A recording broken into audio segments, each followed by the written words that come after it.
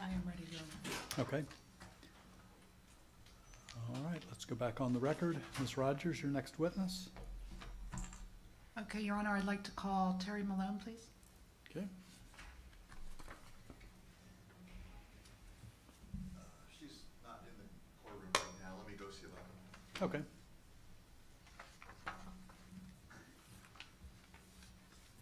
I can call Allison Lindsay instead. Well, Mr. West is going to go check on her, so. let's-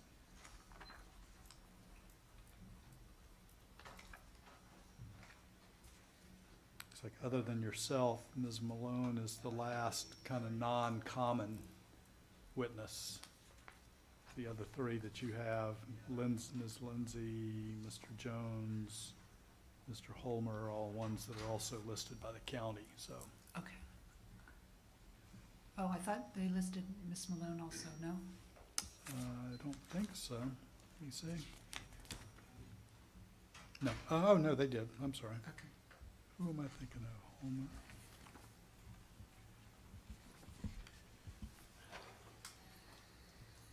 Oh, Mr. Jones is the Jones. one, okay. Yeah. No, we're just, you're the last witness that's listed by Ms. Rogers that's not listed by the county. All the rest are common witnesses. So before we go on the while we're waiting for Ms. Malone, how do you want to handle common witnesses? I'm not a jury. I don't get confused by order of presentation. I kind of like to do them all at once but it'll be your call if you want to have Ms. Rogers call question and then call them again in your case in chief, that's fine. But if we want to do them all at once, we'll obviously we'd have direct, we'd have cross and redirect and direct, so you'd be able to go beyond direct, and I'd do a redirect, which I normally don't allow, and I can't remember who that would go to. But if you want to do it that way, it's really up to y'all on how. It's probably quicker and more efficient to do it that way than call them twice. But That's fine. We can do that. I'm not going to step on your case in chief and tell you how you need to operate it. So. I have, I can certainly, as long as we have a little bit of latitude on our questioning, I can go a little bit beyond the scope of direct and get our case. You can go way beyond the scope of Okay. direct. I mean, it'll be your case in chief. So, Sure. Okay. Is this Ms. Malone? This is Ms. All Malone. right. I'm Terry Malone. Have you raised your right hand? Do you solemnly swear, we're back on the record. Do you solemnly swear or affirm that the testimony you're to give today is the truth, the whole truth, and nothing but the truth? Yes, I And do. your full name, please. My name is Terry Verdun Malone. All right, please be seated.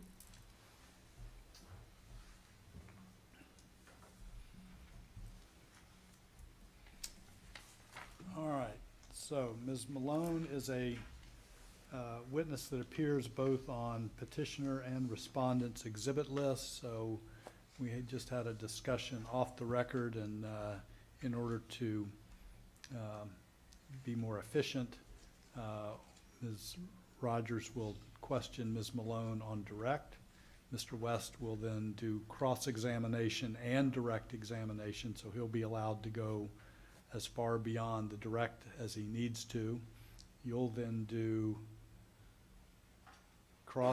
you'll do your redirect and cross-examination, and then Mr. West will be allowed to do redirect, or do redirect. So anyway, it's four times instead of three. Just to be And clear. we're gonna do everything that Ms. Malone needs to testify can for leave, both yeah. witnesses, and Yeah. then she can go about her business. Like I said, I'm not a jury, so I'm not gonna be confused about whose burden it is and that type of thing. And I think typically it makes it go quicker and more efficiently. And I would be doing redirect when it was to follow up on a question that he asked. Correct. Okay. Yep. All right. I'm sure you're I'm not excited sure. about I'm that. just gonna- You're just gonna answer questions. Okay. You've got the easy part. Yeah, you can just face the mic, or you can look, or however you want to do Yeah, it. and make sure you speak up a little bit so everybody, I think we're being Okay. live streamed, so. I'll try to do that. Okay. All right, Ms. Rogers? So please state your name for the record, please. My name is Terry Verdun Malone. And could you tell us what your position is at the county? I am the transportation planner. Okay. If we could pull up petitioner exhibit 17.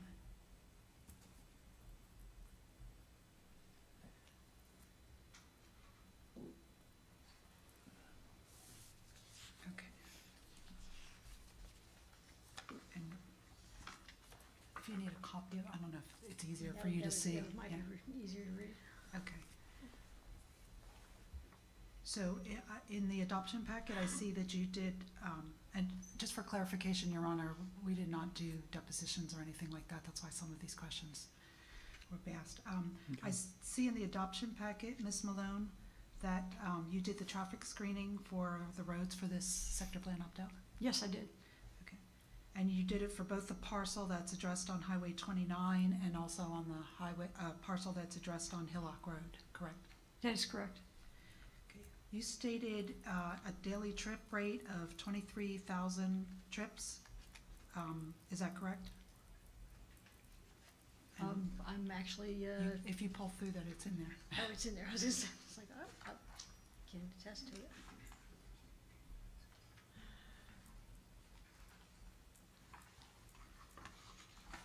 Okay, all right.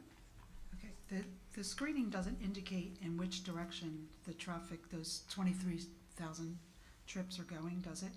No, it does not. The screening would, but we were sitting right on 29, and that is where most of all the traffic should go. Okay, but north or south, do you differentiate between that when you do? I do not at this point, but it would, the direction would be south for the most part. Was this only from the Highway 29 parcel? No, What, did you do a trip generation for the Hillock parcel? yes, I did. Okay. I Where, did- I where is don't- that? That was not, I did not see that in the record. This is for this is for both parcels, is it not? Right, the application says that, but I'm just, I guess I was asking. No, what I'm saying is this Hang on, section right here says, hang on, I'm- hang on a second, Ms. Munn. Make sure you don't talk over yourselves. I mean, Okay. these things tend to get conversational at times, but make sure Ms. Rogers completes her question before you start an answer. So go ahead, Ms. Rogers, if you could restate your question. Okay, I'll clarify then, because, the 23,000 is from the entrance to the Highway 29 parcel? Is that, how Yeah. did you calculate that? the 23,000 would be from the 9.44 from the 99.45 acre parcel. Okay, you did by acreage, okay. This was a screening, was not a full traffic analysis, is that correct? That is correct. Okay. If you look in that correspondence on there's a couple letters in there. Second page. This was a letter from the Florida Department of Transportation from Mr. Pettis. And the technical comment says that no traffic analysis was provided in support of the proposed FLU amendment. So I just asked you if you had done a full traffic analysis and you said no. No, I did not. Okay.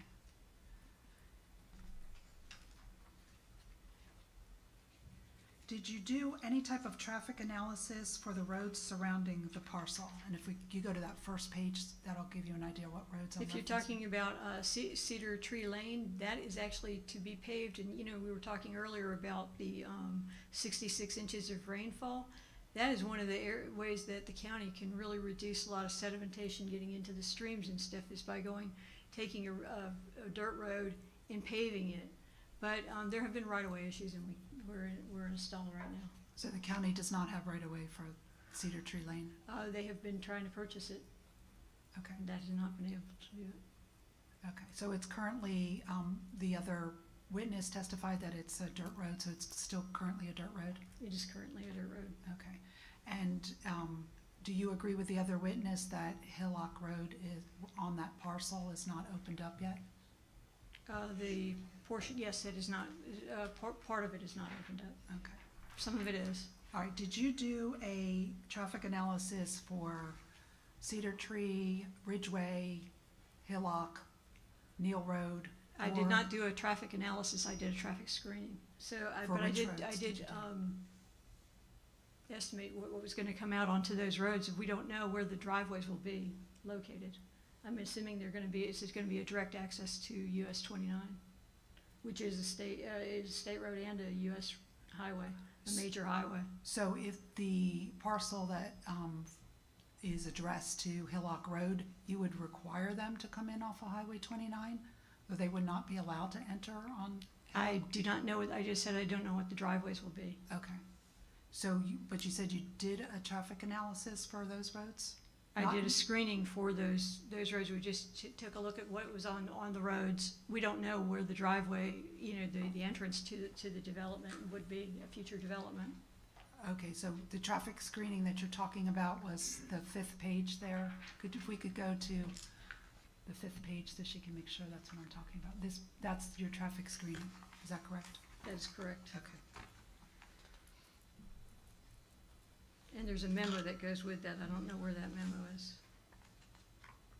That states, The memo inside, yeah, that's in the adoption thing that states that you had no concerns. Is that the one you're talking about? that we were trying to pave. Oh, no, that's on that sheet. It's on, Well, it's also on the sheet then. yeah, no access. Has no in the capacity comments. concerns, yeah, related to the, Okay, to the flow one person change. talking at a time, I'm sorry. please. Okay. Do you want to read the comments there? Can you see it either on my paper or on your paper, on the screen? Read it from however's- here, if you don't mind. No access onto Cedar Lane should be permitted until it is paved. Cedar Street Lane is currently a dirt road. The county has a paving project in design, however, the project is on hold due to right-of-way issues. So it's already been designed. The county has a design for the west side. I know they have one on the other side of the highway for the east side. Do For they both also- sides of the For road. both sides, okay. But they don't have the right of way, okay. I don't know that as of today, they were in negotiations. Is there any funding or? It was on the list, and that's why it's going through the design. We don't, that's, as it's moving towards being constructed, it's going through design. Okay, I didn't see it on the TPO list. What list are you The referring to? TPO list, first of all, let me just say, I'm the chairman of the Technical Coordinating Committee for the TPO, which is the Transportation Planning Organization. Right. These are local roads. They wouldn't be on the TPO's Okay. list.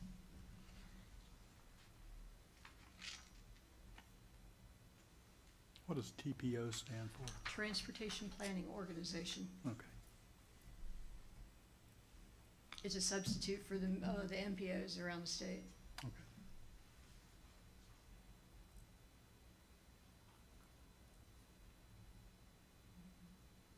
Okay, that's actually all the questions I have, Your Honor. All right, Mr. West. Thank you, Your Honor. I did get some complaints also that I'm too loud. So if I've turned down the microphone, is this a better volume for Sounds fine to me. everybody? Okay. I just wanted to make sure. Ms. Malone, Still you, too loud for me. what? I said it's still too loud for me. Still too loud? Let No, me, I'm just messing with you. okay. You said you were the transportation manager that prepared I'm the the transportation planner. planner? Okay. And that was when the initial staff review was conducted for this? Initially, yes, when staff review had the initial. And then you were with which department at that point? I was with the engineering department under the Transportation and Traffic Division. Okay. And now you are with a different department? I am with the Restore Division, Natural Resources Department. Gotcha, okay. But as of the date, the relevant date for this staff review for this opt-out application, you were with engineering Yes, and doing transportation work? which is what I've done for the last 30-plus years. Ms. Mullen, you can probably move that microphone maybe towards the center, Thank you. and then it'll just sort of, Thank you. And you also have the AICP designation? That is correct. I have a master's degree. I'm a certified planner. Gotcha. And I have probably 30-plus years of experience in transportation.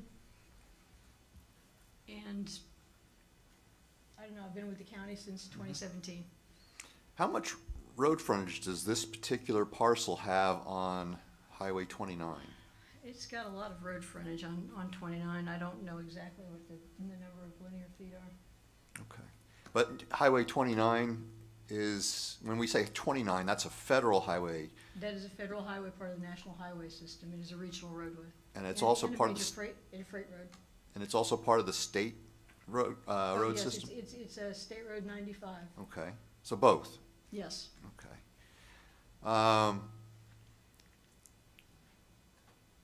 Highway 29, State Road 95, is that classified as an arterial road? It is a major arterial road, Okay. a regional arterial. So if I got out in my car and wanted to drive to southern Alabama and I was gonna head north, which road would I be on?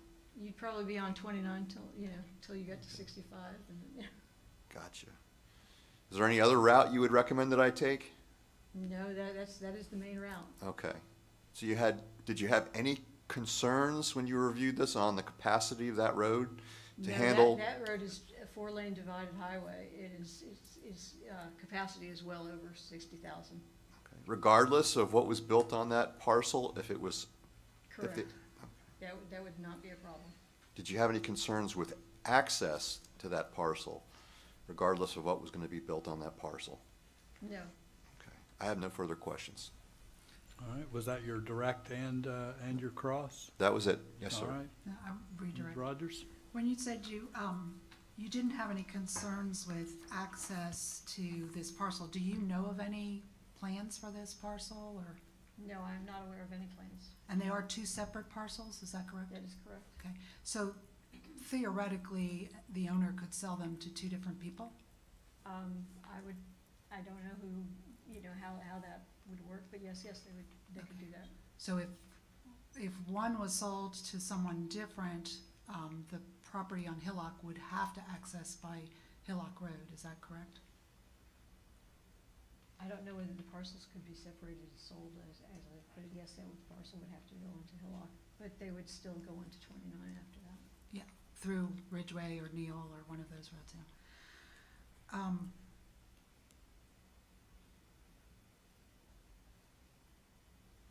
had another question.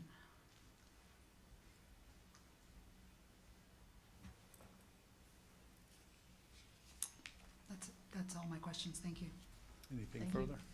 Nothing further, Your Honor. All right. Ms. Malone, thank you very much. Thank you. Okay, I'd like to call my next witness, Allison Lindsay.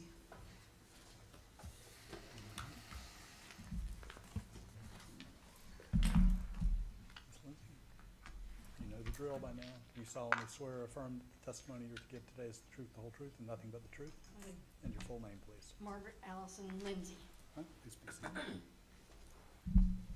I don't know how. And we'll do the same. I believe Ms. Lindsay is listed by both, so we'll do the same questioning procedure, if that's acceptable, Mr. West. Yes, sir. All right.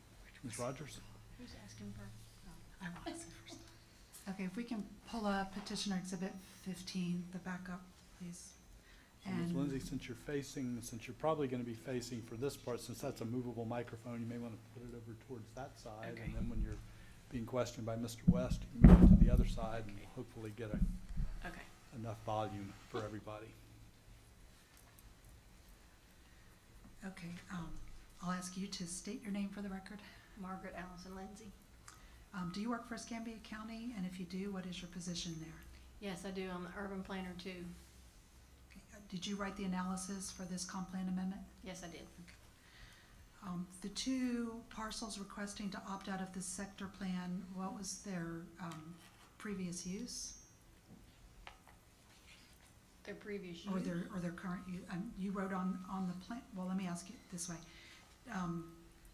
Are the two parcels that are requesting to opt out of the sector plan, were they used for timberland? Yes. The criteria for opting out of this sector plan is encoded where? Where do you get the criteria to opt out of the sector plan? It's out of our code, and it's also in the it's in land development code. It's on the land, okay. Okay, the first requirement to opt out of the sector plan is to address all standard comprehensive plan map amendment criteria, is that correct? Yes. When an applicant has a comp plan amendment that is a land use change, do you require them to show the impacts of the maximum density and intensity allowed by the new future land use? They do have to answer all the analyses that are on the application for, all the different, services. So when you did your staff analysis here, you did it for the, did you do it by the zoning that the county calls the underlying zoning, or did you do it by the future land use that was being requested? Well, the future land use category that was requested by the applicant has to match the zoning, so we look at both.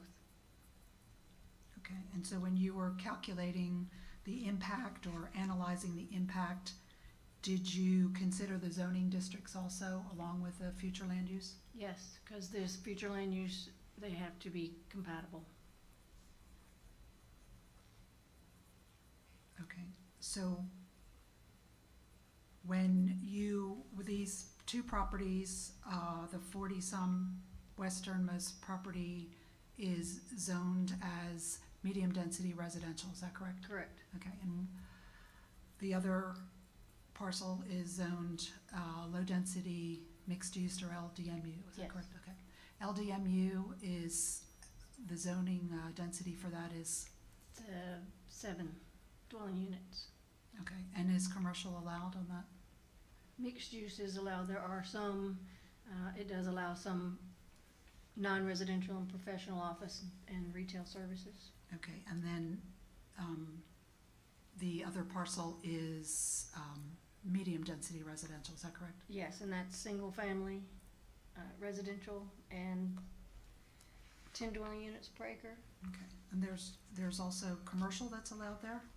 No, not under medium density residential. You can do single family, 2 family and multifamily, I believe. I'll have to look. Okay, so multifamily and, okay. Right. So, when you were analyzing compatibility, you were taking into account the zoning districts and not the maximum that mixed-use suburban would allow at 25 dwelling units per acre, is that correct?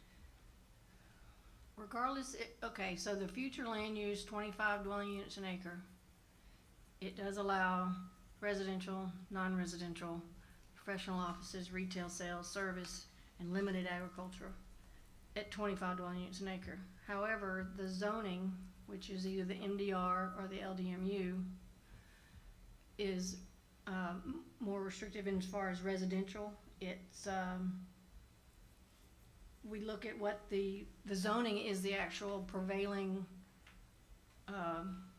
category for what's allowed. So if it's MDR at 10 dwelling units an acre and the mixed use suburban is 25 dwelling units an acre, the most densities you can get would be for the zoning of the 10 dwelling units per acre. Okay, and so that's how you analyzed it, by limiting by the zoning that was applied? Yes. Okay.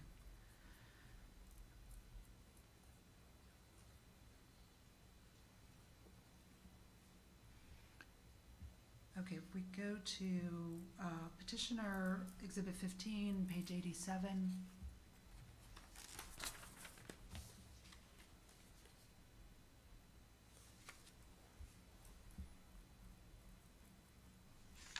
This is the staff analysis. Let's see, page 87.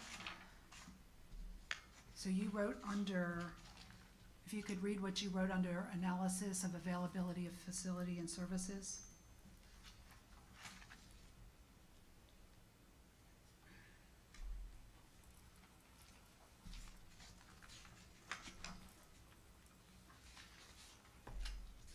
Can you read that from there, or do you have a copy?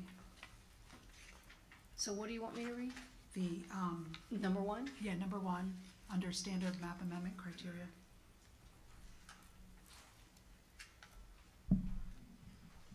That the availability of public facilities and services for the site of the future land use map amendment require analysis of the general demands and the proposed use.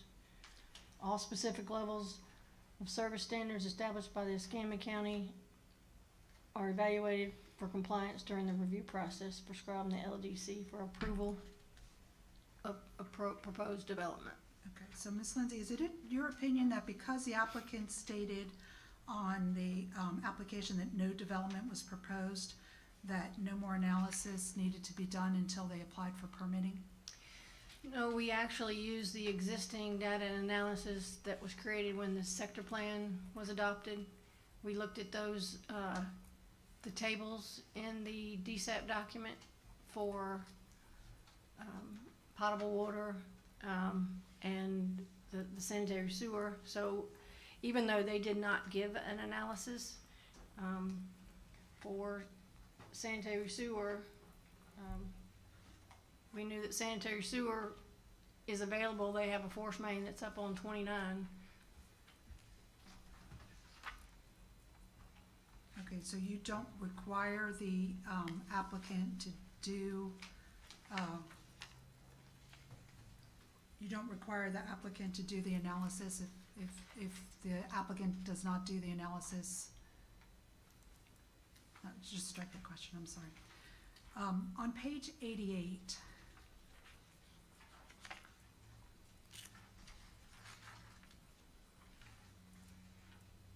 your analysis for potable water service, you said the analysis was done to determine the infrastructure needed to support development within the DSAP area, within the sector plan.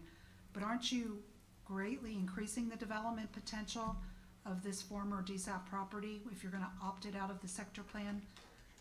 Where is the analysis for the impact for this change? Can you say that again? Okay. For- So in your potable water analysis, kind of down to the second half of the page is where it says analysis. You said you were using DSAP language here about the DSAP and that there was analysis done to determine the infrastructure needed to support development within the DSAP area. But aren't you changing the development on this property? You're going to take it out of the DSAP area and you're going to increase the possibility of density here. Is that not true? Well, by taking it out of the conservation neighborhood, we don't know a development. So without a development, without numbers, how many dwelling units, it is really difficult to be able to make those calculations.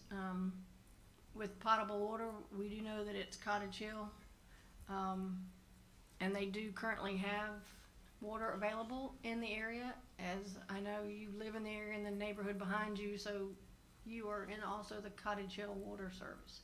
So we had no reason to believe at this time that water would not be available. Okay, so you just basically, because they said there was no development proposed, you just determined who had the franchise for that area?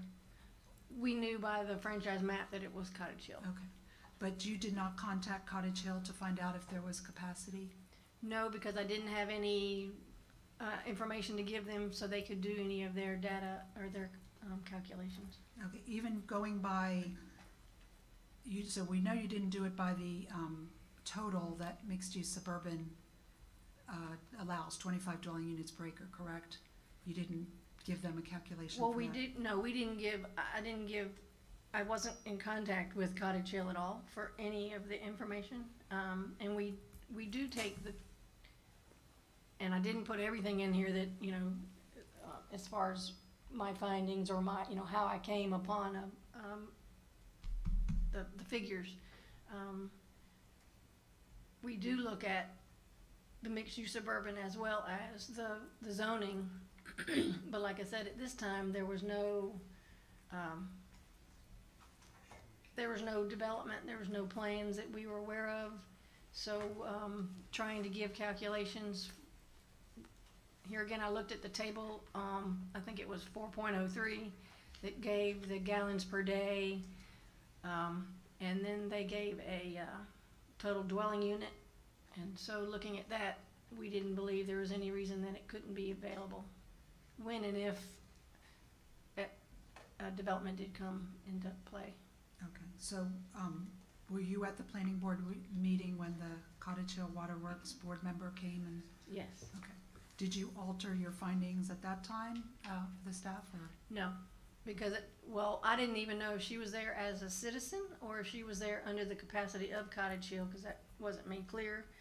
But because I did not contact her prior, I wasn't gonna change the findings.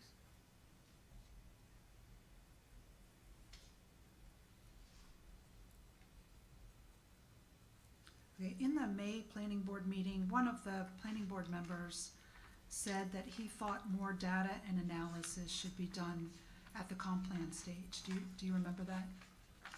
Mr. Ingwell, I believe it was. I'm not sure. Okay. In that meeting, you said that it was too hard, and you kind of said this a little bit earlier too, it was too hard to do the full analysis since the applicant had stated that no development was proposed. Is that correct? Yeah, and by too hard, it's just that there's so many different variables when you're in the land development code, the requirements and the land restraints. When you have a development, you know where the roads are gonna go. You know, you know the storm. You know they make a stormwater pond. So without any of that information. And here again, this is just an individual who owns a piece of property, and finding out they were in the sector plan, they just didn't want to be in it anymore. Okay, so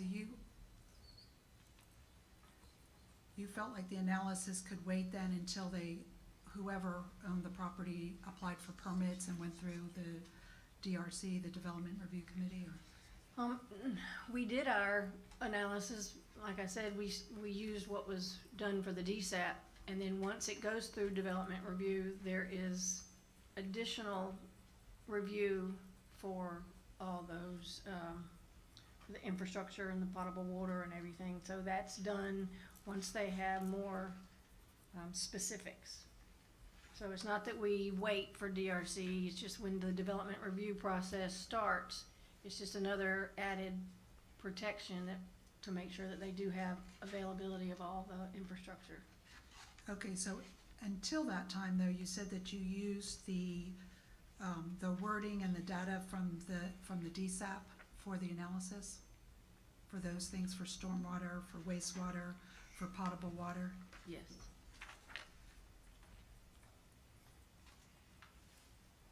Okay, on page 89, if we could go to page 89, this is the section on stormwater facilities. I don't know if you have a copy of your staff report. It's just under stormwater management D. Might be easier for you to read on paper, but your stormwater facilities analysis, you talked about the necessity of a regional system. Could you read that part there, starting with a based on? Well, basically, it said based on the DSAP's original analysis for stormwater in the area of the sector plan, stormwater systems should be developed as regional systems and encompass multiple areas of development. And in order to do that, you really have to have some layout of the plot plan, the roads, how many houses, how many stormwater ponds you're gonna need. So you really, and that's just the development of regional systems. It's, I lost the word. It's a standard for Escambia County and the stormwater management. Okay, so when they say developed as regional systems encompassing multiple areas of development, it wouldn't just be one developer, it would be a regional system that would encompass more than one development? It could be a regional pond could actually facilitate the water runoff for one development, or maybe even two houses, or for a larger development. And they may have smaller stormwater ponds that would pop off maybe into this regional system. But here again, I'm not the stormwater management expert. Sure. So did a stormwater person review this application for moving it from conservation neighborhood to mixed-use suburban? Someone from the stormwater department? No. Okay. Wait, it also goes on, said, underneath that, the next sentence says, attempts should be made to design stormwater treatment and attenuation systems and supporting conveyance pipes and swales as complete systems. Why was that analysis relevant to a property that was being removed from the sector plan, since this is the sector plan detailed specific area plan information?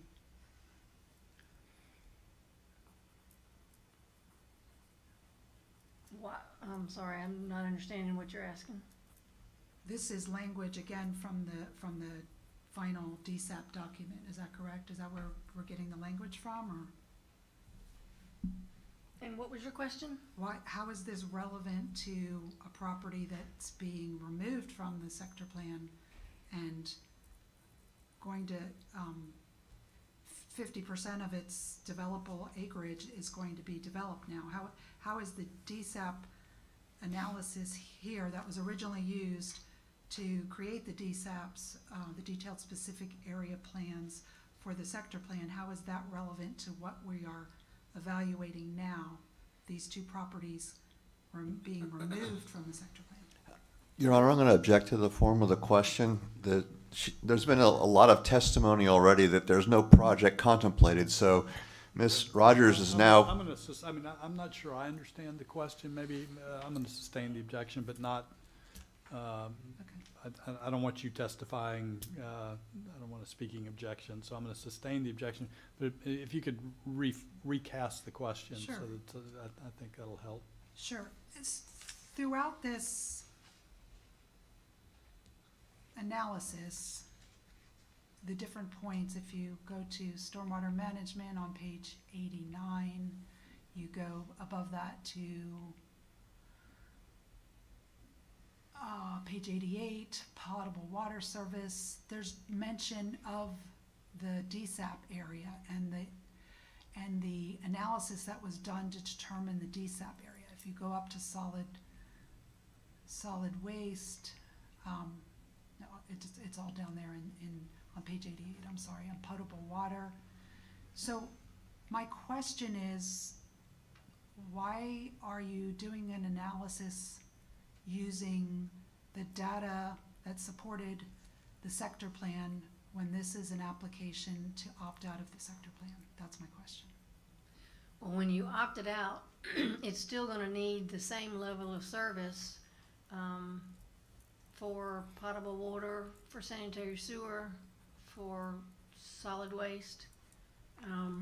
It was mentioned as far as the analysis, from the sector plan documents, but you still need to do the same review for those, entities, like for potable water and sanitary sewer and stormwater. They all have requirements in the comp plan and in the land development code for any type of development, whether it be in or out of the sector plan. But there was no analysis or no actual figures, just the verbiage from the DSAP, from the sector plan in the analysis section. Is that correct? No, not all of that came right out of the sector plan. Okay. But it does reference a lot of it? Yes. Okay. Same thing, I'll just for brevity of time, same thing with recreation and open space on page 90. The public school facilities, it's all language referencing the sector plan. If we could go to page 91, impact on natural resources.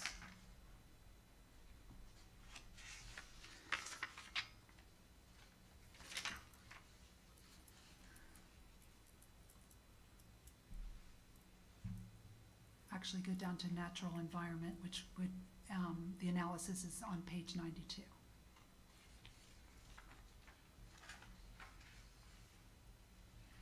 You write, again here on 92, you wrote that the design of the DSAP, the detailed specific area plan, was to avoid and minimize impacts to these areas. And then you noted that there were wetlands and prime farmlands on the site. Did you do any analysis on what the impact of mixed-use suburban future land use would be on those wetlands, on those farmlands, on the natural resources of the area? Excuse me.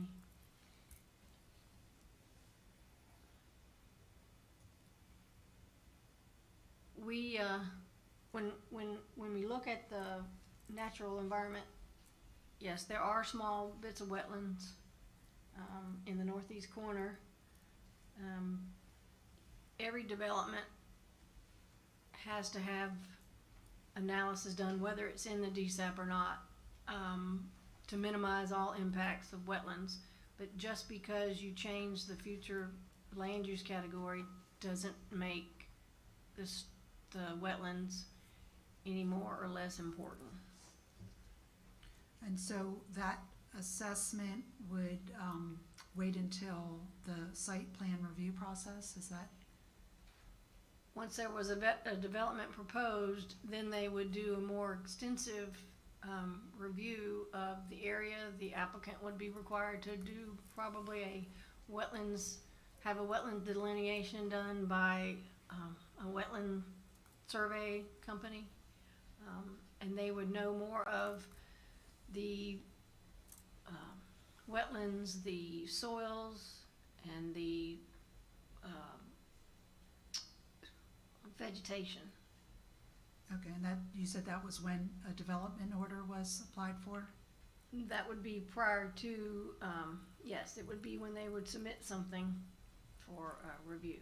But we also do, in the analysis through the DSAP, we do also consider, avoidance and minimization. But there was no reason for us to think that you couldn't support the opt-out request, which was incorporated in all the maps and all the findings. Well, how did you come to that conclusion that the natural environment or the environment could support the opt-out if you are not doing the analysis until a development order is applied for? Well, we're not saying that it can or can't support. Basically, we're just saying that when and if a project were to come, so right now it was silviculture, it was, it's already been harvested probably a couple of times. So we knew from the wetlands maps that there were wetlands on site. There were some prime farmland, prime soils. So, like I said, at this point, all they wanted to do was change their future land use designation from conservation neighborhood and wetlands to mixed-use suburban. And changing just the layer of a land use designation doesn't physically change the land at this point. But it does change the capacity to which development can happen in the future, correct? It may have different density, It would allow more density. possible. On page 92, you have a section on changes to an existing DSAP.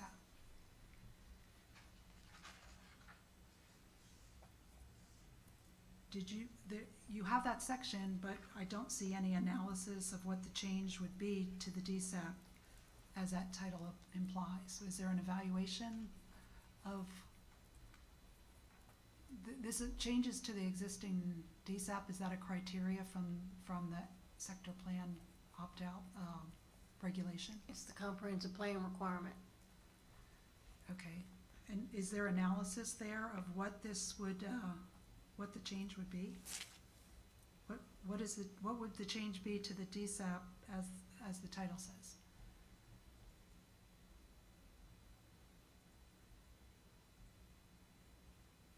Right, section 5 there says any addition or deletion of property or changes to the neighborhood center, district boundary, center or district boundaries in an approved DSAP shall follow the county's established processes. It shall include an evaluation and analysis of the impacts to the approved or planned land uses. So this would approve, a different future land use. Was an analysis done on this? The change to the existing DSAT would be to change to the overall boundary of the sector plan, where this particular parcel would be removed from the sector plan, boundary map. So in your opinion, there's no other effect or impact on the sector plan, the DSAP and the sector plan? There's no other impact from changing this future land use? Changing the future land use would be from 3 dwelling units per acre. The mixed use suburban is 25, but then you look at the underlying zoning and they must be compatible. Right, but does that change in future land use affect the sector plan, the DSAP? No, it only changes the boundary.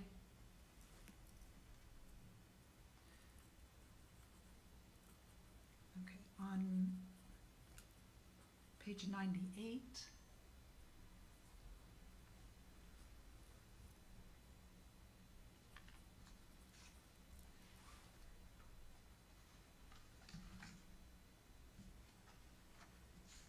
Under compatibility.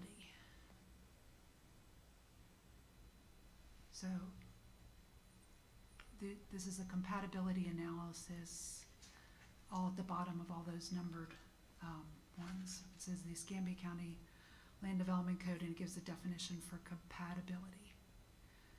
You say in this analysis that the character and intensity of the LDR zoning district is compatible with the low densities in the conservation neighborhood.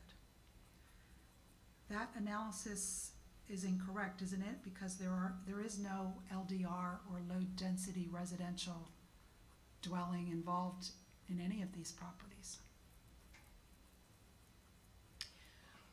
That looks like a Scrivener's error. Okay. Because even if you chose to analyze the compatibility constrained by the zoning category, like you testified earlier, of these parcels, neither of these parcels are low-density residential. Is that correct? No. Okay. I mean, yes, that's correct. That's correct. They're MDR, LDMU. Okay. And MDR just is 10 dwelling units per acre, and LDMU is 7 dwelling units per acre. Correct. Okay. Do you, in your opinion, are these urban densities, 10 and 7 dwelling units per acre, and some commercial, is that really compatible with a natural resource protective land use like conservation neighborhood?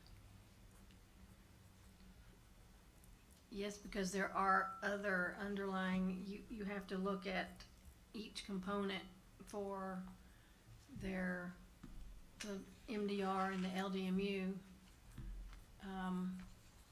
You take it out of conservation neighborhood and wetlands and take it into the MDR and LDMU zoning. It is consistent with the mixed-use suburban. They do allow residential and some mixed uses in the LDMU. Okay, so when you did this compatibility analysis, then you were analyzing the compatibility of what you call the underlying zoning with the future land use. That's what you were analyzing for compatibility? Yes, the mixed-use suburban has to be consistent with the zoning. Were you doing any compatibility analysis with these properties coming out of the sector plan now being higher densities, higher intensities, less buffering because of less open space, being up against properties that are staying in the conservation neighborhood? Did you do a compatibility analysis with that? Yes, because we looked at the surrounding properties, the adjacent properties, the uses, and the zoning. Okay, for instance, you saw, were you here earlier when testimony, there was our neighborhood that is still in the sector plan, that's a conservation neighborhood. If this property was to come out of the sector plan, and are you saying that this being mixed use next to conservation neighborhood would be compatible? You could still be compatible, yes. Even though mixed use suburban allows up to heavy commercial uses on that? Here again, the LDMU and the MDR, along with mixed-use suburban,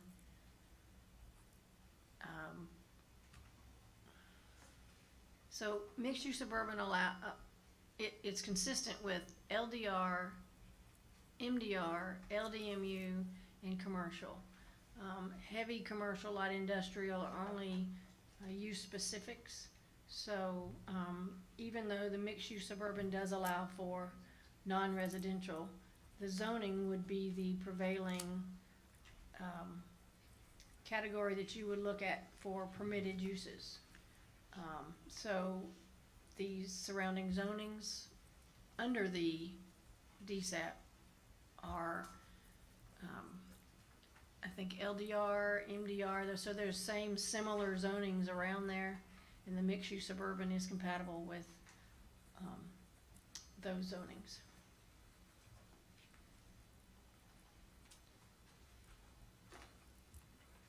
Okay, but the properties that are abutting this to the south are still within the conservation neighborhood. Right, and we still have buffering requirements that would be in place should this property come out of the sector plan. We still have buffering, and at the stage that they would have a development, they can even request more stringent buffering standards. But we go by the comprehensive plan and the land development code rules, if you will, that tells you how to and what would be allowed once it would come out. But you still have restrictions for adjoining properties, whether it be setbacks, buffering, landscape, Okay. mitigation for wetlands, avoidance for the wetlands. The wetlands are still there. Okay, if these two properties are allowed to change their future land use to mixed-use suburban, they have the potential, without doing another plan amendment, to rezone locally in a rezoning hearing, is that correct? Possibly, yes. Okay.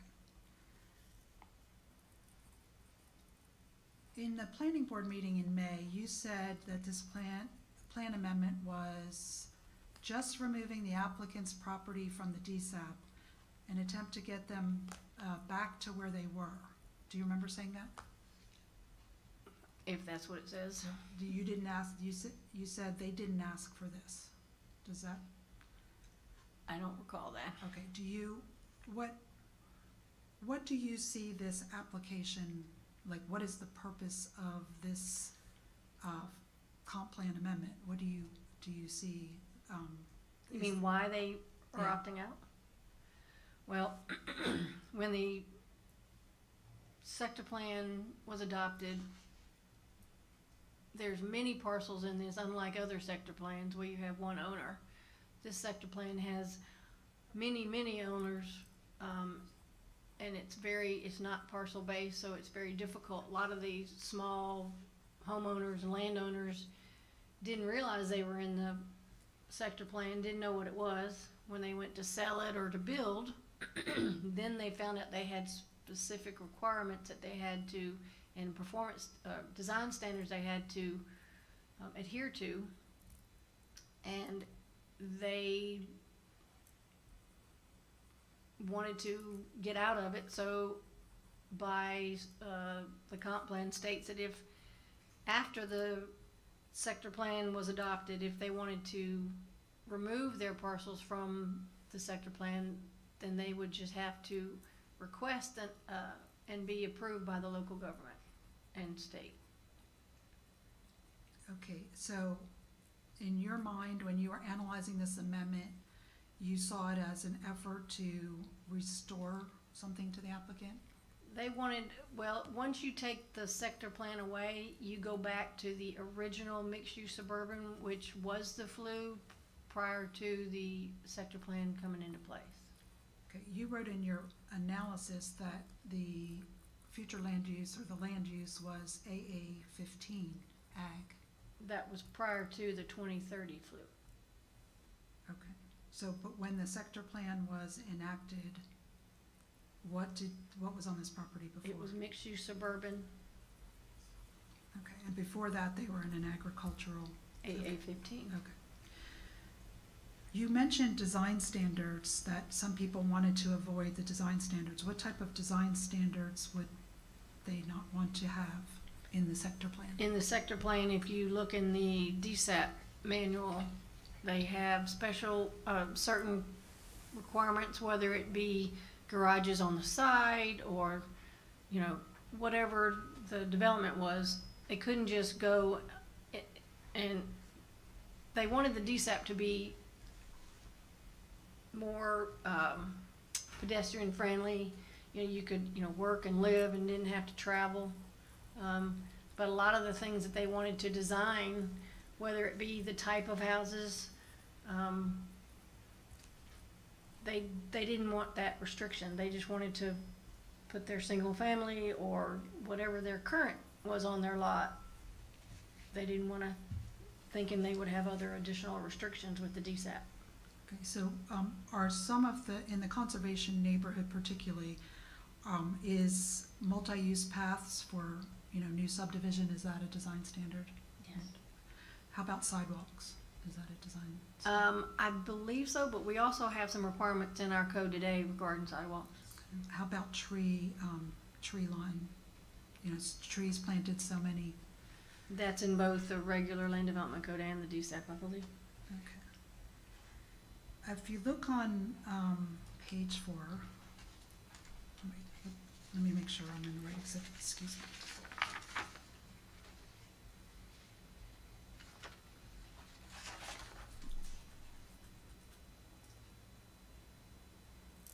We're gonna leave that one, forget it.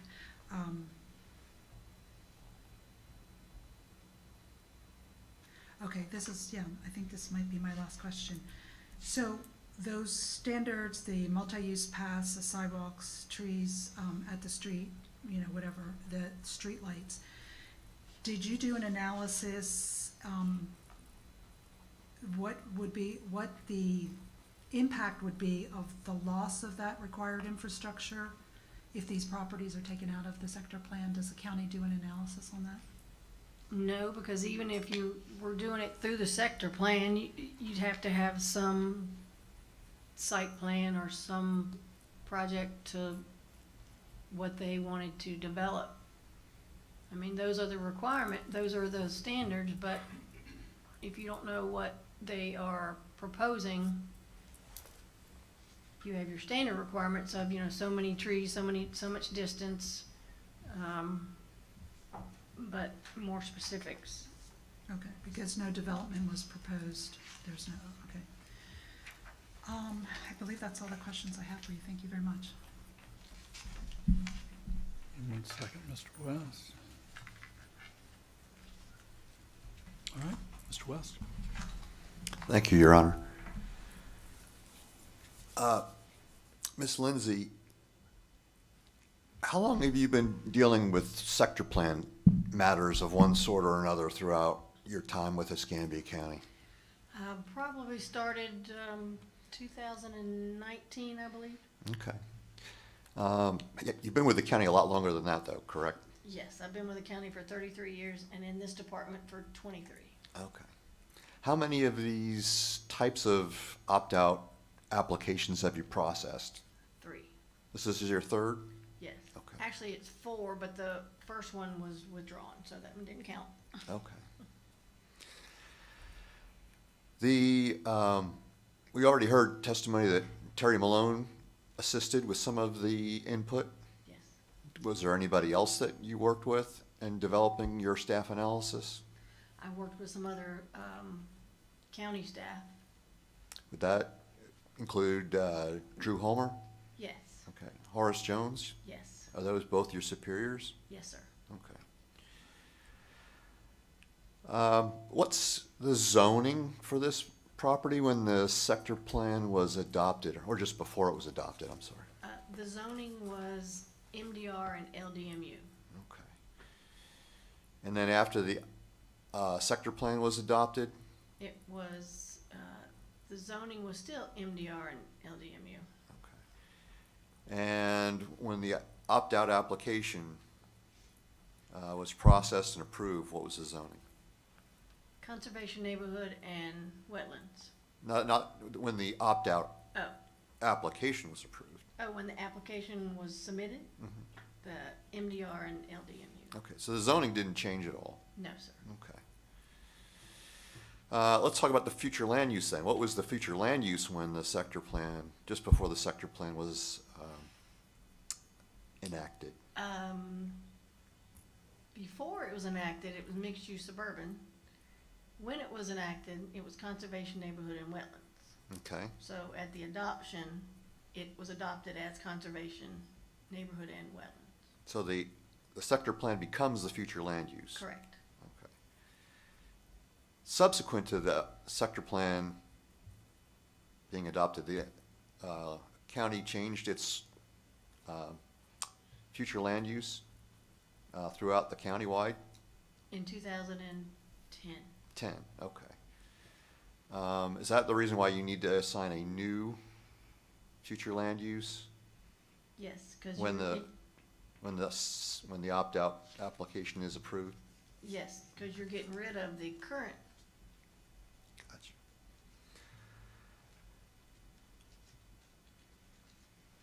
Let me ask you about the methodology that you use to develop that a little bit more. When there's no, let me strike that.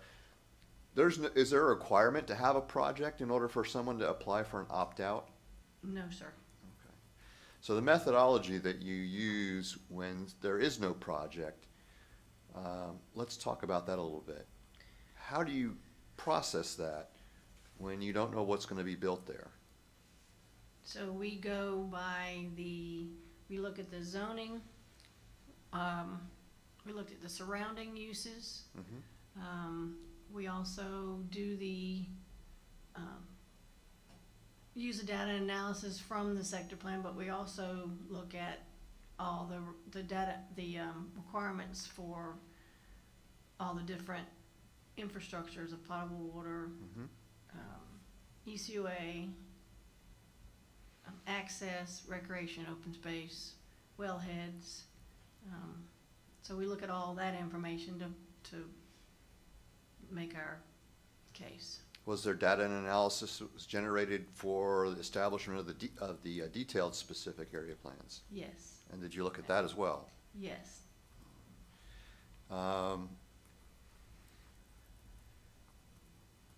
You said you processed 4, although one was withdrawn, but you processed 4 of these applications. Was there information, data and analysis from those that informed your decision on this particular opt-out application? We use the same, each time I did an opt-out, we used the same requirements that we reviewed all the requirements for this one like we did all the other opt-outs. Would that include growth patterns? Yes, we look at growth patterns, we look at the adjacent properties, we look at the uses in the area. Economic patterns, growth patterns? Yes, Population growth patterns? yes. Did the sector plan develop as was anticipated back in the 2010, 2011 timeframe when it was adopted? What's your question? Do you have an opinion on whether the sector plan developed the way it was anticipated when the sector plan was adopted? Well, there was nothing happening for a long time once the sector plan got adopted. We have had some development in there. People have developed to the standards of the sector plan. But That's fine. Let me talk about the criteria that you looked at, and I'm just going to go through these very quickly. Let me know if you have any concerns that you have not already addressed, because there's a number of different factors that you've already talked about that you considered. You're required to consider sanitary sewer. Yes, and Did you- that's, UCUA. Okay. Did you have any concerns with that? No, because they do have a force main that's, running along Highway 29. Okay. Solid waste. Solid waste is provided throughout the county. Okay. Potable water, we've already discussed that quite a bit. Do you have any other concerns that you haven't already addressed? You mean as in general or just as potable water? On potable water? Well, potable water, it's Cottage Hill, and I wasn't, when I was looking at the, documents in the DSAP, it did tell, it did give you the gallons per day, and it gave what their expectations were, and I did look at the calculations for the 99.45 times the 250. So at that point, here again, without a development, it seemed that it was within the capacity for Cottage Hill. Okay.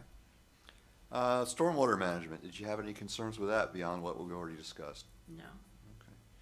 Traffic and access, we already had Terry testify quite a bit on that. Do you have anything to add to what she already explained? No, the addressed property, even though there are two, the property was addressed off of Kingsville Road. We did have a concern from the FDOT, and we have discussed that. However, part of the petitioner's information on that, yes, we did get a letter from DOT, and then the applicant replied to DOT, and then when DOT gave a final email, it stated, yes, analysis was not done, but they had done their analysis, and they did not have any issues with the road at that time. So none of the reviewing state agencies had any concerns with this? No, not after we had talked to everybody else from agricultural to Florida Fish and Wildlife. They had no concerns. Okay, and all that was part of your package? Yes, sir. How about recreation, open space concerns? Did you have anything on that that you haven't already discussed? No, because when we get to if and when a development does occur, they will have to address all those open space recreations, and they will, if they have wetlands, they'll have to cluster to stay out and minimize the avoidance or the impacts on the wetlands. Okay. How about schools? Did you have any concerns about school capacity? So we have talked, we had a planning board member, Ms. Hightower, who is a non-voting member of the planning board, and she does from time to time speak up and talk about capacity, whether there is or isn't capacity. But at this particular time, we didn't have any because there were no numbers to give the schools of,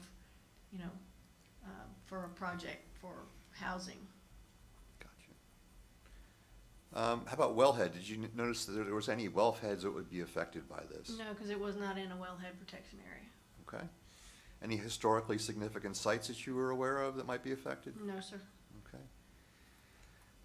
How about any impact on the natural environment beyond what we've already talked about? No, No. because there are there are things in place when a development does come that will protect the wetlands, natural resources.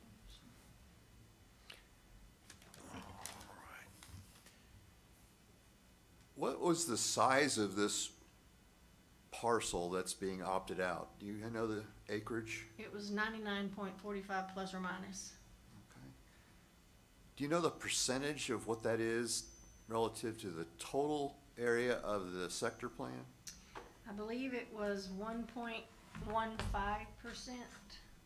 of the total sector plan, cause the entire sector plan was 8,611.80 acres.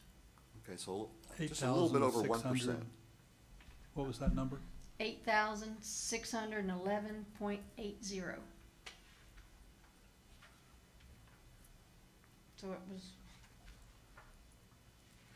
okay, How about what percentage of this, and there's two detailed specific area plans within our sector plan. What percentage of this relevant detailed specific area plan, what's the acreage of this parcel to that acreage? so this is in the Jacks Branch DSAP, and under the conservation neighborhood, the land use is 2,565.60 developable acres. So if you remove this 99.45 plus or minus acres, then it represents approximately 3.87% that's available, there's a decrease in the acres. Which is a very small, minute piece of the overall sector plan. Gotcha. How did you determine compatibility with this new future land use with the surrounding area? So we looked at the zoning, cause it needs to be compatible with the zoning. And we noted that if the DSAP, the conservation neighborhood was not there, the mixed-use suburban was really already in place prior to the conservation neighborhood flew, if you will. Okay.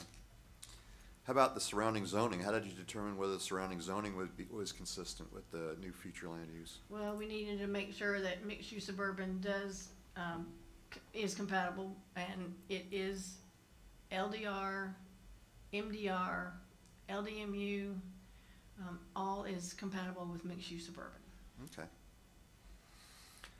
Okay. In your opinion, is this opt-out that was approved, is that consistent with the goals, policies, and objective of our comprehensive plan? Yes. Okay. Does this opt-out, having been approved, does that create a fragment? No. Okay. Does the opt-out, having been approved, does that undermine the effectiveness of the remainder of the sector plan? No, and like I said, this particular opt-out, it's a minuscule part of the overall 15,000 acres of the sector plan. I have no other questions. Hang on. So you said 15,000 acres of the sector plan? Is that right? Is that what you just, was that what you just said? Yeah, 'Cause that's I what thought I the said. sec- I'm thinking maybe I misspoke with the number, but I thought it was 15,000 acres. Okay, because I thought you told me the sector plan was 8,611.80 acres. That's in, hold on, where's that 8,000? Hold on.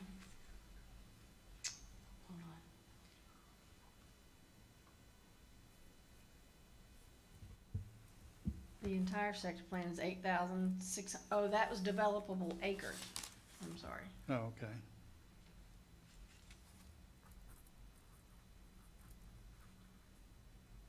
And then the remainder up to 15,000 acres is undevelopable due to wetland? What would make it undevelopable? Because of the wetlands.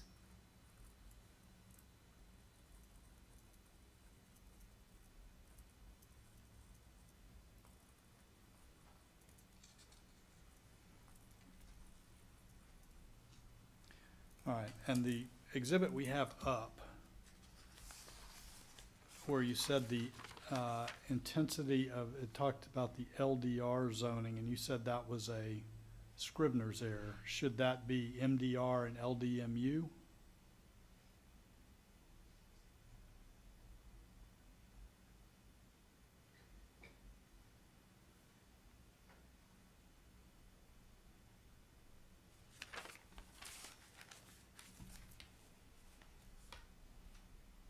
Yes, if it says LDR, cause this doesn't have LDR in these two parcels, it's LDMU and MDR, so. Okay. I didn't see And you still believe that the MDR and LDMU zoning districts are compatible?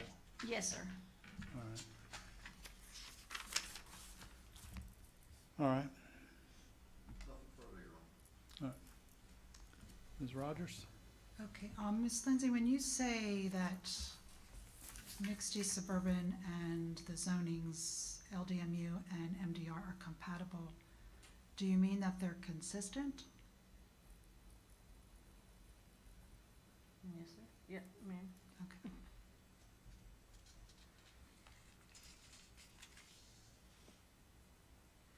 You, answered Mr. West that there are things in place to protect the wetlands. Are the things in place that you're referring to, are they as strong as the protections in the conservation neighborhood for, the sector plan? Yes, yes, because they still allow for clustering, whether it being outside, once it's outside of the sector plan, we still have a strong, protections Okay, but you, written in the comp plan also. right, but the open space requirement, the 50% open space preservation requirement is not in, outside of the conservation neighborhood, is it? Not in the 50%, no. Okay. You said that no numbers were given to the school to analyze capacity, is that correct? Yes.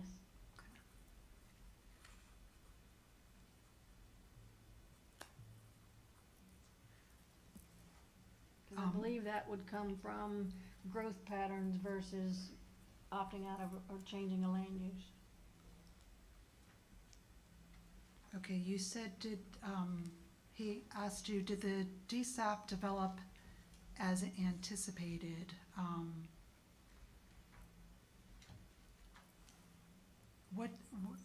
What year do you remember, maybe you don't remember, I don't know, was the downturn in the building industry? Do you remember when there was a slowdown, or? I do not,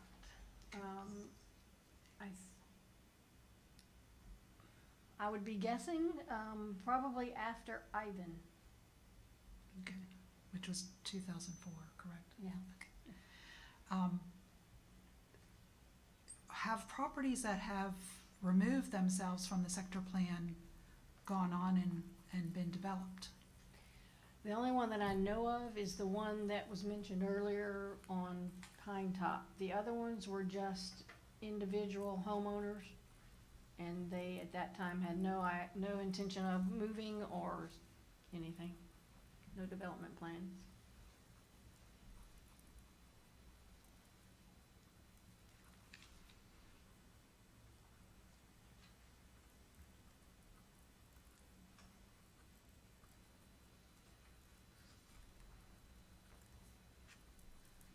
I think that's all my questions, thank you.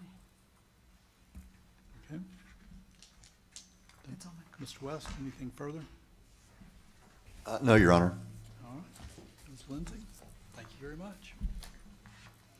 Thank you. Good job. Okay, Your Honor, my next witness, I'd like to call Horace Jones. All right. Mr. Jones, could I have you raise your right hand? Do you solemnly swear or affirm the testimony you're to give today is the truth, the whole truth, and nothing but the truth? I do affirm. And your full name, please. Horace Jones, Please be seated. Jr.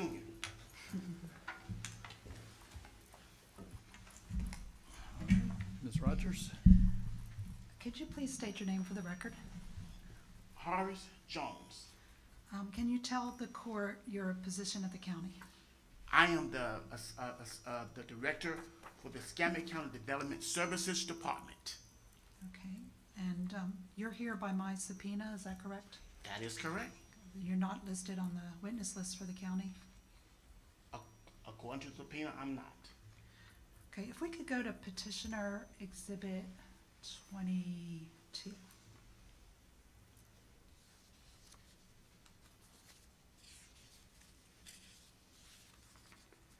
All right, this is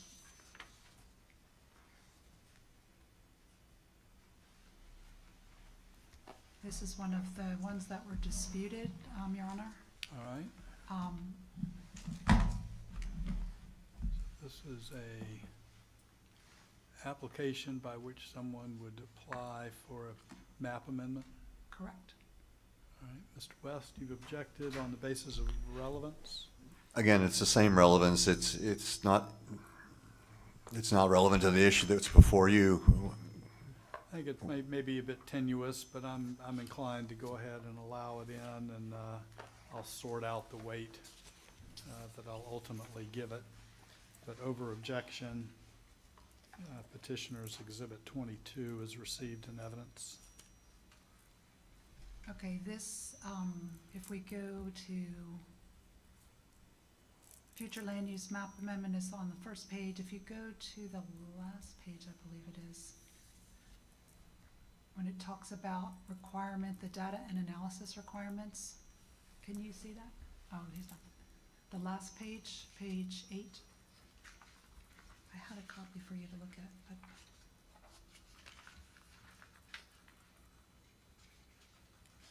Here they are. Can you see that?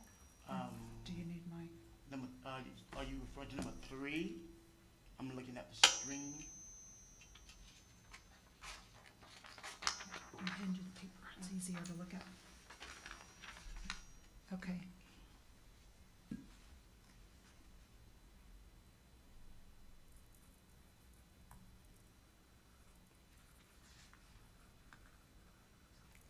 So there are data and analysis requirements to do a future land use change or amendment, is that correct? This is what the application says, yes. Okay. And when you opt out of the sector plan, that is processed as a future land use amendment, right? A comp plan amendment? Yes, that's the process. Okay.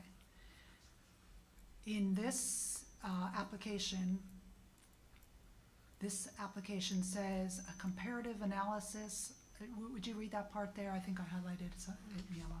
It says, a comparative analysis of the impact of both the current and proposed future land use categories on the following items, presented in tabular format. You want me to continue to read, because I think it's verbatim. I mean, I can read, can- I can you read. can it. see Why it, don't you okay, ask him yeah. some questions Okay, about and then what there's- that means, and I'll sort it out from Sure. there. Okay, if you, the last line there says the data should show the infrastructures available to support the most intense development allowed under the requested future land use category, correct? I see that, yes. Okay, and then there's the 7 sections that Ms. Lindsay addressed in her analysis. Is that correct? That's on the application. Okay, and then after that, it says the data and analysis should also support the requested future land use category by reflecting a need for that category. That is correct. Okay. If we can go to, that was 22, if we can go to 21.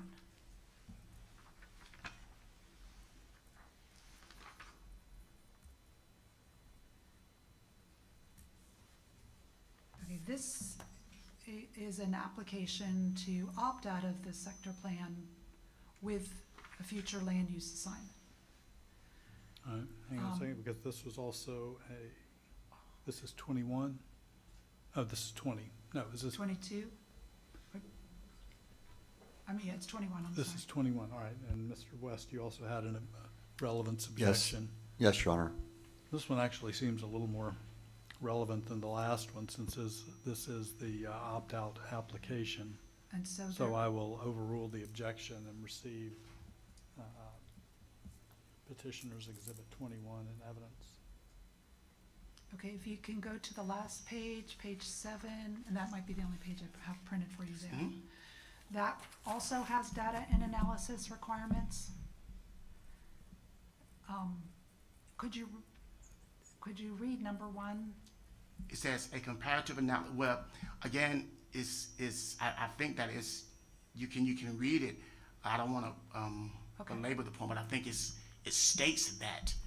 Okay, on this application, it says if a specific development is proposed, then the applicant must show that the infrastructure is available to support the most intense development allowed under the requested future land use category. On the other application, it did not have that language. They're both future land use map amendments. Why, what is the difference? Why do you have a difference in this application? Thank you, Ms. Rogers, for your question. If I may, to answer your question, prior to, in 2011, if I may, in 2011, the Florida state legislation, they had a provision that allowed for opt-outs to occur for properties that were in the sector plans. Okay, now, Escambia County, we had the sector plan, and currently there was no process. Again, there was no process for opting out of the Escambia County, of the sector plan. I mean, even statewide, there was no process for opt-out. The state legislature said that it can be done, so we had a request, and I think you was involved. At the beginning, we had someone who came to Escambia County, and they wanted to opt out. Again, let me say it again. There was no process. Because there was no process, Escambia County, we work wholeheartedly and intensively with the DEO. They were DCA. They were called Department of Community Affairs, and they were changed to DEO at that time. We worked extensively, again, to create a process where there was no process for this opt-out. We had to create applications. We had to do quite a few things because there was no process. DEO provides some sound guidance on what we can do. And the process was approved by our board, and it was blessed by DEO at that time. Then there was a challenge that was made on the first opt-out process.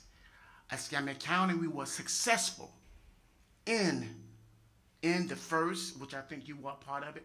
We were successful in the first opt-out request based upon the process. Okay, but I'm asking you about the application. If you allow me to finish, please. Even with that, because the applications was done by Escambia County, it still is a changing process. As we get much more fine tuning with our process to make it better, clearing up some things that may not be needed or may not be necessary because of all of the opt-outs that we have had. So it may be time, and thank you for bringing this to our attention, it may be time for some modifications to the form, to the applications. But the process is still the same. The rules and the regulations, the criteria is still there, but there may be some application or some tweaking to the application that may be needed at this time. Okay, so it's still your opinion that the sector plan opt-outs should be processed as plan amendments, right? Yes, that's the state law as well. Okay.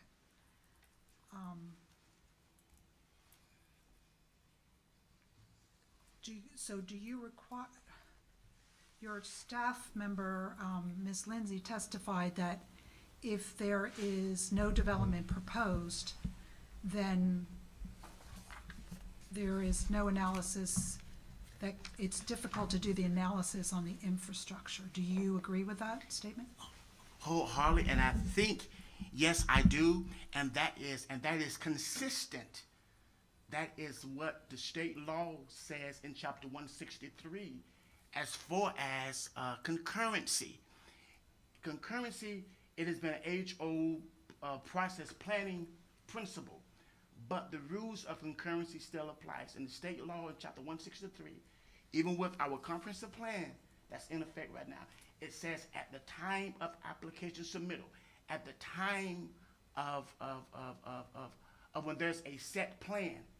Now you can have availability, in which our staff, Miss Allison Caney, alluded to very correctly, that you can have availability, but a determination for capacity is done at the time where there is, according to the state provisions of Chapter 163, and with our own consistent land development code says that at the time of when there's a plan, that's when you will completely make a determination of concurrency. Okay, I do understand that at development application that you would also check that, but are you saying that you do require an analysis for the most intense use if it's a regular future land use map amendment, but not for sector plan opt-outs? We follow the same process. We follow the same process, and again, with our sector plan process, as you know, Ms. Rogers, this has been challenged, and Escambia County was successful. And even with the sector plan process, because anything that's involved with the sector plan, it requires a different type of review than what a typical large-scale map amendment process requires. It requires for this to go to what we call the state coordinated process, in which all of the agencies, they will look at it more carefully. And as you know this, all of the agencies, they've been looking at our opt-out, they've been looking at these lands, and again, we have been successful in each one of them following the state coordinated review process, because there's an impact to the sector plan, and we haven't had no agency said that basically that they had some, except for the DOT, in which you can ask me those questions, in which Terry Malone and Allison address correctly and very, very accurately as well.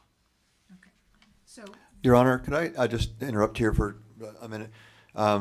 Mr. Jones referred to Ms. Lindsay by her former name, Yes, Kane. ma'am. So I just wanted to make sure the record was clear. Allison Lindsay and Allison Kane are the same person. I'm sorry. It's okay. Thank you. old habits. Oh,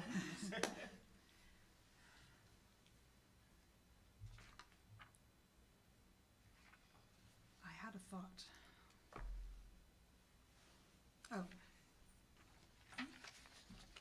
You do acknowledge, though, that the state statutes limit the state agencies and the state land planning agencies to only be able to comment on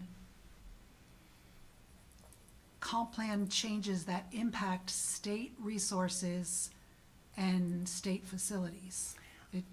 I do agree with that, Ms. Rogers. Yet, however, because of the sector plan, and by the way, because of the sector plan, they do look at these things, because the sector plan it is a creation by the state, not by local government. It's a creation by the state, and these agencies they do look at the data that was presented with the sector plan to make sure there is no substantial or egregious constraint on the land that they may need to comment on. So because of the state coordinated process, and they have all the data, they do look at those things a little more closely than a regular comprehensive plan. Okay, so in this plan amendment, the applicant on the application or the agent on the application said no development was proposed. Does that, in your mind, affect how your staff should analyze this amendment? Again, no, it does not, because again, this particular questions was raised on several of the previous opt-outs, and what you brought before administrative judges. And again, the process was chosen to be quite accurately with the state law, with all of the provisions. So it's the same question, but again, I say no, it does not. So it does not, so what does that mean? It does not affect how your staff should analyze it? Should they be analyzing these plan amendments to the maximum that the future land use would allow, the 25 dwelling units per acre? No, they should not. Okay, why? Because, okay, thank you for the good question again. If I talk too fast, please slow me down. Again, because of Chapter 1, 63, the Community Planning Act that was approved back in 2011, it states clearly that the comprehensive plan, it provides guidelines, it manages, it provides guidelines.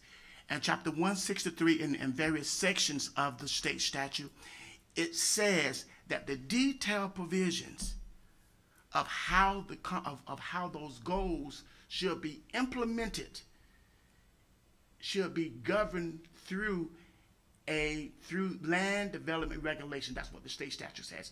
It even referenced that, I believe, in one of the, I think 163, 3192. I may be saying it correctly, but it's in there. And because those two things, they must go together. And this is why the planning and zoning, many counties do, many other organizations, they don't have zoning as a regulatory tool. We do, because the state law, because we use this zoning as a regulatory tool, which is typically, that provides the detailed analysis, the detail on what can go through by the Land Development Code. Those two things, they go together, and they have been proven to be consistent. That's why we look at the Land Development Code to provide the detailed analysis on what can actually go there.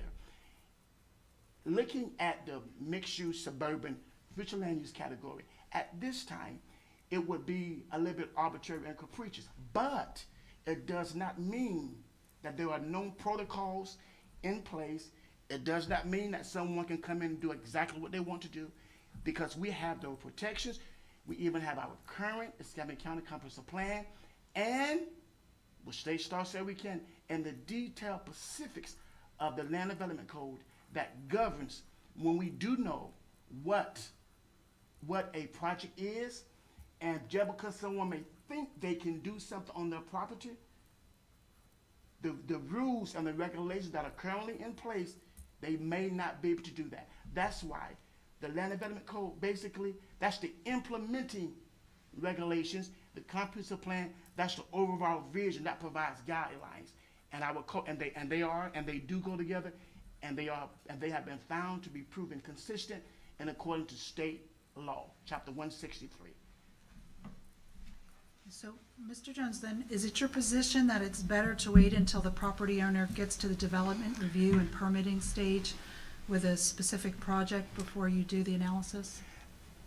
Let me now. The state law, I believe that when it involves with concurrency, yes. Now, even if you ask for my opinion, I still say yes. I've been doing this for a long time.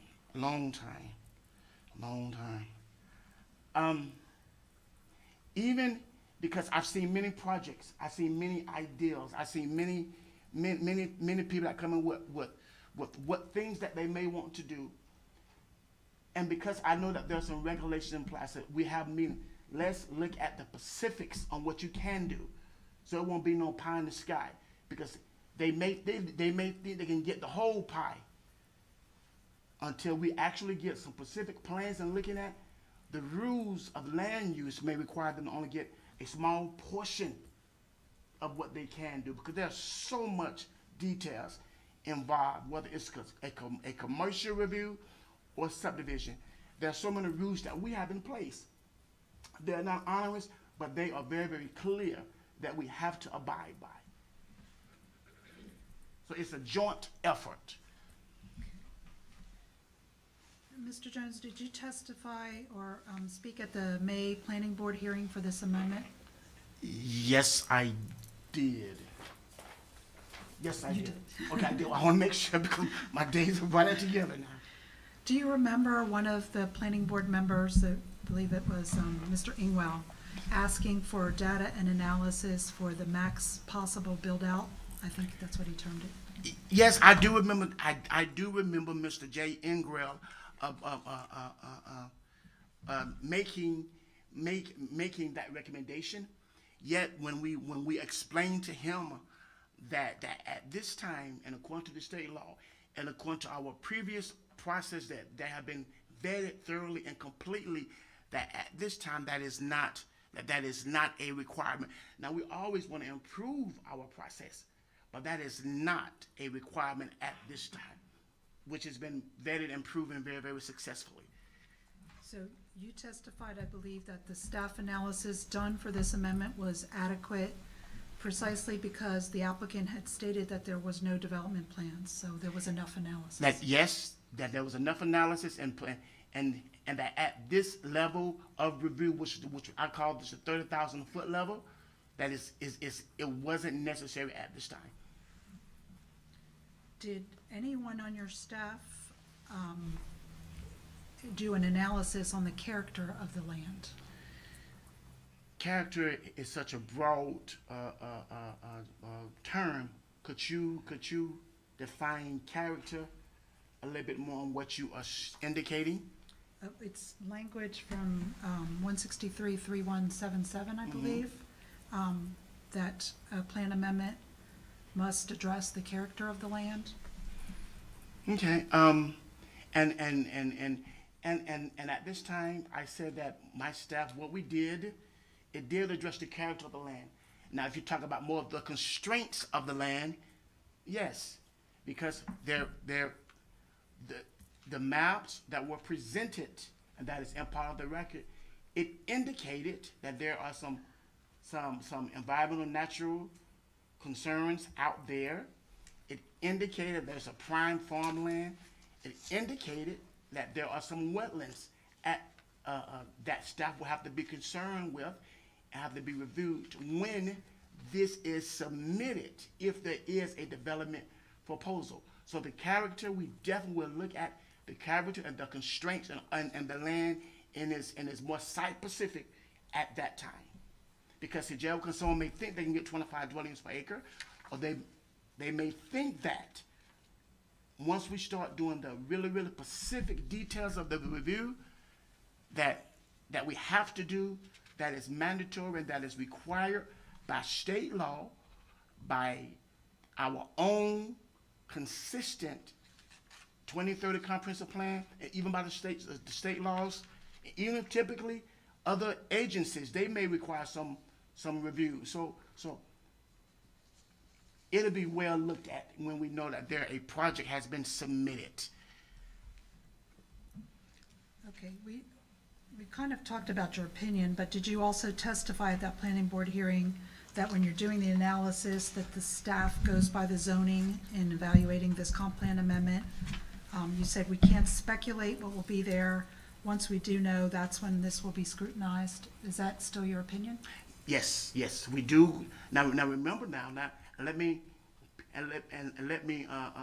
provide some explanations to that. Now, every project must be consistent with the Escambia County Comprehensive Plan. The mixed-use suburban category, it provides a range of uses. So, for example, I think you indicated that mixed-use suburban, it allows for heavy commercial, light industrial. No, it does not.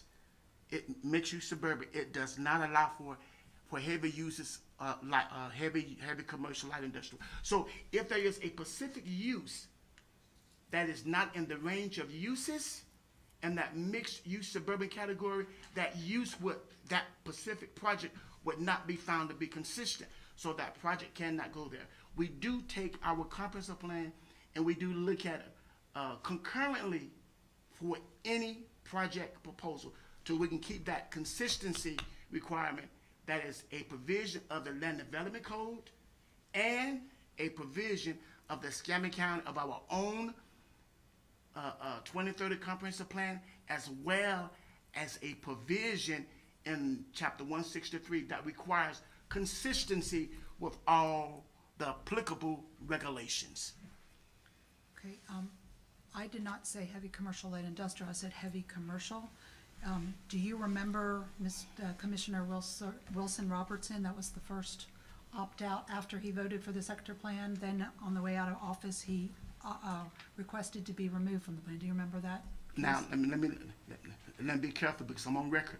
I do remember, as a matter of fact, I was involved with the first opt-out request. And wasn't his property mixed-use suburban, heavy commercial after that? it's not a memory test. Yes, it's not a memory test. So I do not want to say any, but the records, that's easily to be found in the record. If you want to get that in on the end. Do you remember me going to DEO and challenging the light and the industrial part? And DEO said that that was not consistent, so light industrial could no longer be in mixed-use suburban? Do you remember those hearings? Your Honor, we're really going off on a tangent here. I don't know what it is that I'd object to the question. I'm trying to figure out where we're going with this. He was saying that mixed-use suburban does not allow heavy commercial uses, and it does. It does not allow light industrial uses. Okay, well, I mean, it's gonna, mixed-use suburban's gonna allow whatever the code says it allows. Right. And so, what Mr. Jones may be the director, but Okay. if what he testifies to today is inconsistent with what the code says, I'm gonna go by the code, so. Absolutely. And I can show you Well, exactly. hang on, I think that probably takes care of that question. If you have another question that maybe Okay. if you need to kind of parse it out a little bit, or. So it was the zoning, what the county calls the underlying zoning on these sector plan parcels that, I think I asked you, that the staff was using when they analyzed the comp plan change for these We were using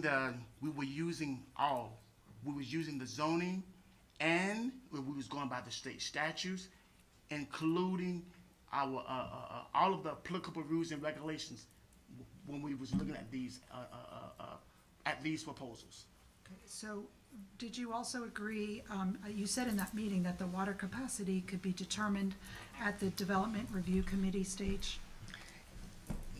It's not again. That's all consistent with what concurrency says in chapter 163-3180. It says that at the time of for the issuance of a development project or for the time of the issuance of a CO. I mean, that is verbatim in chapter 163-3180. Also, too, it even says that in our own Escambia County Comprehensive Plan that address potable water. So it gives those provisions as well. Okay, and so the traffic network, you would say the same thing then? It would just be could be addressed at the DRC stage? Yeah, even with the traffic as Chair Malone stated, Ms. Rogers, that Highway 29 definitely is a state road. And they'll address all of that.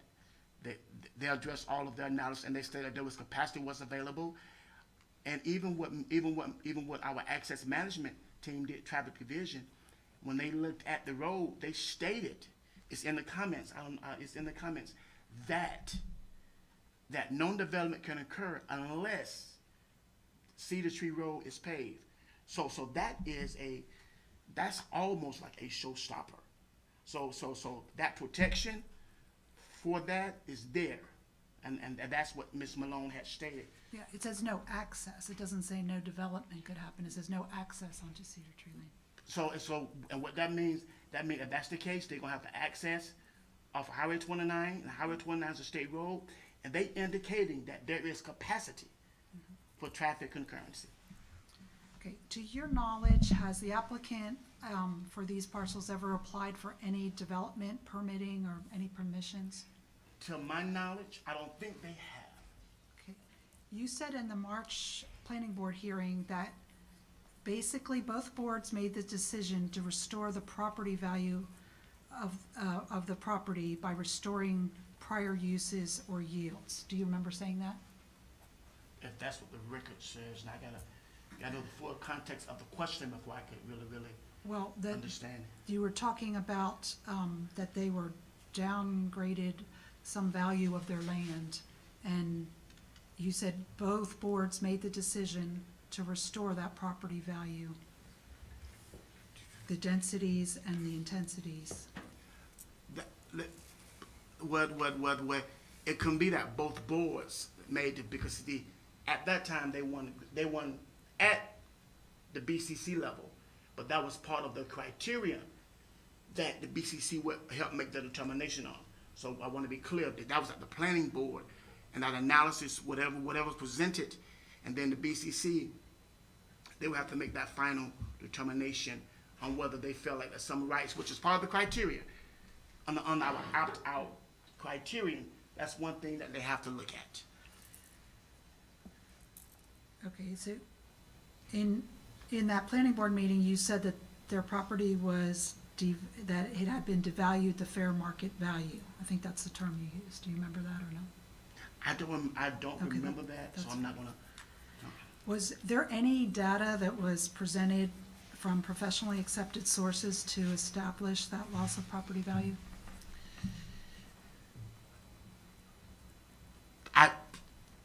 I don't recall the totality of that conversation, so that's related I'm to the saying first in thing. the adoption, I'm sorry, I didn't mean to talk over you. In the adoption packet, was there any data presented to the commissioners that, from any professionally accepted sources to establish a loss of property values? You said that's a criteria that the commissioners make their decision on, whether they've been lost development rights. Whatever the analysis that was presented before the Board of County Commissioners, and if that was part of the criteria, I'm just not looking at it, that would have been addressed at that time. Okay, one of the board members, Mr. Pyle, I believed, asked if, he said it was hard to find out if the staff was recommending it from the analysis, and he asked you, did the staff recommend, do you remember that, Mr. Pyle? Yes, staff do stand behind the recommendation that was presented before the planning board. So yes, staff, yes. Okay, you said that you felt that the sector plan put a decrease in density and uses, and that was language in the LDC, and so you did recommend this change because of the decrease in density and uses. Do you remember saying that? I don't recall the exact conversation in totality, but if you're reading for something, if that's what it says, I don't remember Okay. the that's totality fine. of the conversation. Like Mr. West, those were just my notes, so. Okay. Were there public meetings and stakeholder meetings in the development of the sector plan?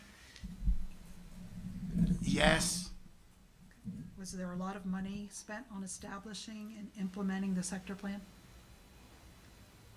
yes, I think one time you testified in one of our hearings that over $1 million was spent. I'm sure it's higher than that by now, but does that sound right to you? I know there was an substantial amount that was spent on the application of the sector plan. All of that is public record. I don't want to quote anything that may not be part of the record, but there was some substantial funds investment in the sector plan, yes. But it may not have been $1 million, so. No, okay, so substantial, that's fine. Did this sector plan was adopted at the same time as the comprehensive plan revision, is that correct? Yes. Not the detailed specific area plans, but the optional sector plan. Did the Department of Community Affairs, DCA, find the comp plan and the sector plans in compliance? There was,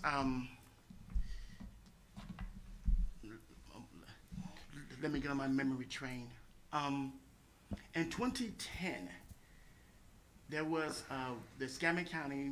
What we did, we repealed and replaced the Scammon County Comprehensive Plan, and during that time, or at that time, there was the sector plan provisions.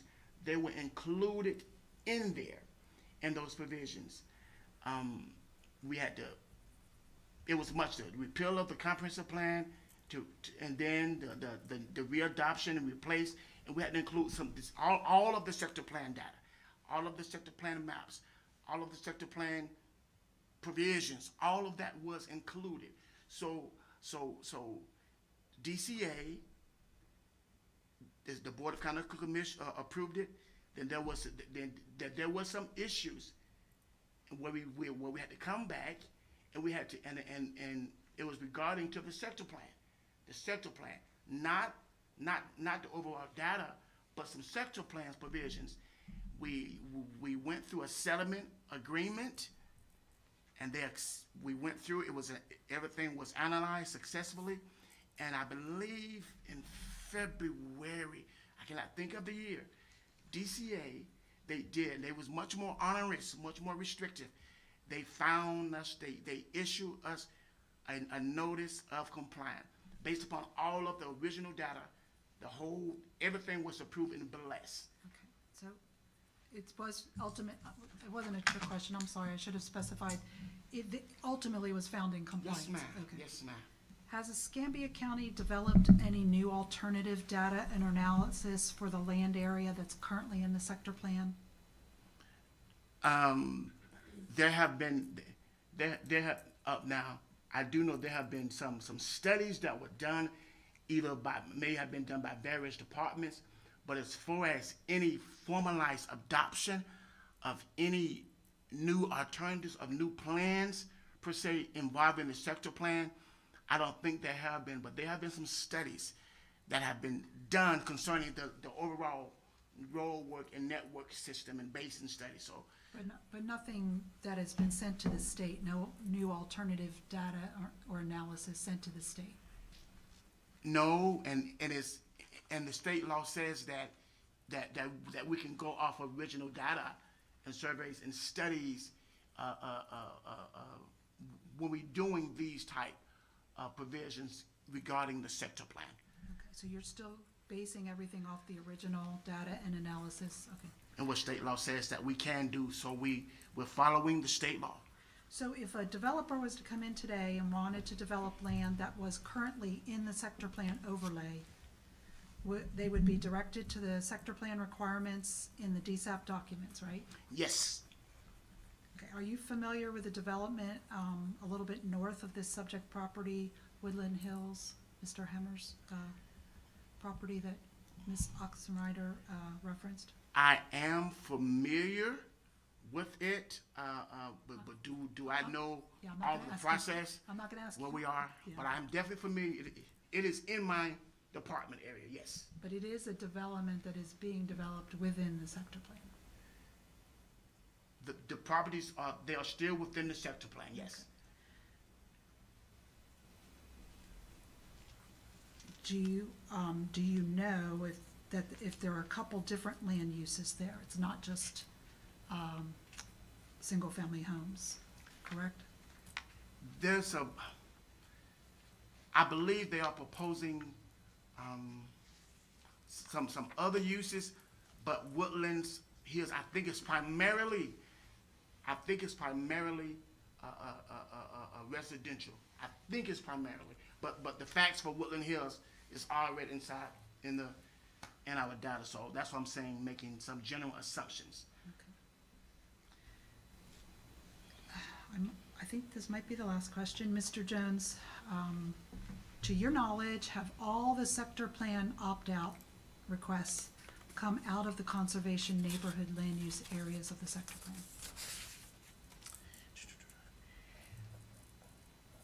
I don't know the answer to that question, but I do know there are some staff members that's here that may be able, because that's how come I have other staff to help me keep all this stuff straight in my head, because I'm not as young as I used to be. They can help me to answer that question if you want to ask that person that question. I just don't know. Do you think Mr. Homer would know that answer? 'Cause I think he'll be the better I person still to have him on address my that. list. But I think that, Okay, yeah, okay. I just don't. That's all my questions. Thank you very much. Mr. West? I have no questions for Mr. Jones. All right. Mr. Jones? Thank you, sir. Thank you, sir. I presume you'll be sticking around to watch Mr. Holmer? Yes, I will. Okay. I always support my staff. Your Honor, could we take a 5-minute break just for the restroom before we proceed? Yeah, let's take 10. 2:30, we'll come back at 2:40. How's that? Oh, God.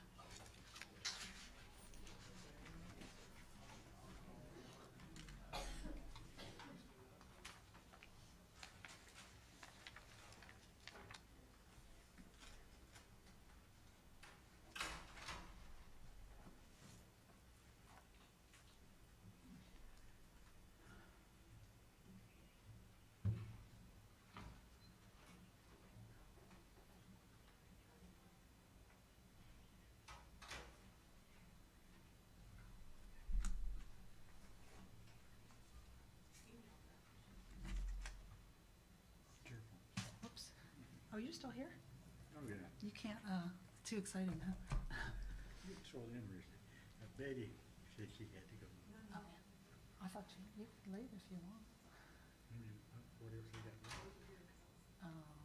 Probably just me one more question. And then I'll probably speak, and then they get to do their side. No, they did their side, so it's just Mr. Metcalf, just the expert.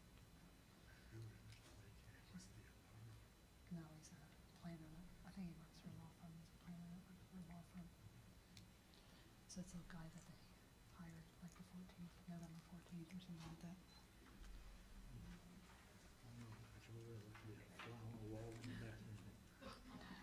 I know, every time I walk in, it's quiet. It doesn't work.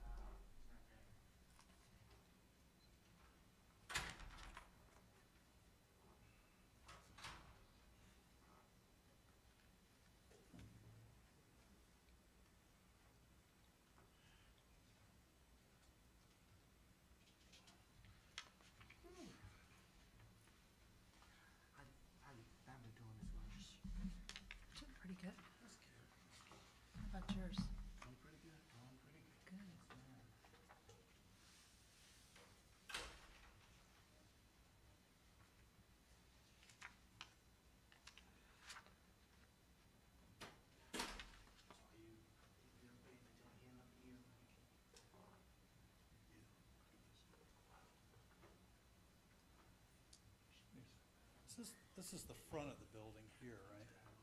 Sir? This is the front of the building? Yes, sir. Look at my car. When I was driving in this morning, right before, before the bridge, maybe between Milton and the bridge, there were like 8 cars over a stretch of 2 or 3 miles with flat tires. Oh, And I was wondering if somebody had a pile of, I can't see my car from here. You know, it was too, it was like something happened here. Something fell off a truck. Yeah, and I was like, Yeah. hopefully I didn't run over something, but I made it here and everything seemed fine, so I'm gonna assume it still is, but it was just I hadn't seen anything like that for a while. This doesn't look good at all.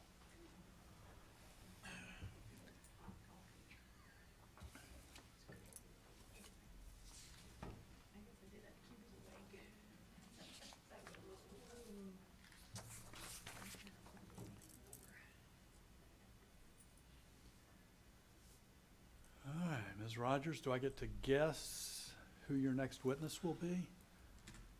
it's me, right? It's either gonna be you or Mr. Holmer. Oh, yeah, that's Mr. Homer. His are gonna be quick. Mr. West, you ready to go back on the record? Yes, Your Honor. All right, let's go back on. Mr. Holmer? All right, raise your right hand. You solemnly swear or affirm that the testimony you're to give today is the truth, the whole truth, and nothing but the truth? I do. And your full name, please. Andrew David Holmer. All right, please be seated. Ms. Probably Rogers? repetitive when I ask, but state your name for the record. Andrew David Holmer. Okay, I only have 2 follow-up questions. To your knowledge, Mr. Homer, have all the sector plan opt-outs come out of the conservation neighborhood land use areas? I believe that is correct. Okay. And do you know if heavy commercial HCLI, but not allowing the light industrial use, is allowed in mixed-use suburban? In mixed-use suburban it is. It was severed. That case you spoke of earlier, they were Gateway Business District before, which had, under the old zoning, the same sort of similar thing, where the most intensive the uses had extra requirements on them. Okay, so the case that I was speaking of before is HCLI though in mixed-use suburban?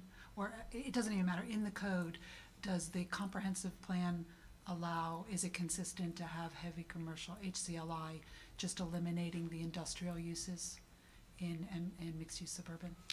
I think in the chart there's something that speaks to that of the uses. Yes, ma'am. Okay, that's all the questions I have. Okay. Mr. West? Thank you, Your Honor. How long have you been working on sector plan matters of any sort since you've been with the county? Since it began. Which was when? What date? So I have been here since 2006, and it wasn't, probably would have been in 2008, I think, when we first started talking about it. Okay. So you were here when the sector plan was created?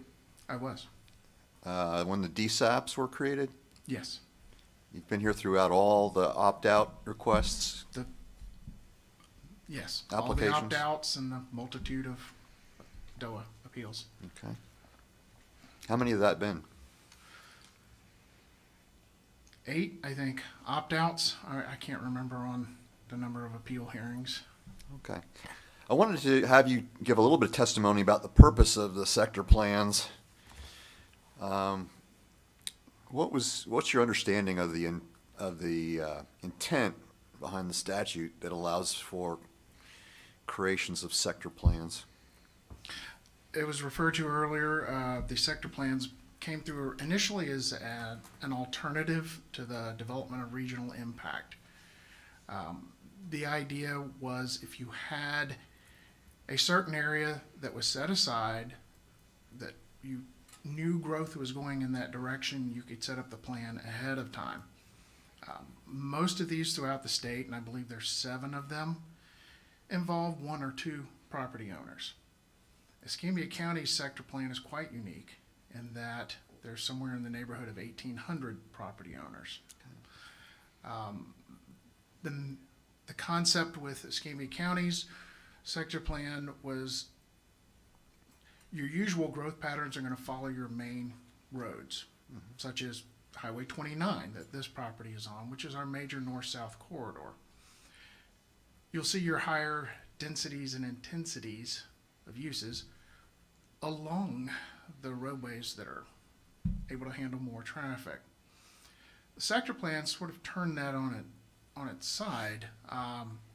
The large pieces of property that were in the central area of the sector plan, those were given more densities and intensities into an area that was quite rural, not a lot of development in there. As you came out to the edges of the plan, including out to Highway 29, those densities and use intensities backed off. You know, instead of your least intense being the farthest from the main road, now it was switched, and your least intense was along that main road. The properties that have opted out, the conservation neighborhood designation, when we say conservation, think of it in not so much as an environmental term, but as in conserving. That designation required 50% of the open space to be set aside specifically for the goals of the plan. Specifically for what? To meet the goals of the sector plan. Oh, okay. It's in the description of the conservation neighborhood, which I don't have memorized. It was read off earlier. That's where we've been seeing these opt-outs. Our sector plan, like any plan that is granting any sort of land use rights, comes with benefits for those property owners towards the center. There was a lot of benefit. They got much higher densities than would have been allowed, much higher intensities of use that would have been allowed. As you start to move to the other side, the edges, now you start looking at certain things becoming burdensome on the property owners. And that's been the nexus of the opt-outs coming out of this conservation neighborhood, with folks saying, well, if the plan hadn't been adopted, I'd be mixed-use suburban, and I'd have, was it MDR and LDMU zoning?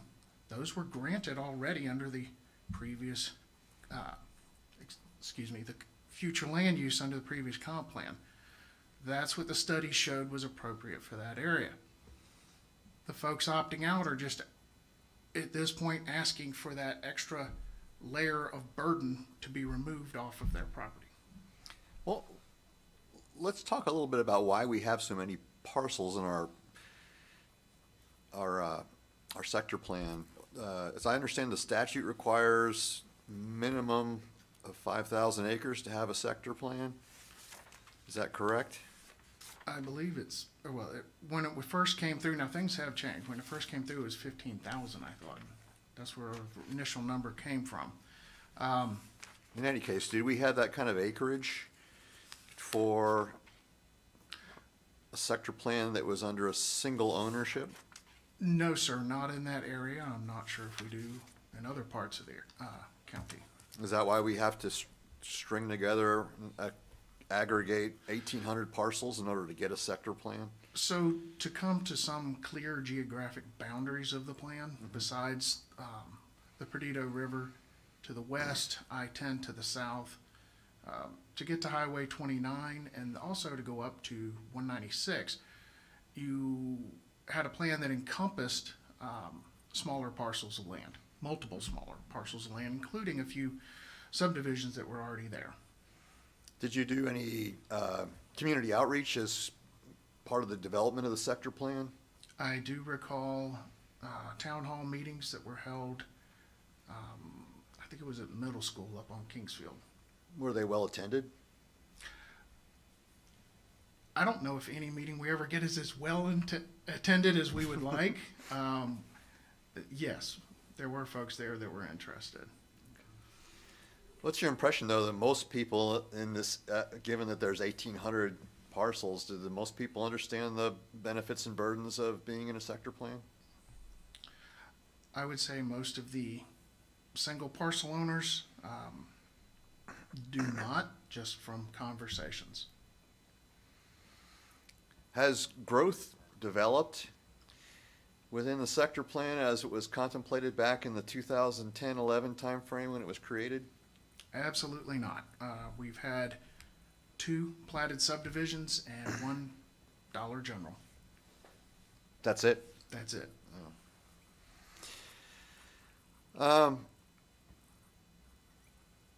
The statute was amended to allow opt-outs. Is that correct? Yes.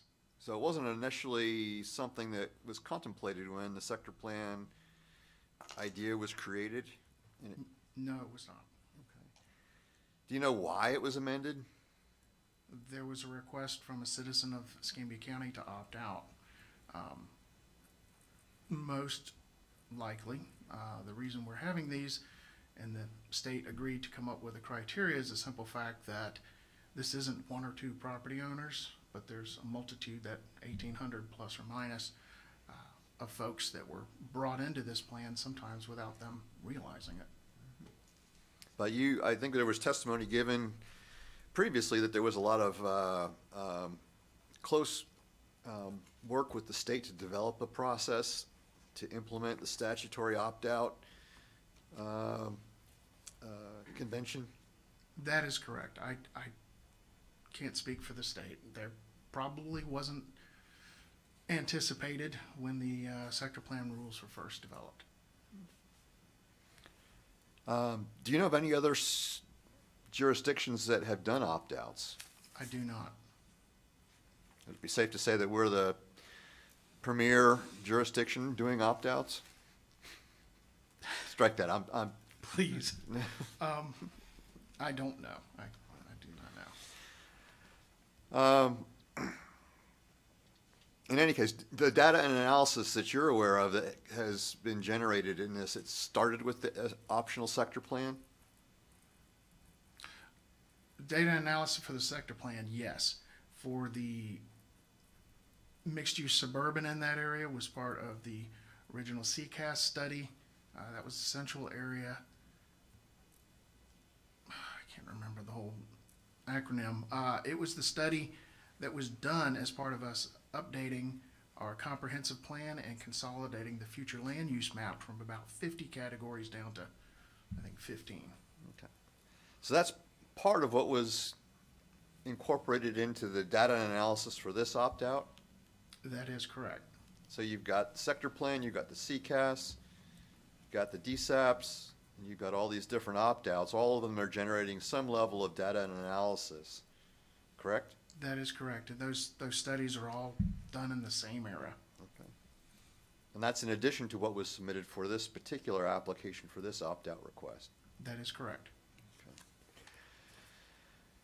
I want to talk about a little bit about the methodology, because that seems to be a concern that's been raised here over and over again about no project being contemplated despite that there is an opt-out request. Can you talk a little bit about what your impression of the methodology should be when there is no project, no specific project contemplated for an area that's being opted out of the sector plan? These opt-outs have not been site plan specific.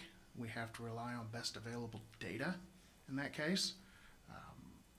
The studies that were done for the sector plan and for that 2030 future land use. Okay. Hypotheticals are difficult for anyone to try to come up with an analysis on. As was stated earlier, there's just too many variables. No plan is going to have the entirety of site plan type specifics for utilities or anything else at the point that the land use plan is being developed. If that was the standard, the sector plan itself would never have been adopted. Okay. Just like I did with Miss Lindsay, I want to run through some of the different subject areas that are part of the normal analysis process, to the extent that you want to add in anything that has not already been entered into evidence through testimony regarding the opt-out criteria. Could you Do you have any concerns with the availability of sewer that, as it would affect this opt-out? No, sir. Solid waste, No, sir. potable water, No, sir. stormwater management. No, sir. Terry Malone has already covered the traffic and access. Do you have any concerns with that? No, sir. Okay. Recreation and open space, any impact on that would concern you, that would prevent you from supporting this opt-out application? No, sir. Schools, No. any impact on the wellhead? No. Any historically significant sites? No. Any impact on the natural environment? Removing the or the DSAP as a land use control layer, and allowing the underlying previously approved future land use, it doesn't change anything physically on the ground. Nothing has been submitted. No one has applied for any sort of permits. It was alluded to earlier, much earlier this morning, that there was a prime soils map. Prime soils are prime farmland, as it's called in our land development code. These are the soils that are identified by the USDA in the Escambia County Soil Survey as those most suited to growing of crops. It's interesting to note that, and one of the benefits of the conservation neighborhood was that it allows for clustering away from resources. Our land development code provides the option, in fact, tells us to cluster outside of those prime soils. So that layer of clustering to avoid environmental resources is there, whether it's in the sector plan or not. Did you have any concern with the size of the parcels that are being opted out? It seems awkward to say 99 acres is a small piece of property, but given the scope and scale of the entire sector plan, no, did not have a problem with that. Okay. Let me ask you to just comment briefly about the compatibility with surrounding parcels as far as the future land use and also the zoning. Do you have any opinion that you can share on either of those topics? So when we're looking at the assignment of the mixed-use suburban, which once again was the underlying, along with that area, the neighborhoods in the area, that whole section from this property and south was assigned mixed-use suburban through that study that was done. The neighborhood to the south is large lots, relatively low density, somewhere short of 4 units an acre density. That and the zoning on this site, they're both compatible with the mixed-use suburban as was provided for in the study. Okay. In your opinion, is this opt-out and the underlying change to the future land use, is that consistent with the goals, objectives, and policies of our comp plan? Yes, sir, it is. Okay. Does it create a fragment by doing this opt-out? No, sir. It's on the periphery of the sector plan, correct? That is correct, right against Highway 29. Do you feel, in your expert opinion, that there's any undermining of the remainder of the sector plan if this opt-out were to be upheld? No, sir. Okay. Do you have anything else that you would like to comment on that you feel might be relevant and assist the administrative law judge in rendering his decision? I can tell you as a county, we look at private property rights. We just adopted a private property rights element into our comprehensive plan as directed by the state. These owners that have received, in their minds, more of a burden as opposed to a benefit through the adoption of the sector plan that was imposed on them are simply as I understand it, seeking to remedy that burden. I have nothing further. Mr. Second? Homer, has Hang on, anyone bought let me- into hang on, this? hang on, Ms. Oh, Wright, I'm let sorry. me catch up with my thoughts. I'm sorry. Before they flee my brain.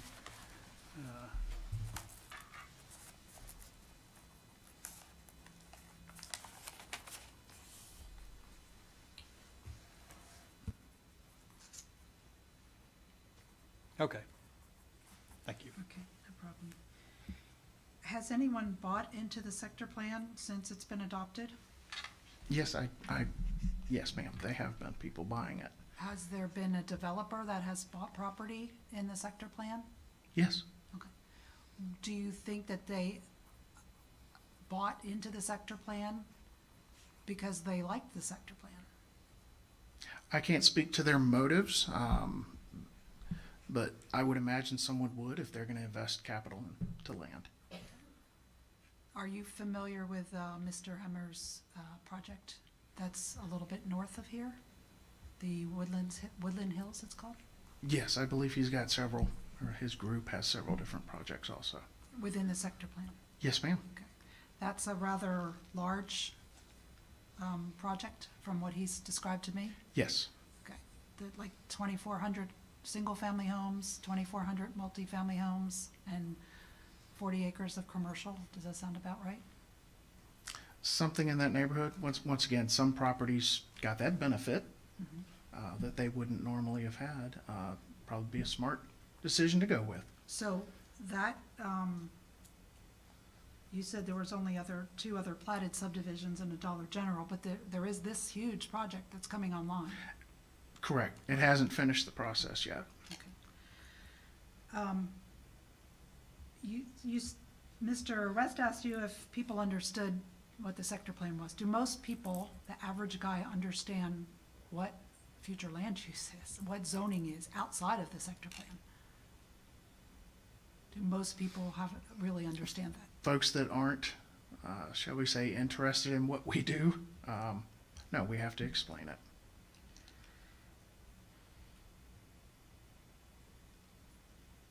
You do have property owners that are outside of the sector plan that might ask, or allowed to ask for a future land use change without having a proposed project, correct?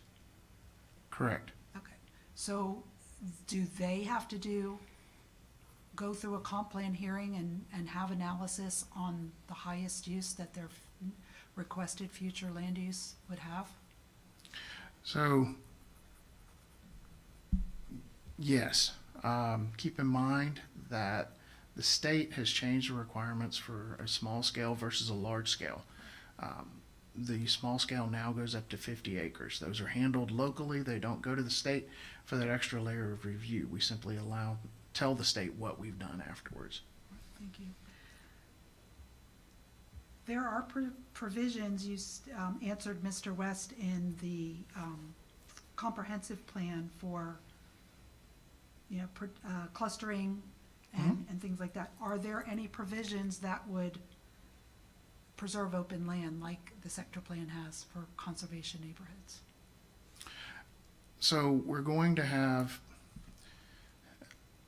I always try to explain to folks when they say there's a density number on a piece of property. Once you put in infrastructure, streets, stormwater ponds, etc., the absolute density allowed on a piece of property generally is not going to be met unless you're in some very dense area where they were building up multi-stories.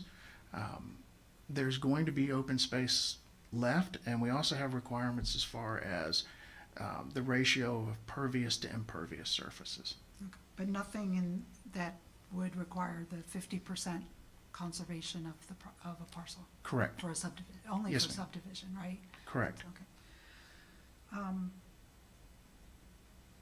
You said that this was a small percentage. Has the county ever done an analysis on all the property in the conservation neighborhood since it seems inclined to promote? The staff seems to inclined to recommend opting out.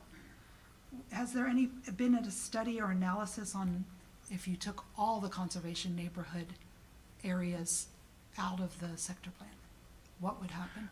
I know at some point we had looked at what was the total acreage of that. I don't know beyond that, though. Okay, as far as an impact, how much that would increase the density or anything like that, has that ever been studied? No. So they're just always analyzed by individual request, is that? That is correct. Okay. If someone came in and wanted some other future land use that wasn't essentially the underlying, we would have to address that differently.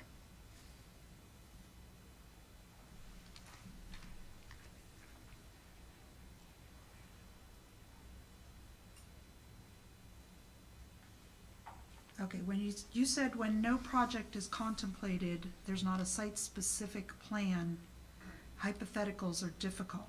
Does that mean that it's too difficult for staff to do some type of analysis based on the maximum that the future land use would allow? Once again, that maximum number makes a lot of assumptions that are hypotheticals. Well, if it allowed for a zoning, it could be this. If it was rezoned, it could be that. If someone opted out and then requested a future land use change to something else, it would be that. It's not something you can just nail down. But if you just did an analysis for the highest and most intense use, are you saying that's too difficult to do? No, like in this case, they're going back to the mixed-use suburban that was approved as part of the 2030 consolidation of the future land use categories. That was all taken into account as part of that study. So, when you said you had no concerns with the sewer, the potable water, all those things, are you saying that based on taking 99.45 acres and timesing it by 25? Or are you saying because no development was proposed, you don't have any concerns? I'm saying you can't times it by 25 and come up with anything remotely realistic. Okay, so that you're saying there's no possibility that multi-story, multi-family apartments or anything like that could be built on that property? Not under the restrictions of the current zoning. Okay, but they could rezone locally and not have to do another plan amendment, is that correct? Sure, people can request rezonings all the time. It doesn't mean it's a guarantee. Sure, okay. You said that this opt-out doesn't change anything on the ground, but it does change permissions, but it gives increased density and intensity for development. It's not an increase over what was already awarded to the property owners prior to the sector plan being imposed on them. But it is a difference between what is on there since 2011 when the detailed specific area plan was adopted in September, correct? It would be a difference between what was allowed and then restrictions that were placed on them by the DSAP. Yes.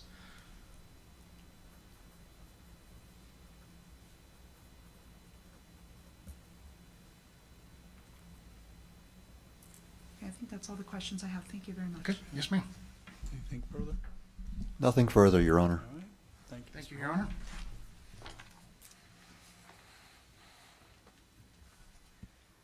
Your Honor, could I get clarification on which of my exhibits, besides number 8, because that was my witness's, are there any ones outstanding that are, So what I have is number 8 was denied.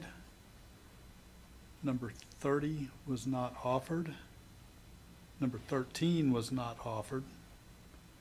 And number 38 was not offered. okay. 13, going to- 30, and 38. I'm going to go ahead and do my testimony now, if that's okay? All right. And since you are appearing pro se, I will not require you to ask yourself a question and answer it. I'll Okay. just testify as a narrative, start from the beginning, go to the end, and then Mr. West will obviously have an opportunity to cross. Okay, I did want to introduce some exhibits, some of these exhibits. I would like to introduce 38. The reason why I would like to introduce it, Your Honor, is because I feel that I don't know if you've already dealt with this by accepting it, but that it just shows, I think it shows here that this was the county's last minute attempt, because it was challenged, to bring in some data and analysis that was lacking. So this is an email from Mr. West, the attorney, on Monday, the 21st. He disclosed his documents, but he still didn't have an analysis done by Mr. Metcalf. Whether you accept the analysis or not is a different question. I think it does show the lateness and the Well, it sounds to me like that's a ripe area for cross-examination of Mr. Okay. Metcalf. I I presume understand. Mr. Okay. West is going to call him as a witness in his case in chief, and okay, that's as to when he was retained and what, That's a you know, good what point. elements of his report were at the county level at the time the decision was made. I think that's all something that can be brought out. okay. This is, That's fine. That's a fair point. I'll Okay. take that. all right. Number 13, the reason why I wanted to introduce this is related to the sector plan. It is from the consultants who helped deliver the sector plan, and it's a memo to the person at the time. Lloyd Kerr was the development director. And the reason why I think it's important is because it explains where they were, and that they were in the process of, they started with a conceptual framework map, because Mr. Metcalf in his report uses one of the older maps, which contradicts what the county is using for their maps that they were told, according to that memo in their Exhibit 5, they were told to use the final land use plan map 2A, and Mr. Metcalf is giving his legal opinion that the long-range conceptual framework map is the map to be used, and that's what everyone's opting out of, whereas Exhibit 5 was told to the county to use that and to alter that map, which that map is found in the detailed specific area plan. So this document talks about the detail that went into forming the DSAP. There was a detailed natural resource analysis available, where it was actually, they hired Wetland Sciences to come out and do an actual on-the-ground detailed instead of just, a map. And I think those are important, the land use needs, and then there's also goals for the sector plan and the environment. Well, here's the problem I'm having with this one, because I've allowed the introduction of several exhibits because you had a witness on the stand to explain them, but this is just a purely, I couldn't use a sentence of this document because it's from a person who isn't testifying to a person who isn't testifying. There's no one here to testify. But it is public record that the- was given to me, disclosed by the county.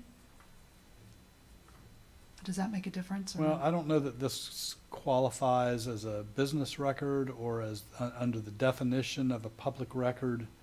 It may be a public record under Chapter 119, but it may not be a public record for purposes of an exception to the hearsay rule. Okay. But you're asking me to accept this memorandum for the truth of the matters asserted without having any corroborative testimony. I just, unless maybe when Mr. Metcalf is on the stand, if he can do it, although I don't know that he didn't author this memorandum. No, this was, He wasn't the recipient of it. I'm gonna have to, I don't see any way that I can introduce 13 okay, without something more. okay, that's fine. So I'm gonna deny introduction of 13 without prejudice. Again, if you can come up with something that'll lead me to a different conclusion, I try to be flexible. All right, Okay, I just with have, that, all right, so I need to put you under oath. okay, So if I can have you stand, do you solemnly swear or affirm that the testimony you're to give today is the truth, the whole truth, and nothing but the truth? yes, I do. And your full name, please. Jacqueline Rogers, All right, Jacqueline Amy Rogers. okay. Okay. I'm trying not to duplicate what was already said and what was already proven, but my testimony would be that there is value in the comprehensive, in the sector plan. And if you go, here, there's two things. The sector plan was adopted, and I want to go to this exhibit.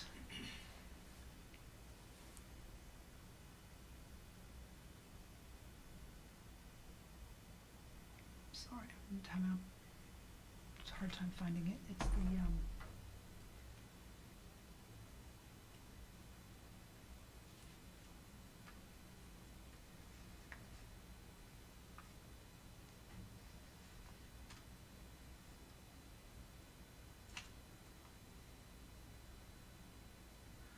okay, here it is. Okay, 31, exhibit 31.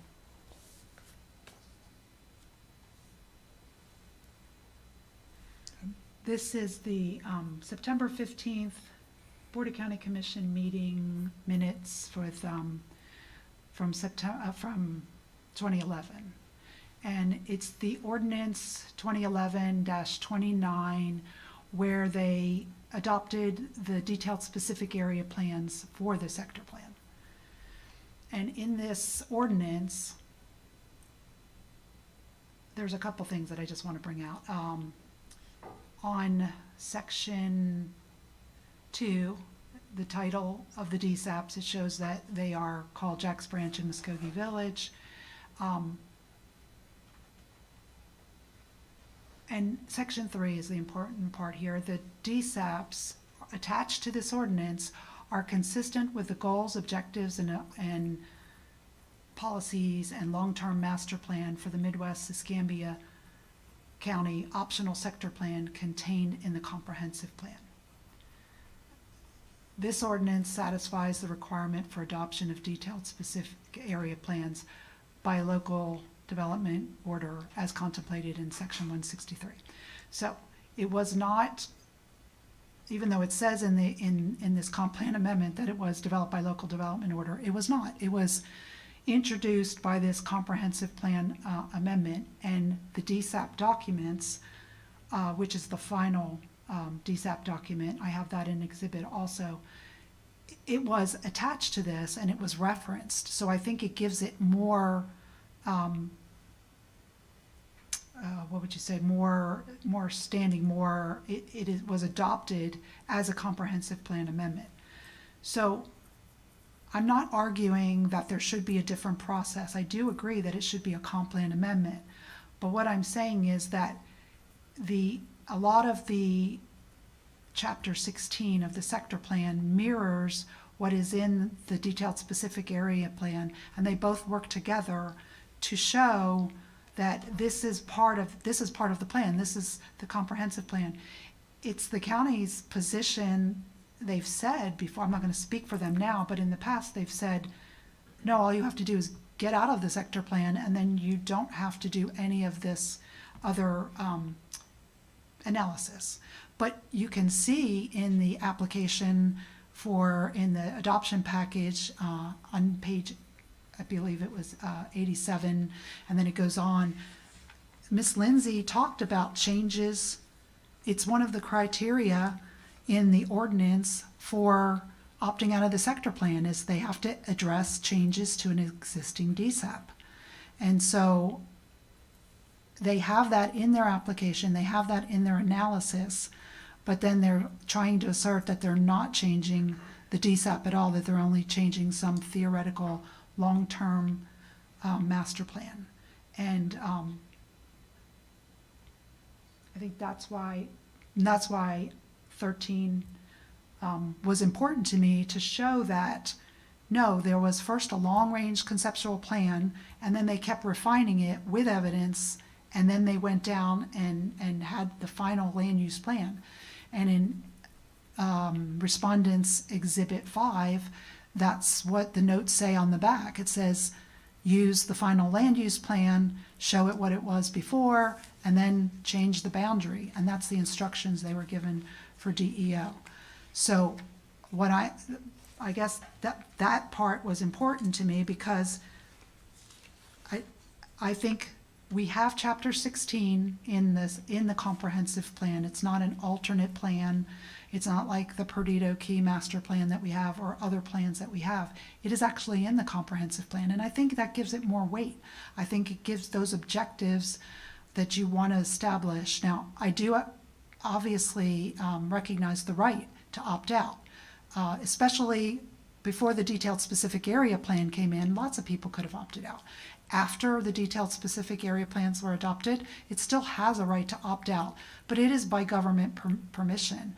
And my stand is that until we do the real analysis of what this is, we have environmental staff in Escambia County, and not one environmental staff gave their opinion on what the impact of taking this property out in these sensitive areas, because I believe I proved today with the other documents and with the testimony of Ms. Albrecht that this was a purposeful plan. And that's another reason why I wanted to introduce that exhibit 13, because it shows that the consultant had done groundwork, not just looked on a map and said, okay, there are these animals, or there is this. They did groundwork, and they had them survey.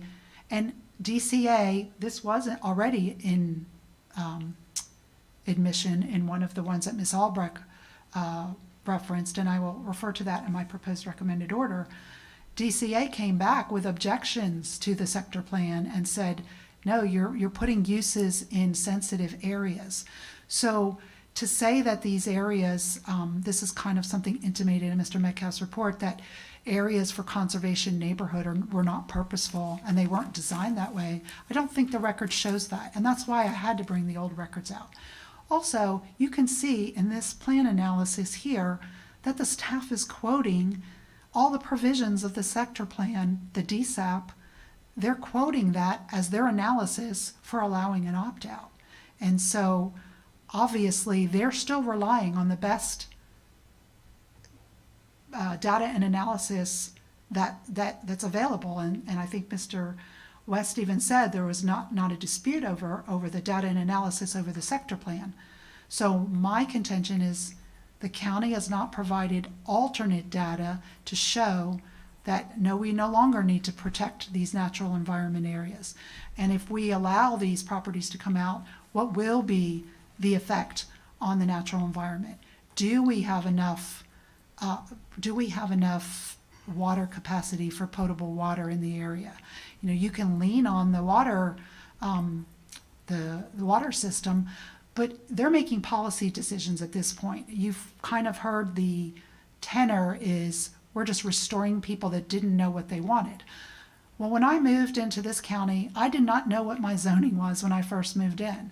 I could not go and put a gas station on my property just because I didn't understand my zoning. There are, obviously, Your Honor knows that zoning has been constitutional and that there are processes in place if someone feels like they have lost development rights or property rights, that we have a savings clause in our comprehensive plan or in our land development code where they could prove that there was a loss of value. But there are all these unsubstantiated statements that, you know, oh, now because they have less density, that automatically means the property is worth less. That's not always true. Or we've lost commercial uses. That's not always true. I have sat in hearings where people have come in and gone back to residential because now residential is popular and they have rezoned commercial things. I wrote down a couple of more points.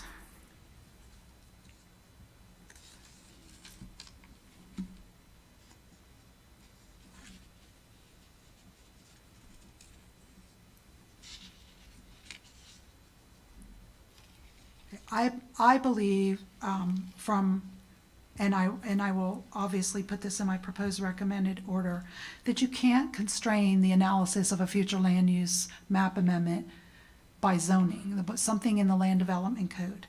You are supposed to do the maximum intensity, and there's been a recent ruling a DOA ruling by Judge Folks that you have to take into account the maximum densities and the maximum intensities and the committed, what you're committed to also.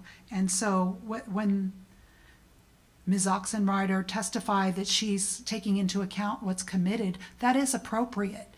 Because in these hearings, there have been so many figures going, oh, well, they're only gonna have this. They're only gonna have 7 house per acre, or they're gonna have 700 homes, or they're gonna have 2,000 homes.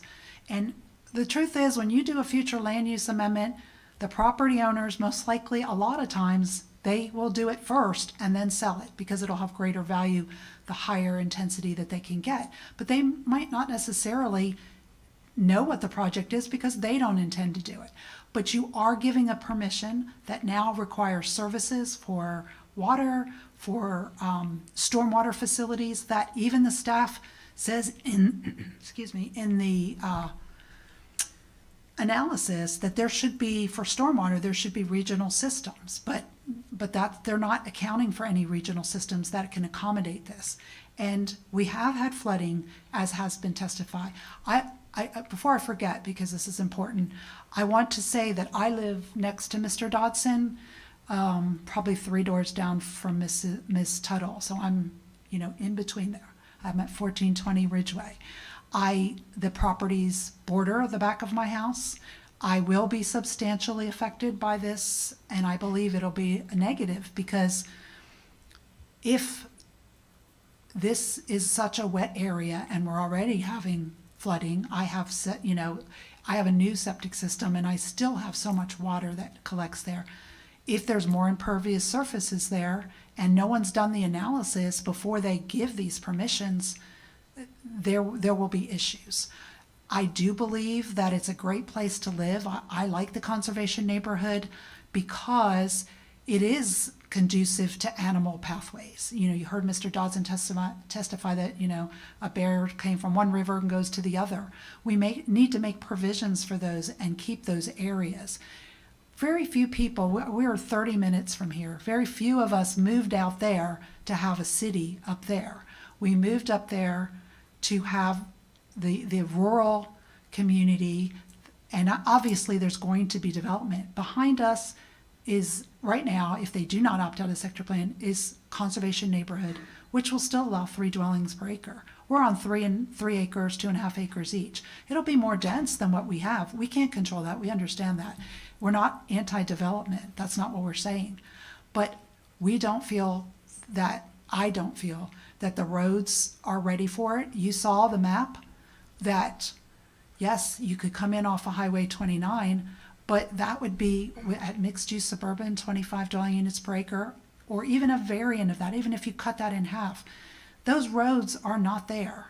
There's no road on Hillock, there's no road on Cedar Tree, except for the little dirt entrance to the 3 houses.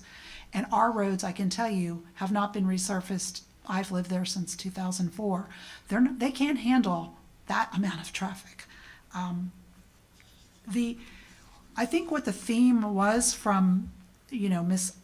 Oxenreider and maybe for me and citizens in general, is that there is a plan, and if we have long-range plan and we invest community time and effort into it, unless there's a good reason to change, then we shouldn't be willy-nilly doing that, because not only are they planning for it, Mr. Metcalf even said in his report that ECUA is doing an analysis plan to plan for the needs of the sector plan. Well, why should they bother? Why should they spend the money to plan for the sector plan? That's what he has in his report, or for the DSAP, I think he calls it. Why should they bother? Because it's arbitrary. If it's an arbitrary political decision that you don't need needs and analysis, you're just trying to lift something off on the paper. I understand for these planners, This is their job, and this is, they're saying nothing changes just because you get out of the sector plan. But Your Honor does understand that it's granting permission for more development. That's what it is. Even though if a shovel doesn't go in the ground the day after, that forever will be on that property. And so, yeah, it does need to be analyzed. And I believe the statute 163.3177 talks about an analysis should be done about the character of the land, that it was wet, that the slopes of it, the wetlands that are in more places than are just showing on a 2006 map. Those things that services and facilities, those are the things that the statute requires. And I don't believe just because an applicant says no development is proposed, that meets the statutory, to say you can stop there, that meets it. Also, the staff says that they can constrain their analysis by the zoning, but we know that zoning can be rezoned locally. There's not going to be another plan amendment. So this is the time, and I believe this is why 163.3177 says we should do this now. We should do the analysis that we need, because it's not going to come back to the state. It's going to be a local decision, and local decisions are often political. How many people you can get in the room. That's not a dig on the staff. It's just the realities of local decisions. The sector plan was created with a diversity of homes. Mr. Metcalf says in his report that there's not enough diversity and we need more commercial there. But he doesn't bring any proof. He just makes these statements like we need those. I just talked to the developer that's just going to be north of this property, and that Mr. Homer, verified. There's going to be 40 acres of commercial there. There's going to be multifamily homes there. So that analysis was not done. Are we lacking this? Are we lacking the commercial? There's nothing coming online? Because I don't think that's the case. Yes, there has been a downturn. There was a downturn in development in 2009, but that was a countrywide thing. We also have had hurricanes. So yes, there have been, when he's talking about his absorption rate, well, that was 2019 when they got approved. We had a hurricane in 2020. Materials and things like that, that's going to affect your absorption rate. But when I went to the hearing, there was a mistake in here about low-density residential. I came to the planning board hearing and I said, there's a mistake in here about low-density residential. Well, if that was a Scrivener's error, that should have been changed by the transmittal hearing at the county commission. I went to the county commission transmittal hearing and said, there's a mistake. This compatibility analysis is low-density residential, and it wasn't changed. And then we had it again. It went to DEO and it came back, and I wrote to DEO. And then it came back again, and there was still a mistake that it's low-density residential, and I said that again. So there's just not the data and analysis. I think if you read through the adoption packet that's in, obviously it's in, we've referenced it several times, it seems to just copy and paste parts from the DSAP to say that that's the analysis, and that says there's capacity, but it does not address what this additional future land use change would allow. And I believe, again, that is required for future land use map amendments. Increasing the density along the highways, they're saying, well, it's along the highways, this is where we should be increasing density. That's old planning. That's why the sector plan was developed. That is the definition of urban sprawl. We're far out there. We're 30 minutes from the city center. And to put commercial out there, I know that's politically popular with our commissioner, but it is urban sprawl. So the sector plan had provisions to, nobody wants to walk across Highway 29 to the stores on either side. That's a 4-lane highway up there. But if you have the commercial on the inside of the sector plan, like the sector plan called for, you can have sidewalks, you can have bike paths, and you'll let your children go on those.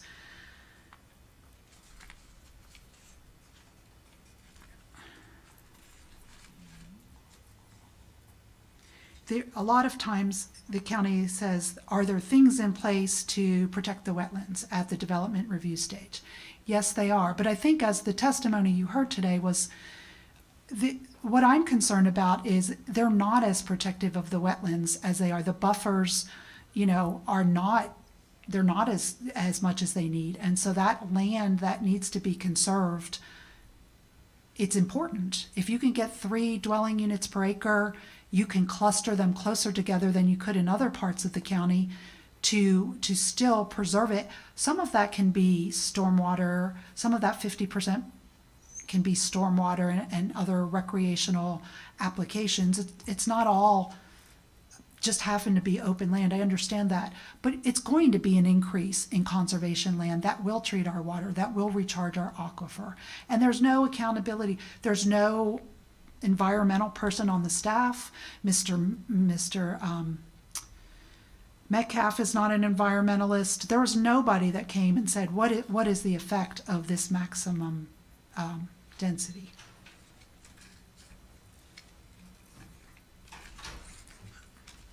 Finishing up here, there are provisions in the sector plan in the conservation neighborhood that requires the developers to put in sidewalks. That's not in every development in Escambia County. Those sidewalks are important to make a community walkable, to put in multi-use paths. Those will make the community walkable, and it'll not only meet goals that are inside the sector plan in chapter 16, but goals outside of the sector plan. And I think it will ultimately cost the municipality less money, less extension of services by the taxpayers and more by the developers. And ultimately, I think it will make better communities. I think having streetlights already put in and not having to wait years to petition the commissioners to get them, having trees so when you go for a walk or you go on the multi-use path, you have shade.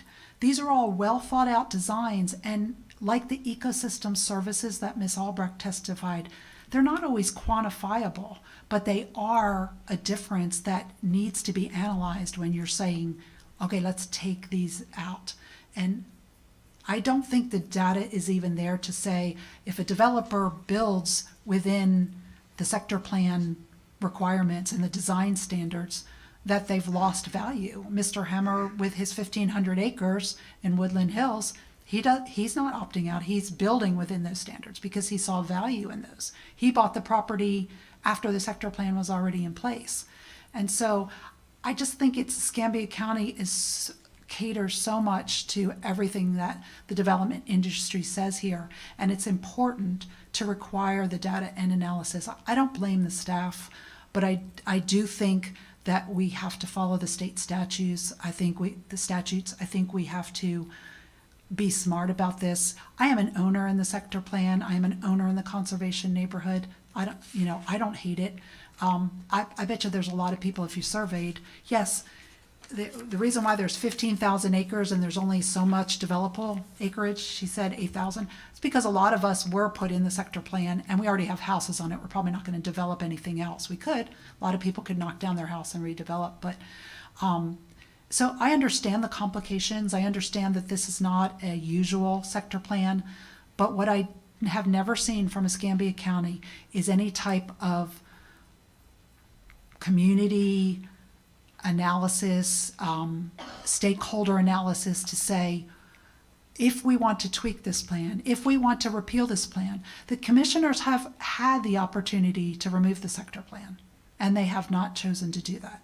It's still in place, and I believe that it has value, and I believe that if they are going to consider applications to opt out of the sector plan, then it has to be based on data and analysis for the maximum allowances that they could use. Now, we could say there are other future land uses that this person could opt out of. They could opt out and change their land to rural community if they wanted to, if that was more compatible.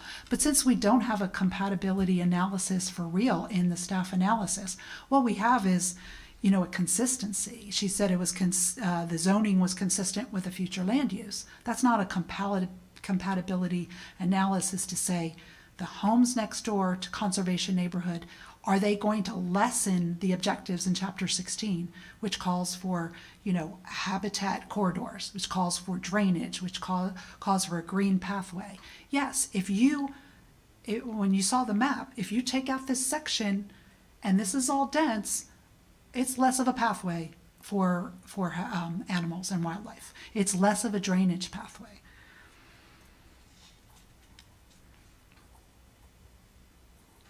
So here we go again with I understand that I'm not a lawyer.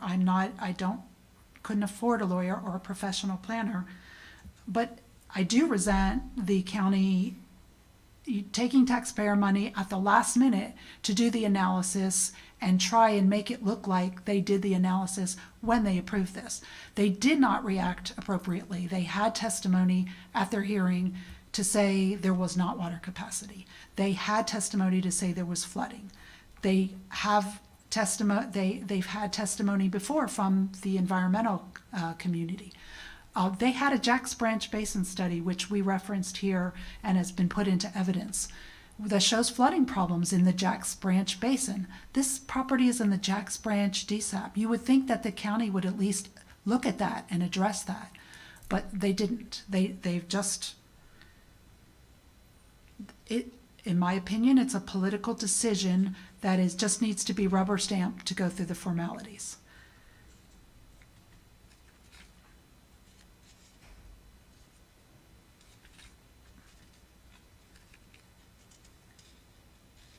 Okay, I think there's lots more that I could say, but I do think the conservation neighborhood in particular and the sector plan has value. I do believe that the staff has not shown what the true impacts of this should be, and I believe for that reason it should not be found in compliance. Thank you. Okay. Before I move to cross, let me ask you. You said you'd put it in your PRO, but do you have the site for Judge Folks's order that you referenced? Because I'm going to be reading and doing some things before I receive PROs. I don't necessarily write an RO, but I like to be able to kind of do my research and figure out what might be out there that can help me. Can I look in my mess of papers? I know it was April 2022. I know that. Okay, well, that's probably enough. I can just look up Okay. her docket. So April 2022. And That's enough. And That there's gets me there. plenty of other ones that I have too, as far as maximum, you have to analyze the maximum, and it cannot be constrained by something in the land development code. There's other rulings on that, of course. Well, that gets me to that particular case, and I'm sure that may lead me onto different rabbit trails once I read that order, so it just gives me something to play with in my free time. Okay. All right, Mr. West, if you would, if you have any cross-examination? Yeah, thank you, Your Honor. Ms. Rogers, we had testimony earlier today that since the sector plan was created, there have been 8 opt-out applications that have been challenged with for proceedings before the Department of Administrative Hearings. How many of those have been yours? This is the third DOA hearing that I've been a part of that I've challenged. Third? Third, yes. Okay. The first one was Wilson Robertson, the commissioner that voted for it and then opted out. Second one was the Kingsfield one for the Westmarks, and this is the third here. I've been involved in another challenge for the comprehensive plan amendment for agriculture or rural use with Judge Van Wyk, and we prevailed in that for lack of data and analysis. Ironically, that's the one that went to the administration my commission. question and was affirmed. that a opt-out applications that were challenged before the Department of Administrative Hearings? This is my third hearing. I did put petitions in for some other ones, but because of some personal issues, and also I'm a pro se petitioner, the interveners were trying to get legal fees from me, and I just couldn't deal with all of the legal filings, so I just dropped the other ones. There were two other ones, I think. So the So, total, but the intervener did not prevail for legal fees. so the total number of petitions for hearings you filed challenging opt-outs from our sector plan is how many?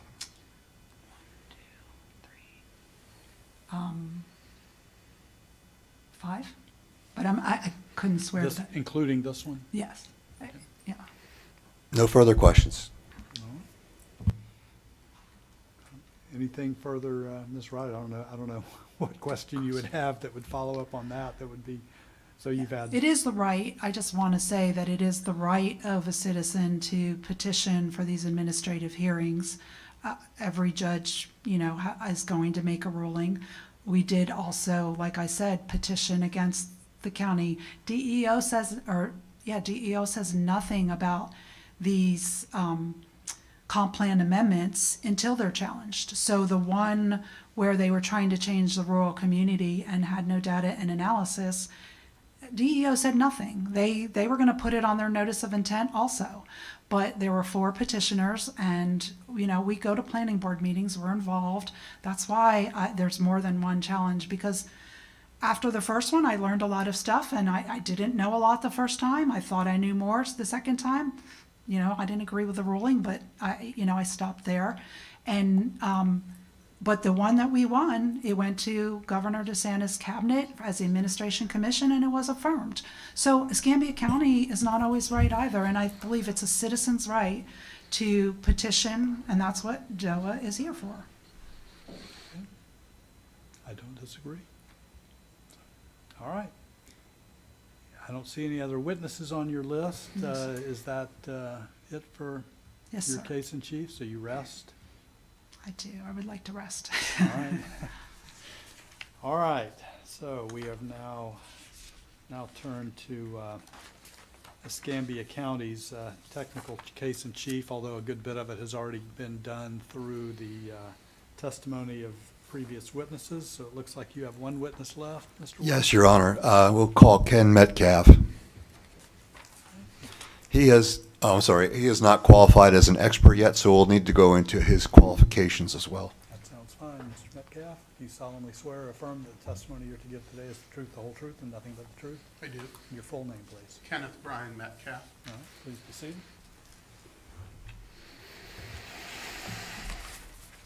Your Honor, this is the witness that has those 2 reports that we have like to enter into evidence.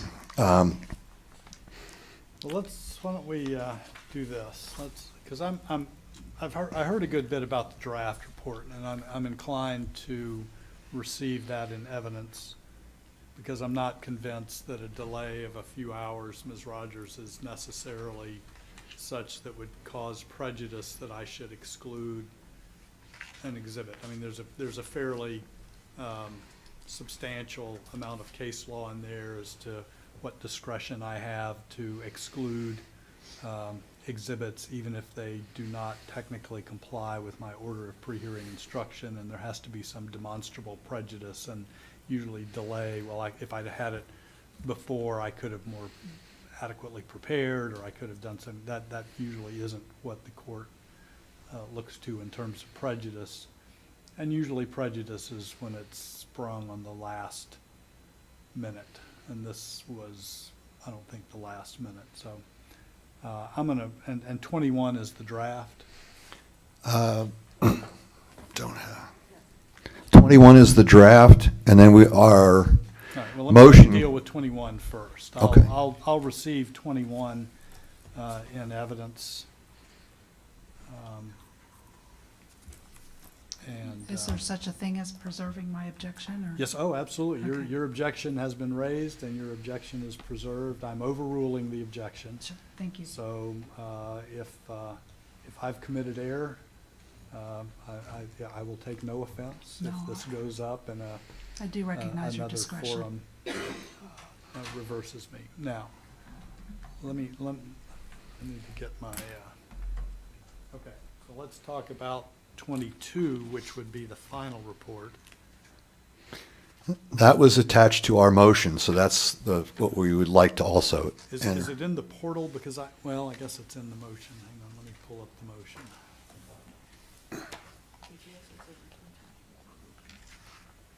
It was attached to the motion that was filed in the portal. I have a hard copy here if you'd like to use that instead. No, I can get to it easy enough. Just takes me a second to find it here.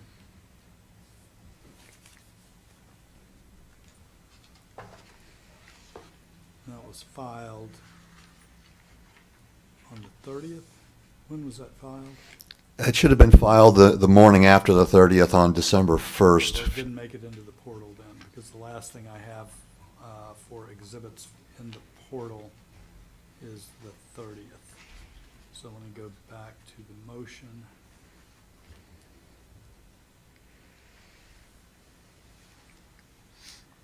Which was filed on December 1st, which was Thursday. Yeah, I think Thursday was the first. All right. And when was this provided to Ms. Rogers? It was actually the 30th, November 30th, when it was available. It was just after the filing deadline for the DOA clerk. So it was probably only within an hour or two after the filing deadline on the 30th. But Your Honor, the disclosure Hang on, deadline was. I'm getting there. Give me a second. All right, so I'm reviewing my order of pre-hearing instructions, and it requires the provision of all documents that the party intends to offer as an exhibit during the final hearing no later than 14 days prior to the final hearing. I think December 1st, in my view, for a hearing that is to be on December 5th with a weekend in between, basically one business day prior to the to taking evidence is not sufficient notice under the terms of my OPI. And I'm going to impute a degree of prejudice under that circumstance. So I'm going to not admit the final exhibit. Obviously, Mr. Metcalf can testify as to the draft, and if there are changes that have been made, in his expert opinion, he can testify to those. The fact that they weren't in the draft may go to credibility, so you're certainly, Ms. Rogers, entitled to ask why they wouldn't have been included in the draft that was provided more or less timely. But I'm going to deny, and if you would, because I think you're probably going to want to preserve your objection as well, I'll allow it as a proffer.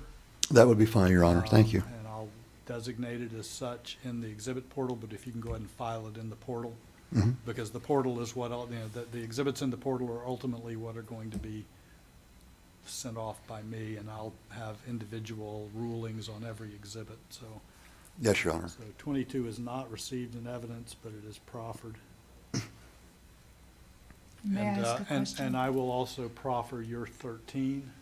Okay. I'll consider that as having been proffered, and it will be designated in the record as having been proffered. And then if I've made an error, whoever looks at this after me can decide I made an error, but they have the exhibit there, and they can hopefully make a decision without having to remand something back to me for additional findings.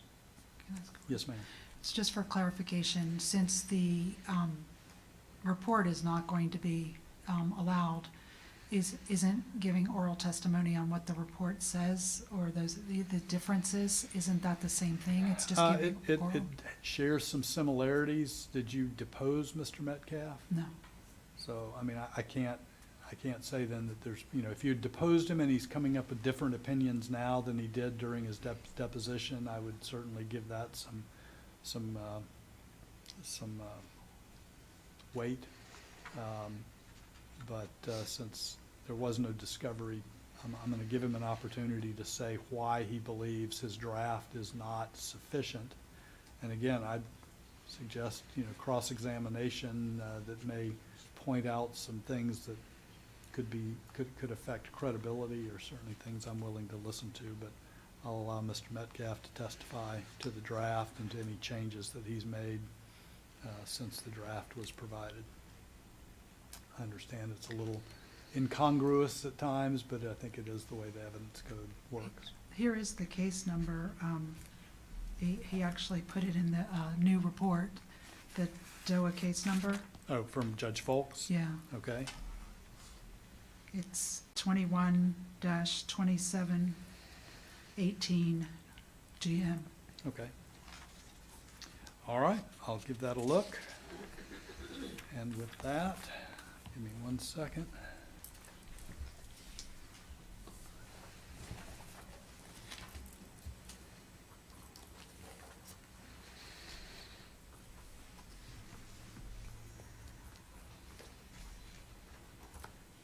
All right, with that, Mr. West.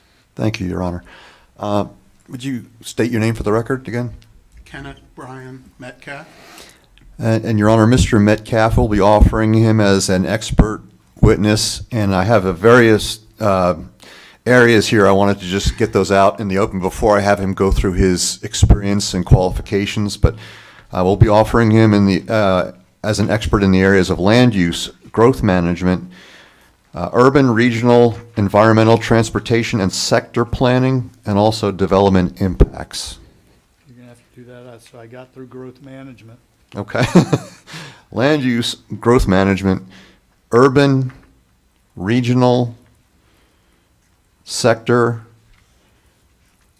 environmental and transportation planning, and development You impacts. think I write quicker than I do, but, all right.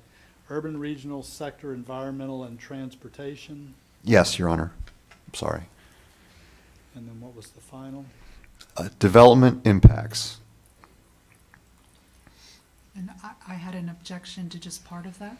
Hang on, let me, so is that last one, the urban, regional, sector, environmental, transportation, development impacts, that's all one area? Or is that 4 different areas? The different types of planning he's in, for his expertise are urban, regional, sector, environmental, and transportation, and development impacts would be a separate Okay, area. all right. All right, so, Ms. Rogers, are any of those areas that you want to stipulate to, and we might be able to shortcut some of the qualifications? So which do you object to? Just the sector planning, because on his expert witness experience on the last page of his resume doesn't list sector planning he's been qualified as an expert before, so. All right, so you have no objection then to land use, growth management, urban,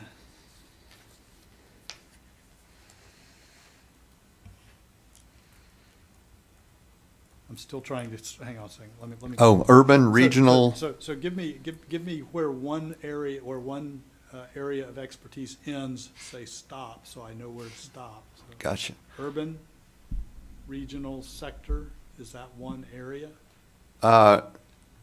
3 sub-areas Okay. of planning. Urban, regional, and sector planning. So it would be urban planning, regional planning, and sector planning.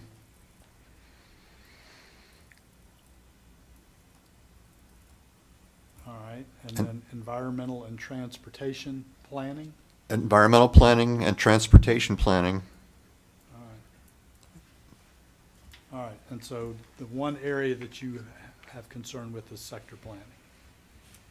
Yes, Okay, and as to the other areas, you have no objection to his no, sir, offering opinion testimony? no, sir. All right, well, I'll receive Mr. Metcalf then by stipulation as having expertise in land use, growth management, urban planning, regional planning, environmental planning, transportation planning, and development impacts. And Mr. West, you may proceed with questions with regards to Mr. Metcalf's qualifications on sector planning. Yes, Your Honor. Mr. Metcalf, you have included a pretty lengthy curriculum vitae as part of the draft that is in evidence. Could you go through that very briefly with the focus on your expertise in sector planning? So again, you've already qualified in those other areas. Sure. In my previous employment with the state, with the Department of Community Affairs, I served as the Growth Management Administrator for Southeast Florida. So my region extended from Indian River County on the north end to Key West on the south end. Within that region, we had the Palm Beach County Sector Plan, which I had worked on with the county for a number of years. And I also worked in the private sector in evaluating various development projects within that sector plan. And then, and of course, when I worked at the department,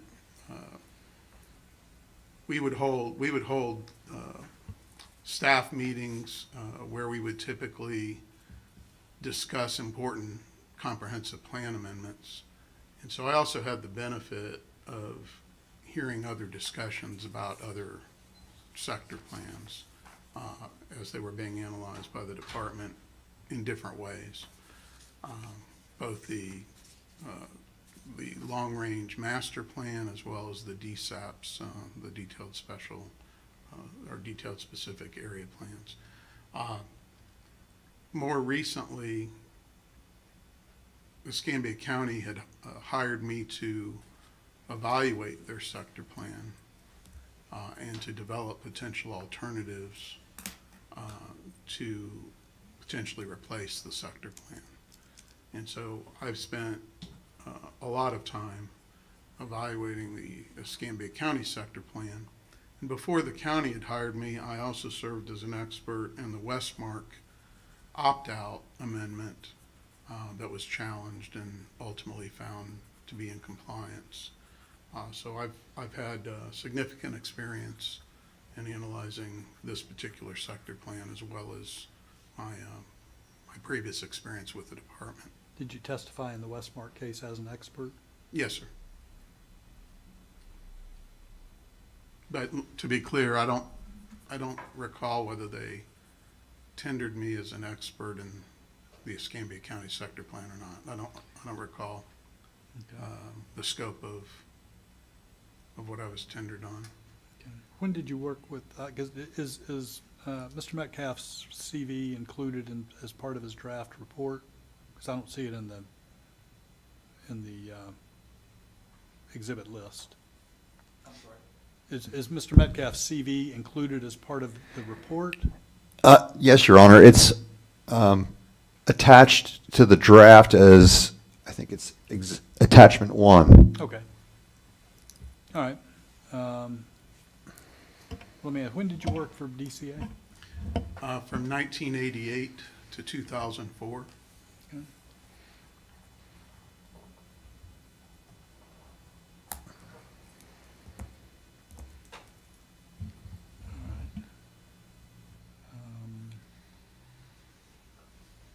All right. Ms. Rogers, do you have any questions for Mr. Metcalf with regard to his expertise in sector planning? Were you involved in administrating a sector plan? No. No, I was not a local government planner at that time working on a sector plan. So the local government administers the sector plan. Okay. My role was to evaluate the compliance of the sector plan, and that's the role that I carried out in evaluating Palm Beach County's draft sector plan.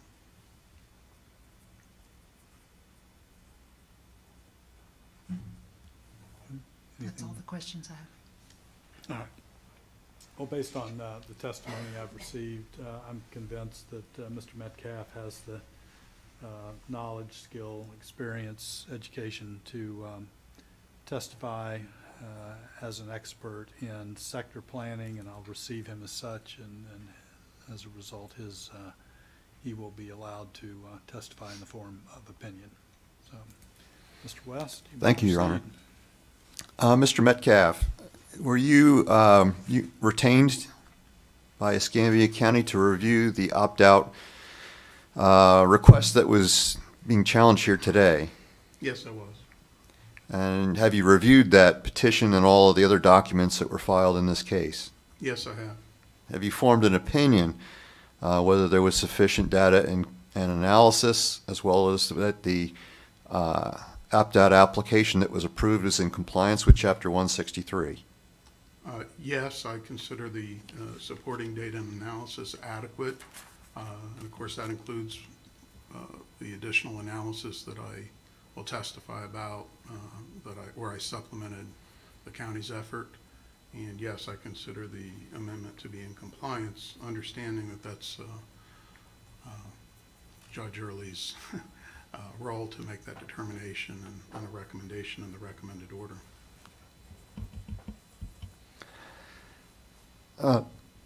Mr. Metcalf, can you review briefly the documents that you looked at in forming your opinions? Yes, and I've listed them out in my report. I will just say I reviewed the entire record that was generated on the Escambia County plan amendment, on this particular plan amendment that's at issue. I also looked at DEO's records that were available online. I've looked at a number of ordinances that I list out, going back to the the evaluation and appraisal-based amendments that were adopted in 2010. Ordinance 2011-3 that adopted the sector plan, ordinance 2011-29 that adopted the DSAP, and several other ordinances dealing with other opt-outs. I've studied the actual sector plan as it's referenced by ordinance 2011-29. So that sector plan as it's described would be the DSAP. So you have the Muskogee DSAP and the Jacks Branch DSAP. Both of them were adopted in the same ordinance? Yes, sir. Okay. I've studied the recommended and final orders in case number 175530 GM and the recommended order in 21-2718 GM. I've looked at a number of data sets, the future land use cover classification system map that we call the Flux map, the USDA soil maps, the FEMA maps. I've looked at a number of documents that are generated by the utilities that are prepared for the purpose of monitoring and reporting on their pumpage rates. I've analyzed the water use permit that was issued for the Cottage Hill Waterworks service area. I've studied the North Water Management District's 2018 assessment report that provides information on water use projections. I've studied the DEP records on the Bayou Marcus Water Reclamation Facility, which is another term for a wastewater facility, wastewater plant. I've looked at the Northwest Florida e-permit report for the Cottage Hill Waterworks wells, as well as their auditing reports from 2019 and 2020. I've looked at and studied the Escambia County School District 2021 to 2022, or that's the fiscal year, for the 5-year work plan. The Florida Alabama TPO, the Transportation Planning Organization's 2045 Long Range Transportation Plan. I've studied DOT's generalized level of service tables that are used to evaluate level of service volumes and capacity on state roads. I've looked at a number of aerials over the years dating from before the sector plan up through the date of the hearing, as well as the Escambia County Comprehensive Plan and Land Development Regulations, and particularly those components addressing the sector planning process, as well as other regulations that affect development. I've studied DEO's actions on this amendment, including their letter confirming that the agency didn't have any objections to the proposed plan amendment, as well as other letters from reviewing agencies, including DOTs, and then DEO's notice of intent. So I think that pretty much covers it. I should mention, and I don't have it listed here, that I also I looked at FDOT's annual average annual daily traffic report for US 29. And I would have also applied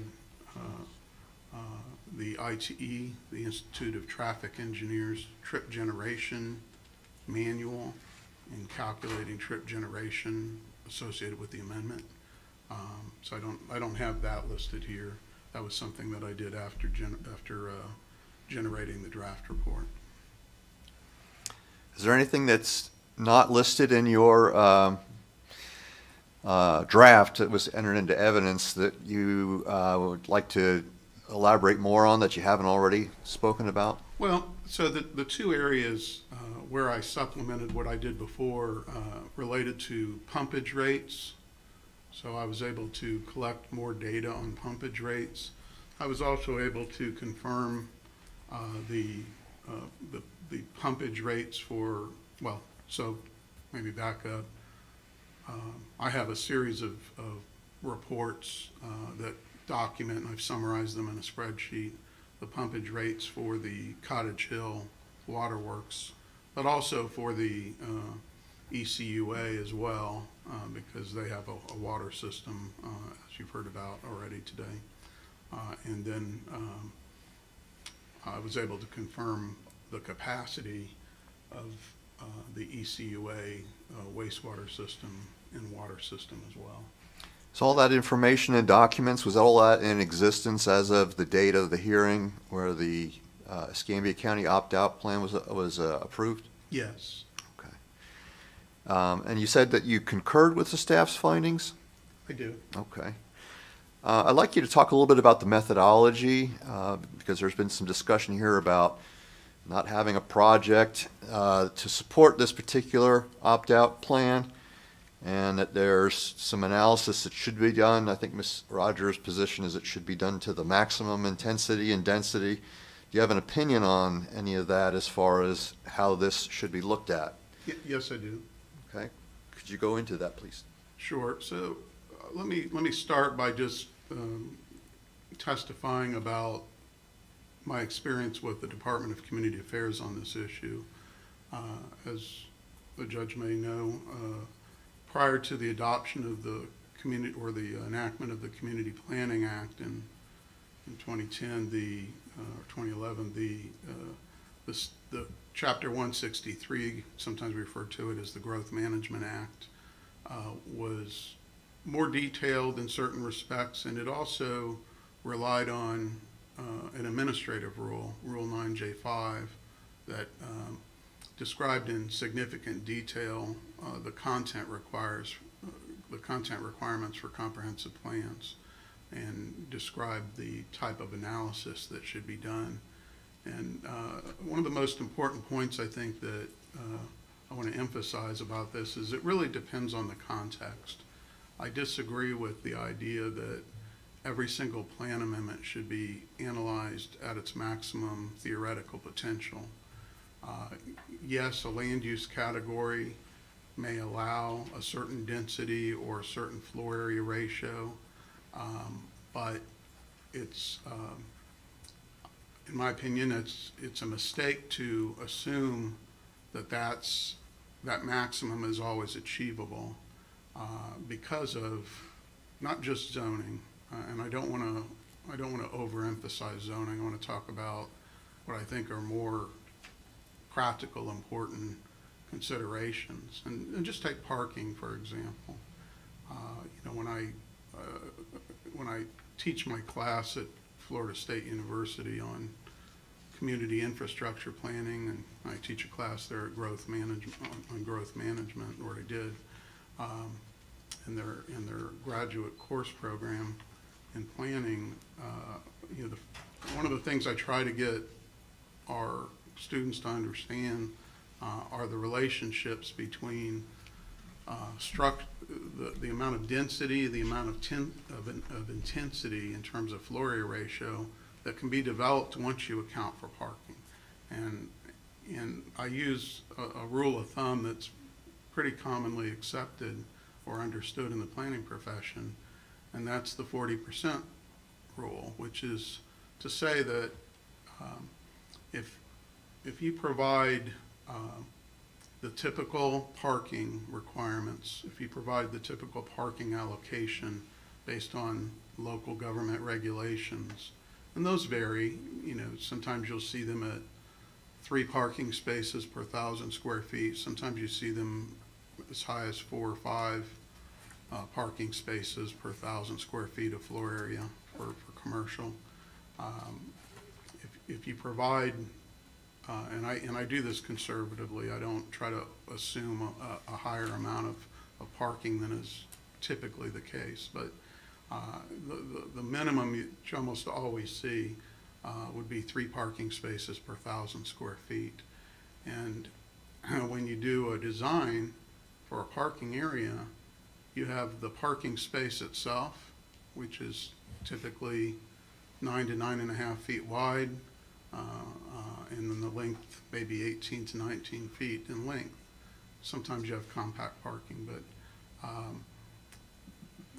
so when you calculate that square footage for that parking space, and you calculate the driveway aisle where all of those parking spaces access the spaces from within the parking lot, you calculate roughly an average of about 325 to 350 square feet per parking space, including the driveway aisle. So why is that an important number? Well, it's because that number, and let's just take 333 feet, square feet as an example. That falls within that range that I mentioned, somewhere between 325, 350 square feet typically. So if you have 333 square feet and you're requiring 3 parking spaces per 1,000 square feet, then those match. You have 1,000 square feet of parking, of floor area, and you have 3 parking spaces that also at 333 square feet total to 1,000 square feet. So the rule of thumb is if you're building an on-grade parking lot, your parking area is typically going to be about the same square footage as your floor area. And so by the time you run that number, you end up with, and let me take 40% lot coverage because I mentioned it's the 40% rule. So you have 40% lot coverage. You have another 40% of the site that is developed with parking, and you have 20% left at most for retention, for open space, for buffers, and I say retention, I meant stormwater management retention areas. So it's difficult to achieve 0.4. Even in areas where the local governments have centralized drainage, you typically see them, you see development come in well below the maximum on average. Now, there are certainly urban areas where it's possible to achieve the maximum floor area ratio or the maximum density because they've adopted reduced development standards particularly in highly urbanized areas where they have centralized drainage systems, so you don't have to deal with that retention on site. And so, yes, when we would look at a highly urbanized area and we studied the development patterns, if we saw that local governments were able to develop and achieve near the maximum, if we look at the existing development pattern and it's coming in at 85 or 90% of the maximum, then oftentimes we would recommend go ahead and analyze it at the maximum, because that seems to be the prevailing development pattern, that it's conceivable that you can hit those numbers. But we didn't do that across the board, and the reason is if you do that in more suburban areas, you end up over projecting your infrastructure needs greatly.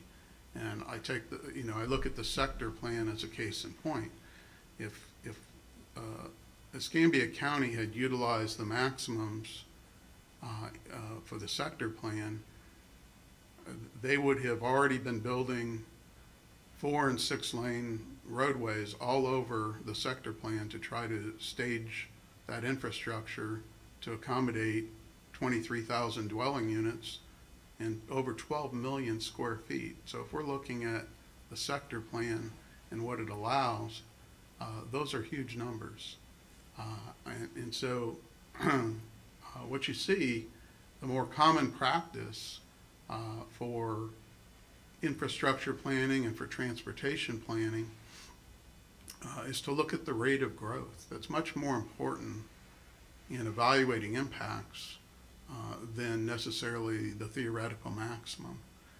This is why the TPO, when they run their analysis for the 2045 long-range transportation plan, they certainly don't assume maximum density. They assume the average prevailing density that's actually being achieved. The water management districts do the same thing. They have a population allocation model. And from that population allocation model, they project out the amount of water demand they expect to have strictly based on the population projections. Now, land use will come into play in terms of distribution of that population. So if we start with a population projection and then we're modeling where those impacts are going to occur, land use will help us distribute that population, and we do that looking at the existing development trend, comparing it to what the actual land use and zoning categories allow, and then the models will distribute that population, or in the case of the TPO model, it will distribute population and dwelling units, and it'll distribute employment based on projections in consideration of where commercial and industrial might be allowed. So it's problematic to just assume that we're going to take an amendment, and even though all of our long-range planning is based on averages, to then suddenly assume that we're going to take an amendment and treat it as maximum when none of our long-range planning is done in that way. And it's never made sense to me to take that approach and treat an amendment property as though it's completely different than all the other properties that have the same type of designations and that were analyzed based on trends and rate of growth as opposed to the maximum. And so I think taking that maximum approach and trying to suggest that that's an accepted planning practice across the board is not correct. And I read the order that Judge Fulks, the recommended order that Judge Fulks issued, and there is a finding in there that says, and I'm paraphrasing, I don't have it in front of me, but that says it's professional planning practice to assume the maximum density or intensity for a comprehensive plan amendment. But I would submit that that finding was done with respect to the type of area that they were analyzing for that particular case. And if it was a finding that was meant to be across the board for every possible circumstance, then I would strongly disagree with that. And I assume that that finding was based on one of the experts in the case, perhaps Mr. Gaudier. I saw that he was listed. Perhaps he testified to that effect. But I think it would be a mistake in that it's not professional planning practice to assume theoretical numbers that are not achievable. And I think it also, in fact, leads to urban sprawl when if you always assume maximum and plan your facilities and your transportation, your water, your sewer, all of your infrastructure and services based on maximum, then you're going to start generating road widening needs before they're ready. You're going to end up generating the need for water and sewer extensions and plant capacity expansions before they're ready. So the key is timing. And I would also just emphasize this, it really doesn't, there's a question of professional planning practice, but I think the more important question is, does the statute require it? And the answer is no. The statute doesn't require that the analysis occur based on the maximum density and intensity of a land use change. It simply says that local governments should evaluate the availability of public facilities and services for a comprehensive plan amendment. That's the statutory requirement. There's no guidance that says it has to be based on the maximum. And in fact, even when we had Rule 9J5 and it was much more prescriptive, as sometimes the agency rules are, it didn't prescribe and require the maximum for analyzing comprehensive plan amendments. It also included an important section that talked about context and how important it is in determining the appropriate level of data and analysis to consider the context that we're dealing with. And the context we're dealing with here, I think, is particularly important because this area, not only this property, but Ms. Rogers' property, that entire subdivision to the south, was all designated MU, mixed-use suburban, before the adoption of the sector plan. So that context, I think, is important. And I also want to make sure that as we talk about the appropriate analysis, that we clarify, I think, the record in terms of what's actually been adopted in the comprehensive plan for the sector plan, because and I'm probably guilty of it myself at times. It's awfully easy to inadvertently start talking about the DSAP, the detailed specific area plans, as though those are part of the comprehensive plan, and they're not. I mean, that's simply a matter of record. The comprehensive plan adopted the long-range framework map, and I would call and the reason I'm bringing this up under this discussion of whether maximum is required or not is because if we were to try to analyze the maximum, we have to do it based on the category that was actually adopted in the conceptual framework map, not the DSAP, the conceptual framework map. You might think of the DSAP as analogous to zoning. In other words, you have future land use categories that are adopted on the future land use map, and you have zoning then that may be more restrictive than the future land use map for a lot of different reasons. Zoning is often more restrictive, and I'll go into that in a little bit more as to why that's relevant here, and picking up on some of staff's previous testimony.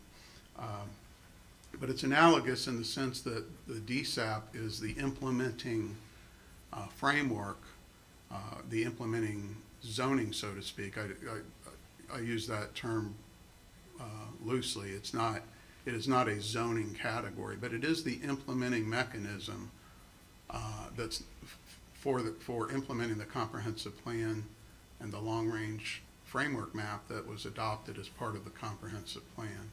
So it's just as zoning implements the future land use map in a conventional designation, the DSAP does the same thing for the long-range master plan that's actually adopted as part of the comprehensive plan. And that distinction is really important because when we talk about the designation of the properties, we need to distinguish explicitly between the DSAP in its maps and its designations and the Midwest Sector Plan long-range conceptual framework map. And so you'll see in my report that I've included attachment 2, and this is the adopted long-range conceptual framework map. So this is what's adopted into the comprehensive plan in conjunction with Chapter 16. And I'd like to call your attention to several items on this map. So first, and this may be, unfortunately we can't really flash it up on the screen here, but I think I can describe it well enough. If Your Honor looks at,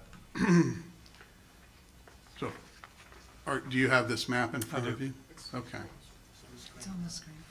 Okay, great. Do we have a Oh, do we have pointer? a, That's okay. I'll stretch. So you'll see kind of in the middle of the sector plan, there's that red area that's labeled as the regional town center. And to the northeast of that, you'll see a regional employment district.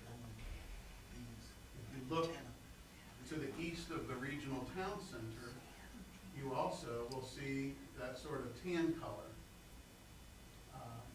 It's kind of it's in this area that kind of forms a triangle with US 29 on the east. And you see that square and kind of rectangular boundary that's in the tan area? That is the subdivision to the south. So this property, the subject property that we're discussing today, is just north of where that boundary is identified in the tan area. So, and it has the same designation as the subdivision in the tan area. And that designation is new suburban / conservation neighborhoods. So we've heard testimony that the property is designated conservation neighborhood, not in the comp plan. This is the designation in the comp plan. The conservation neighborhood designation is in the DSAP, which is not part of the comprehensive plan. And you'll see on this document at the top of attachment 2, there's a reference to the Midwest Sector Plan DSAP, and that's because it also references this map that was adopted as part of the comprehensive plan, because this map has to guide the way that the DSAP designations were ultimately adopted and approved. And so when we look at this tan area, the county had the option to designate that as new suburban or conservation neighborhoods when they adopted the DSAP.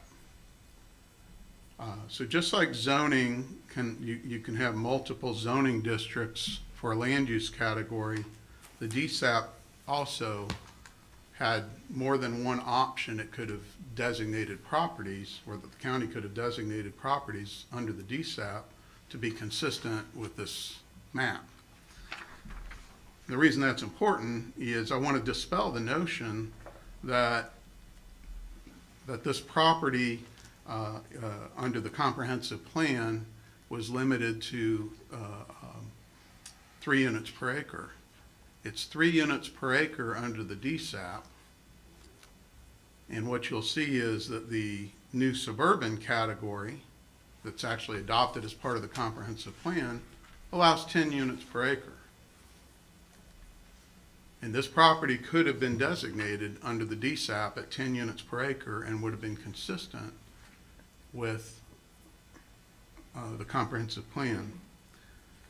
So, and there are some other differences. Even when you look at conservation neighborhood, if you look at the comprehensive plan description of conservation neighborhood, it only allows 2.5 units per acre, not 3.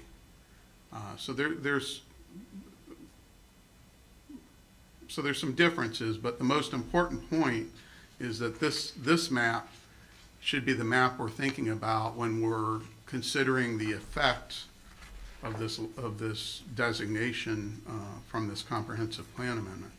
And so essentially all by removing the overlay, it's simply defaulting back to the mixed-use suburban that previously applied to the property, and I believe even under the county's future land use map today, that underlying designation of mixed-use suburban is still there. It's just that this overlay, because this is an overlay, the overlay controls over the mixed-use suburban designation.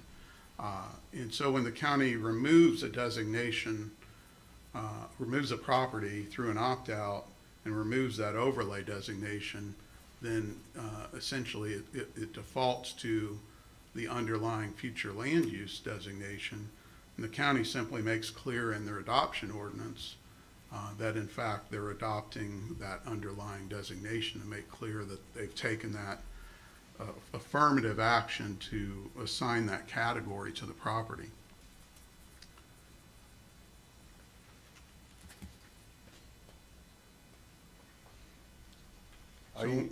Are you finished with that area, or are you? Yeah, let's stop there on the maximum, because I think I covered that pretty well, and I do want to come back to this map eventually. Okay. I'd like you to just move on and start to work through some of the information in the last few pages of your draft in the supplemental analysis, and you can kind of refine and add or amend it as necessary, since it is a draft. But you could start with the transportation analysis and then work through that very quickly. Just touch on all the different subject areas. Did you have any concerns with the transportation issue? So I concur with Ms. Malone's previous testimony. I've included, with regard to US 2019, US 29, excuse me, I've included the FDOT generalized level of service tables as an attachment in my report. And the reason I did that is I wanted to point out what the capacity is according to the generalized tables. Now, these tables are used for high-level generalized planning purposes. They're not intended to work in the same way that, say, a sophisticated model might work that's studying or that's modeling intersection turning movements. The generalized tables are more to give a rough estimate of the capacity of roadways. And so the generalized tables would recognize US 2019 as what we call an uninterrupted highway or an uninterrupted arterial roadway. And the reason that classification is important is it's based on signal spacing. And so if you have traffic signals that are spaced more than 2 miles apart, the roadway is considered uninterrupted, and the maximum level of service volume for a four-lane divided uninterrupted road, which is how US 29 is classified, is 66,200 vehicles a day. And so you can compare that to the DOT traffic counts. And I know, I noticed that the staff's report had mentioned, I think they quoted a 2019 or 2020 volume of 19,000 and some change. I went ahead and looked up the FDOT volume from earlier this year when that was documented before the hearing occurred, and so it was 22,500. In other words, the average annual daily traffic is 22,500, a little bit higher than staff had cited. But that's still, only a third of the actual capacity of US 2019. Then I took the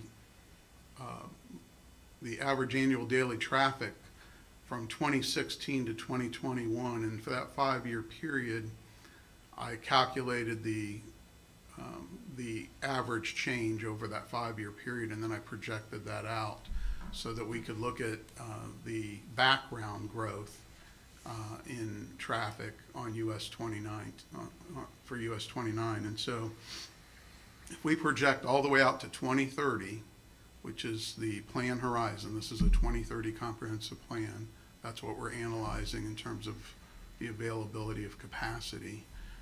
In 2030, we would have another about 5,000 trips of background that would, in other words, background traffic would increase over that 8-year period between 2022 and 2030.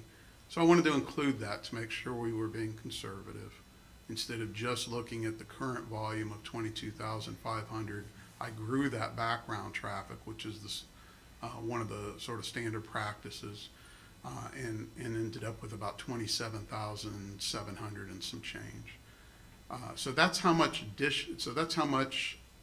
projected volume we would have on US 29 through 2030, and all of the available capacity beyond that would be available to serve this amendment. So traffic is not an issue. I can discuss the trip generation for this project or for this plan amendment if you would like.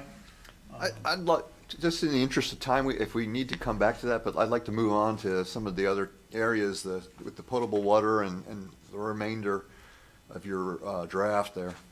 Yeah, and so the most important point in regard to the water rate is that, even if this plan amendment ultimately yielded a project that built out at the maximum theoretical density, which given the site constraints, I just professionally don't see that happening, but even if it somehow did, we still have to meter out and figure out, well, how many of those units would actually come online by 2030, because that's the time frame we're analyzing. And so the maximum number of units would be 2,486 units. That's 20, that's simply the amendment property acreage, 99.45 times 25. And so, if they could somehow figure out a way to design the site to accommodate that many units, that could be the theoretical build out. But just to be conservative, I use that number, but I also metered out how quickly that subdivision would grow, or those apartments would grow.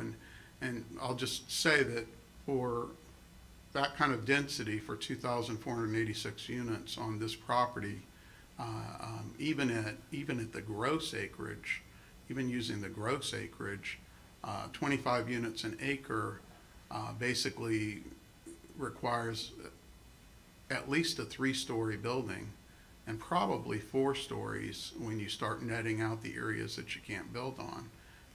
But even assuming, well, whether 3 stories or 4 stories, we still have to then assign an absorption rate for those units, because 2,500 units, 2,486 units is simply not going to come online very quickly. We're talking about the sector plan that added 62 units in 10 years, 62 units between 2011 and 2021. There hasn't been much growth. They did approve 2 subdivisions that you've heard about. One of them is called Rishwood. The other is called Harmony Estates. We looked at we extracted from the property appraiser data set the certificates of occupancy, or I should say what we actually extracted was the final sales date when the unit went from the builder to the homeowner. And what that allowed us to do was to figure out when was the last unit approved and built within the subdivision, because approving a subdivision doesn't simply mean that you're going to suddenly have that many units come online. It takes a long time to market property and for those lots to be sold, and then for those lots to be built on. And so with Harmony Estates, it grew slightly quicker than Rishwood. It grew at 16.6 units per year. And so, I could have just taken and assumed that the growth rate would be 16.6 units per year for multifamily. The reality is we don't have a good trend line for multifamily because it hasn't been built up there. And so I wanted to be conservative again. And so I assumed 50 units per year absorption for the multifamily. That's 3 times the amount that Harmony Estates was able to achieve. And so over 8 years, that basically would meter out and add 400 units. And I think that's a very reasonable way to look at the infrastructure needs through 2030, is by applying a reasonable absorption rate. That's how it's done in the industry. That's how all the agencies do it for long-range planning purposes. I don't know why we would take an amendment and suddenly single it out and treat it greatly differently. And so if you use that rate, 400 units at 250 gallons per day is about 100,000 gallons. And that's compared to the current capacity that's been permitted for Cottage Hill Waterworks. We're talking about water here, of 0.736 million gallons per day. So that's 736,000 gallons is what the 0.736 MGD means, millions of gallons per day. So the next step then is, once you understand the capacity, is to look at how much flow has already been approved. And that's where the pumpage rates are really important. But as a first step, and a simple way of looking at this, is if you just look at the Northwest Florida District Assessment Report, it includes a projection, and this is from the Water Management District. These are not my projections. The Water Management District projects out by 2030, again, this would be the plan horizon, a total demand of 0.435. So let's use that for simple math. So we have about 300,000 gallons, a little less than 300,000 gallons available after you account for the Water Management District's projection of demand through 2030. And we're, based on that metering out of the maximum density, the 400 units would require about 100,000 gallons of that 300,000 gallons. So it uses about a third of the available capacity as you meter out. Now, I've run my own projection, but I don't, just to save time, I won't go into that because we do have the Water Management District's projection. Mine came in a little bit lower because I used more recent data compared to their assessment report, but let's use theirs for conservative analysis. Theirs is higher. There's still plenty of capacity available. Next, I would turn to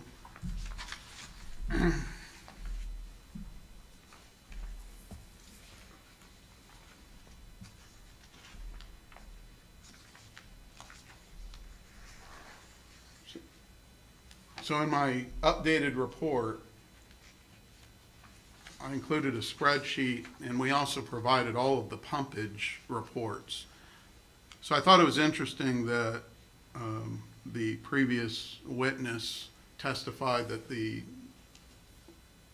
Cottage Hill Waterworks couldn't provide the data that I asked for. I mean, I'm just asking for their pumpage reports. These are a matter of record. So yes, it did take me longer because they wouldn't. I will just say, when we first talked to them, they said no problem. We've got them available. And then the next thing I knew, they were refusing to produce them. But so we had to look them up through the Water Management District's database, and so we obtained all of the Cottage Hill pumpage reports starting from June of 2016 all the way through May of 2022 when the planning board hearing occurred. And I will say Ms. Oxenrider,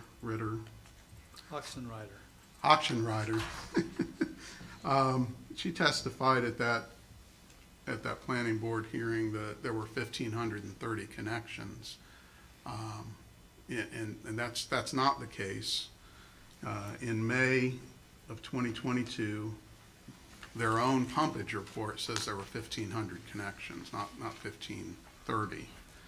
But more importantly, what you see when you look at the pumpage reports is that they vary greatly from month to month. And if you think about it, that makes sense. I mean, the water demands are seasonal in nature. If you have a dry month, people irrigate more, you're going to have higher pumpage rates, whether there's more units or not. And so for a given number of units, at any given time, you may have a very low number or a relatively high number for that number of connections. And just to give an example, if we look at, if we go back and look at July 2016, the pumpage rate, and this was based on 1,325 connections, the pumpage rate was over 13 million gallons a day. Or excuse me, 13 million gallons for the month. And when you then compare that to, say,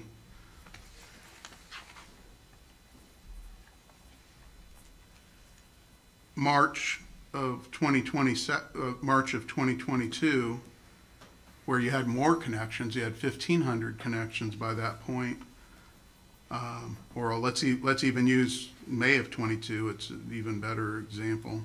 You had 1,500 connections and 12.3 million gallons for the month. And so even though more connections had occurred, the actual volume pumped was substantially lower than it was 5 years ago in a given month because of that seasonality. So for that reason, you have to look at water year to year. If you don't look at it year to year, you get these seasonal fluctuations. You shouldn't evaluate it monthly unless you're really trying to understand seasonal variations. Your Honor, if I could just interrupt, we're coming up on 5 o'clock, and I just want to make sure I understand how much time we're going to be allowed to maybe finish this up. I want to finish. Okay. I'd like to be home before midnight, but Okay. if I get home after midnight, I get home after midnight. I'm here as long as I get you're paid. here. I'm paid, so I do need a break, though, if I could maybe take, I hate to interrupt I the. think we'd get done quicker if I didn't let you have a break. We all may regret that. All right, let's take 5 minutes. Okay, thank you.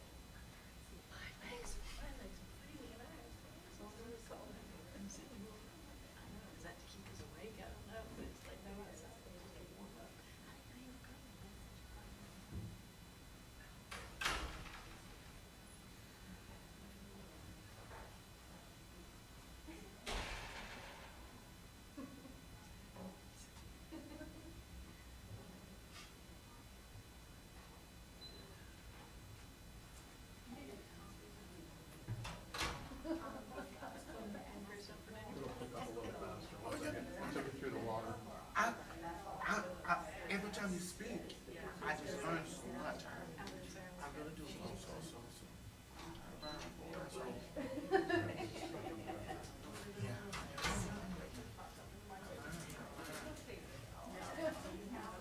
Yeah, Sam, it'll pick up after I get past the water. Okay, yeah, it's sorry to The water's the to hardest. derail you when you're on a roll, then I had to just take a break.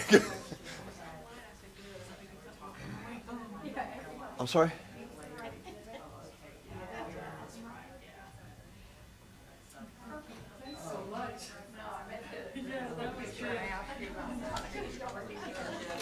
We're not gonna have many brain cells left. That's usually what I do. Perfect.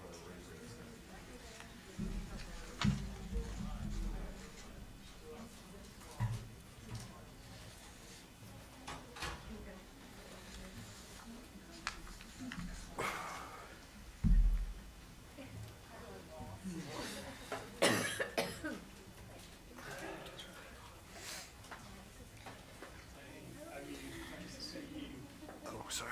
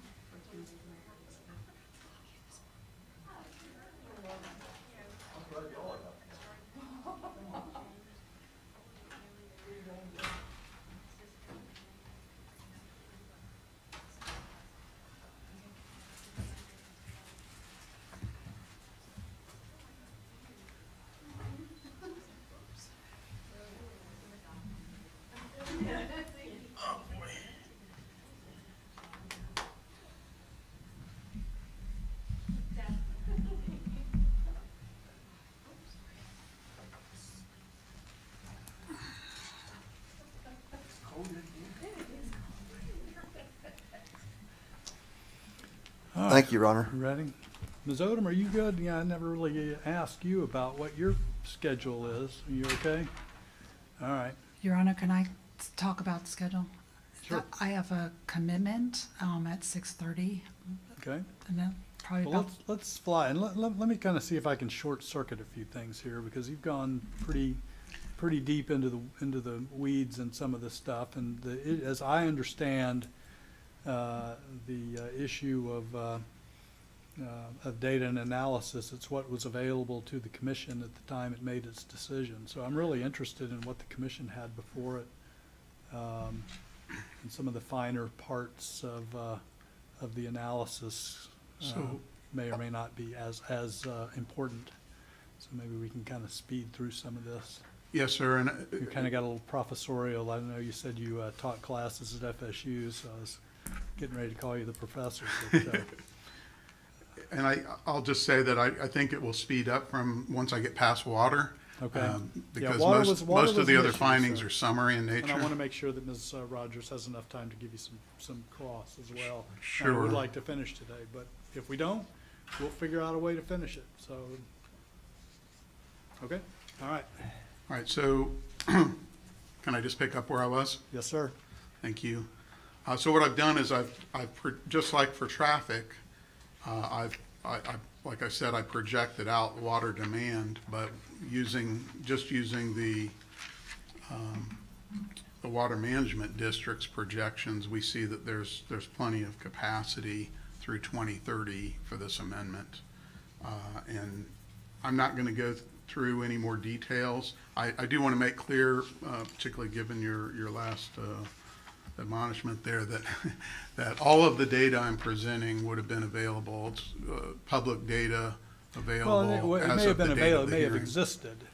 And that was a question I had, because you indicated all of this data existed. And it may have existed, but was it in the record of the amendment hearing?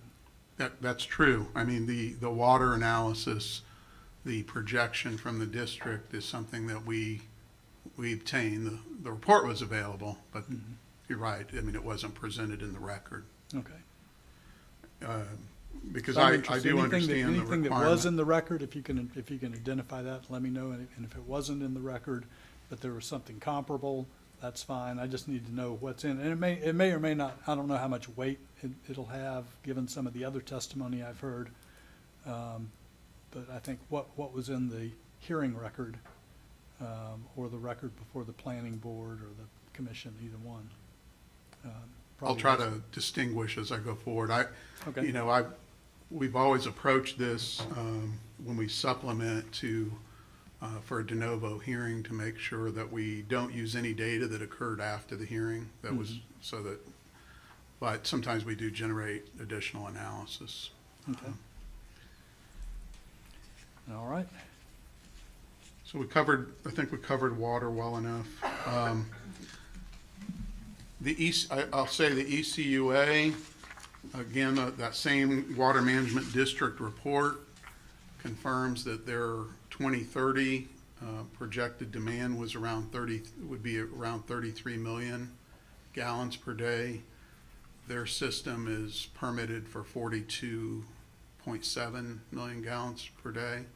So in the scenario where ECUA would take over through, if Cottage Hill Waterworks franchise was terminated and ECUA took over, there's plenty of water available from ECUA. But that's not necessary. I mean, I don't see that scenario being necessary, because there is sufficient water with the Cottage Hill Waterworks. Also want to mention, there was testimony earlier that, or may have been a comment from Ms. Rogers, that there were only 2 active wells. So my report mentioned 3 because that's what the water use permit authorizes. And if I used the word active, which I think I did in my report, I just want to clarify that meant as to permitted wells. I will tell you that if you look at the flow rates for the 2 wells that are actually operating, one well is 500 gallons per minute. If you do the math, that calculates out to about 750,000 gallons per day. And if you look at the other well that's mentioned in the permit, I think that's number 3, its flow rate is 700 gallons per minute, and that calculates out to over 1 million gallons per day. So there's plenty of capacity from the 2 wells based on their flow rates to achieve the maximum, the 0.736 million gallons per day that it's actually permitted for. So that's the permitted amount for the system as a whole. And so what I'm letting Your Honor understand, or I'm trying to explain here, is they have about 1.7 million gallons of actual physical flow rate capability between the two wells that are actually operating. So there's no constraint in that sense.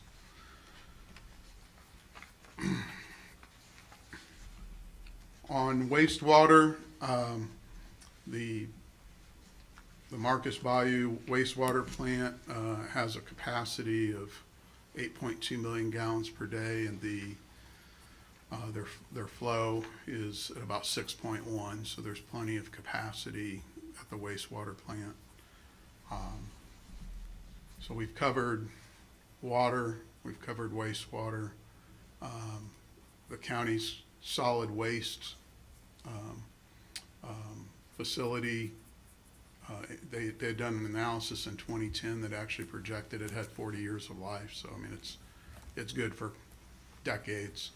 And then stormwater would be handled as an on-site requirement. In other words, the county has level of service standards for how you have to design your stormwater management on site. And so that's not a public facility capacity. Now, the county could have decided to develop some sort of a regional system, but in terms of simply complying with their level of service standard, there would not be a problem in that regard. Do county stormwater standards, are they equivalent to state stormwater standards? They're similar, so you have pre-development can't exceed, or post-development can't exceed pre-development, that Yes, type of sir. thing? Pre-post, and they look at frequency and duration as part of the standards. So Okay. those are standards that have to be met when you design your stormwater retention ponds. I did want to mention on transportation, there's no adopted level of service standard. And so I think that's really important also. I mean, when we're talking about the availability of capacity, you have to have an adopted measure or an adopted standard by which to apply that determination. And so, as I explained, there's plenty of capacity on US 29, but that's just speaking in general terms because they don't have an adopted level of service standard. There is no standard to say this is good enough or not. But just in terms of general planning, there's plenty of capacity there. And I'm going to skip going into the minutia of how we calculate those trip generation figures. I can certainly do that if we need to. And then the other two major findings in my report address land use need and urban sprawl. And so with land use need, it's important to understand that the state, when they amended Chapter 163, one of the very significant policy changes was to change what we call the land use need test from a maximum to a minimum. In other words, I used to do a lot of cases where the issue would be whether there was sufficient need for the amendment, and you would be analyzing whether, based on projected demands, the comprehensive plan allocated too much land use. And there were lots of cases about whether a plan amendment was in compliance, or whether a comprehensive plan was in compliance based on how much land use allocation was authorized on the map as compared to what some projected demand would be. And they changed that test, eliminated that test with the passage of the Community Planning Act. And now that's a minimum requirement. You have to show that your comprehensive plan has at least enough allocation, enough land use allocations to meet a 10-year projected demand. So there's no land use need compliance test that would apply to this property in that regard. And then finally, it's important to walk through the urban sprawl requirements or provisions of the statute. Comprehensive plan amendments are required to discourage urban sprawl. Kind of what happened there at the state level is that Section 163.3177, Parent 6, Parent A, Section 9, Parent A, addressed, I think it's Parent A at the end, it may just be an A.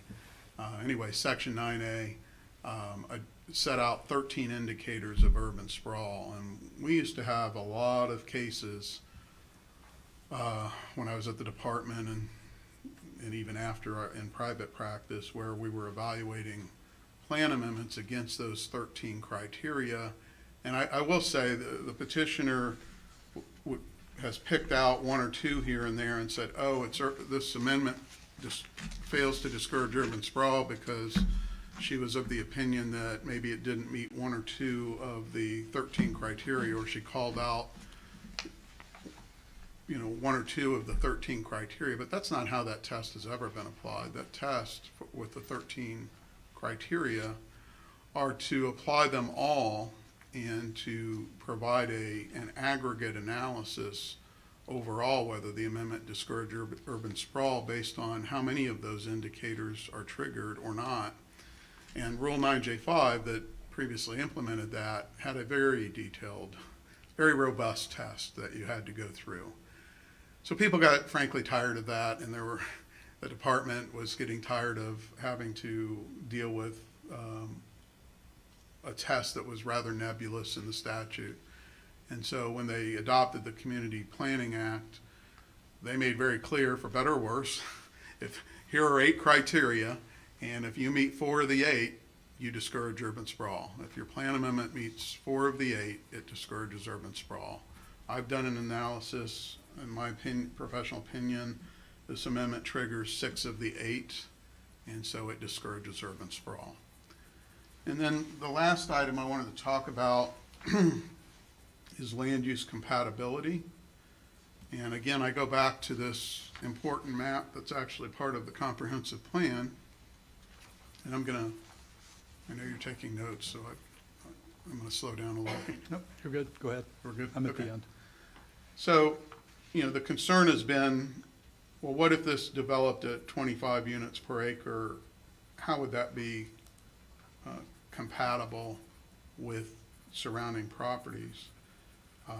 My first point is, as I mentioned earlier, or testified earlier to, this entire area in that sort of triangle that I was showing up on the screen that's in tan, that has the border of that subdivision in there, that was all mixed-use suburban already. So the county already made a determination that mixed-use suburban was compatible in that area across all those properties. But I want to also call your attention to the orange. So if you look at the orange area that's immediately to the west of the subdivision boundary in the tan area, that's designated traditional urban neighborhood. Well, that's 25 units per acre. I mean, that allows 5 to 25 units per acre. So it's not any more dense than the mixed-use suburban that this plan amendment would allow. And if you just look at this map overall, I mean, you can see that the tan borders the orange throughout the entire map. So you have a land use pattern here where it clearly allows 25 units per acre in the orange immediately adjacent to all of the tan. So this argument that somehow they're not compatible is not at all consistent with what the sector plan even allowed in terms of densities adjacent to one another. And again, compatibility, it's not simply a numeric calculation of, well, is 25 units per acre compatible with 4 units per acre or 6 units per acre. The reality is that, compatibility is really primarily about design. And so if you have sufficient buffers, you can make those properties compatible with one another through your design of your buffers, the orientation of buildings, how you handle your traffic, your driveway connections. All of those sort of issues can ensure compatibility. And I've always, as a professional planner, rejected the argument that multifamily is somehow inherently incompatible with single family. There's examples all over the state in every city with multifamily right at the edge of single family subdivisions. It's a very common pattern. It occurs all over the state, and so it's certainly not inherently incompatible. Let me just see if I've covered each of the compliance issues. So I think the only other point maybe that I'd make is in regard to internal consistency. So there's been discussion that Chapter 16 applies to the review of this amendment. Well, if you read the section that's been quoted in the testimony so far, I think it's subsection 5 in Chapter 16. It's referring to the test for doing an opt-out or removing property from the DSAP, not the comprehensive plan amendment in changing this long-range map. And so this procedure, this hearing we're having today is not about amending the DSAP. And so that criteria doesn't even apply. The amendment that we're discussing today is to remove the property from the sector plan, which will remove it as it's adopted in the comprehensive plan. In other words, removing from that map that we've been looking at, not from the DSAP. The DSAP, of course, if you remove it from the comprehensive plan map, that means it will be removed from the DSAP by default. And the county may or may not go through a ministerial process for changing their DSAP boundary. They should just so that they have a good map in the DSAP that shows it's been removed. But that's not what this amendment is and this hearing is about. This is strictly about the comprehensive plan. So I don't see any internal consistency problem at all. That provision doesn't apply to this amendment. And the rest of the criteria in the comprehensive plan in Chapter 16, of course, wouldn't apply to this amendment because those criteria are guiding the sector plan. This property won't be in the sector plan, so those criteria aren't going to apply when this property is in the MU suburban, mixed-use suburban category that's been allowed by this amendment.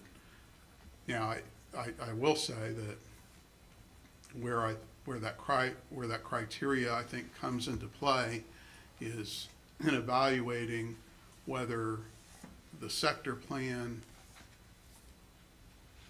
as it's adopted into the comprehensive plan, that is that map that we've been looking at, whether that sector plan can still function in all respects based on the criteria set forth in Chapter 16 once this property has been removed.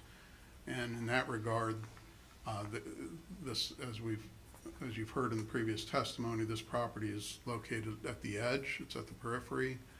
of the sector plan, and this won't have any effect on the ability of the county to continue to implement the sector plan. And from an environment, and I would also say from an environmental impact, and I spent a lot of time studying environmental issues with the Department of Community Affairs and in private practice as well, because I headed up the Area of Critical State Concern program in the Florida Keys. So that was very much driven by environmental concerns. I spent a lot of time working on HCP issues, habitat conservation plans, listed species protection, wetland protection. There's nothing in the record that suggests that this property is in any way unsuitable for this amendment and for the mixed-use suburban designation.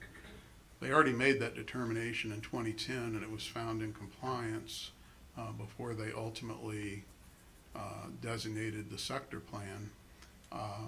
So the property's already been determined as appropriate, suitable in character for 25 units per acre. The conservation element policies will still apply. So simply because the property is removed from the sector plan doesn't mean that the conservation policies won't apply. They will, and they require clustering to direct the development to the upland area. So the wetlands will still be protected. There won't be any need to encroach in the wetlands. They'll still have to provide a buffer in accordance with agency permitting requirements. You're gonna end up with a 25-foot buffer at a minimum out there, and so the wetlands will be protected. And again, looking at the statutory test, it's simply whether the character of the undeveloped land is suitable. Replacing the timbering with urban development is very common, happens all over the state. I mean, frankly, timbering's not a great use for water quality protection. When they clear cut for timbering, it creates a lot of debris, a lot of sedimentation that ends up in the creeks. I'm not sure why anyone would think that that's particularly a great use to have adjacent to the wetlands, but in any case, there will be required performance measures in accordance with the county's stormwater system that will protect both water quality and ensure sufficient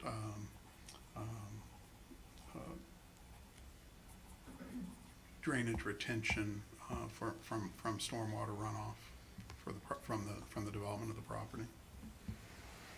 Is there anything else that you want to cover that we haven't already addressed? I know that this is a draft we're working off of, and this is kind of, I want to wrap it up here and give you one more opportunity to make sure that there's any refinement that you needed to clarify before we turn it over to Ms. Rogers. I don't think so. Okay, I have one more question. I'm still worried about the Panthers. I want to make sure that this weekend when I'm out there with the Boy Scouts, I don't have to worry about being attacked by Panthers. So can you put my mind at ease? I almost fell out of my chair when I heard that testimony. Frankly, I mean, it's nonsense. The Florida Wildlife Conservation Commission and the U.S. Fish and Wildlife Service have range maps. I mean, the Florida panther is very much concentrated in southwest Florida. Yes, it roams north now and then. I think you'll see, and I'd like to, if we could.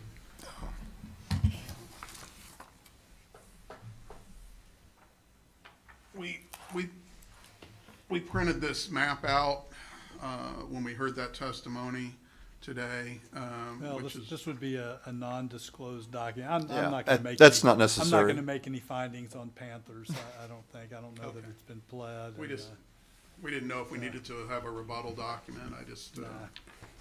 I have nothing further, Your All Honor. right, so let me make sure I understand, then kind of, other than as may have been modified as you've discussed today, either through the inclusion of additional exhibits or testimony. This draft report would reflect your opinion with regard to the proposed ordinance. It does, and you'll see there's discussion of the zoning in there, but I'm not basing my opinion on the zoning. I will say, and you'll see some And discussion. but there's nothing in here you disavow. That's correct. All right. I will say there's one correction that I should mention. I had inadvertently looked up the low-density residential, so I cited 4 units per acre for the zoning. Should be 7 units per acre, but I think the better, as I say, the better approach to really calculating the maximum impact is to use the absorption analysis and to show that even in a worst-case scenario, I mean, if there was a shortage of capacity, I would perhaps dig in more on the zoning argument, but we really don't even need to. I mean, there's not a shortage of capacity, and as long as you accept a reasonable absorption rate. Okay. All right. Anything further, Mr. West? All right. Ms. Rogers, your witness? On your original draft report, you said on page 9 of your report, you said, as a practical matter, this is second paragraph in, the ECUA would be required to serve the sector planning area as Cottage Hill Waterworks has limited service capacity. So you don't have that in your new report. You took that out of there and you went to the absorption rate thing, which was not in your original report. Why did you change that? Well, because I obtained additional data on the pumpage rates, but I stand by my original comment, and I think that comment was actually in regard to the sector plan. It was, yes. So that's important to understand. I don't want my report misquoted.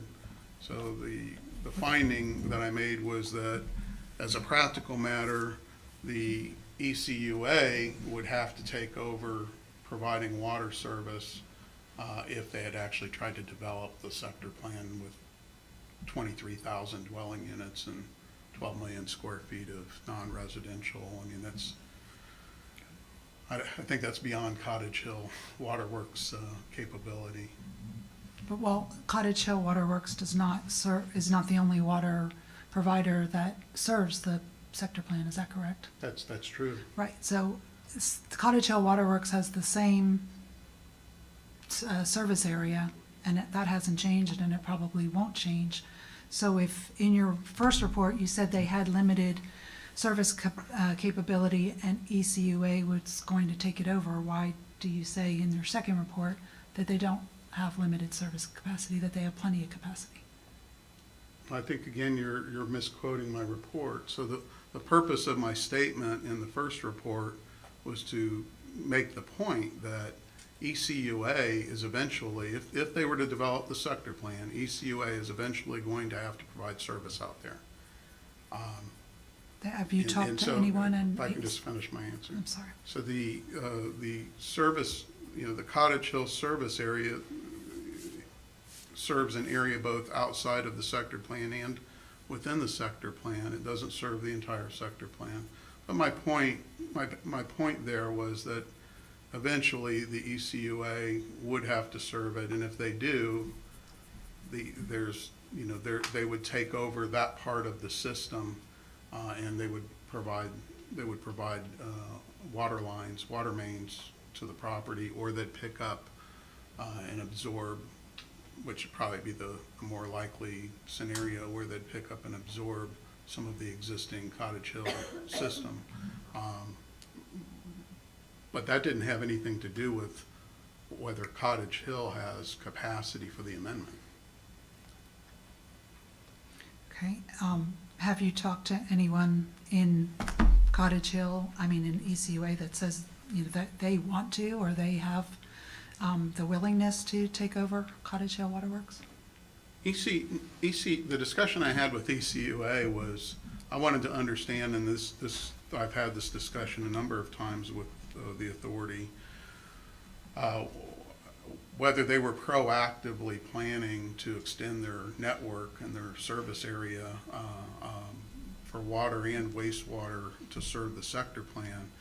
And, you know, the authority has, you know, the last time I spoke with them, they had not yet produced their wastewater master plan, and so I wasn't able to confirm if they've actually adopted a master plan that intends to serve that area.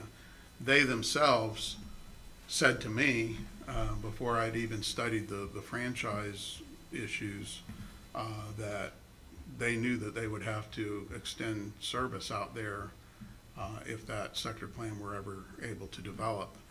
They, you know, they expressed concern that, just as I was mentioning earlier, that they didn't want to start planning a network to extend and service the sector plan because, in their words, it wasn't developing according to the adopted plan. They just, you know, there were 62 units built in 10 years, and so they made the very point I was making earlier in my testimony, that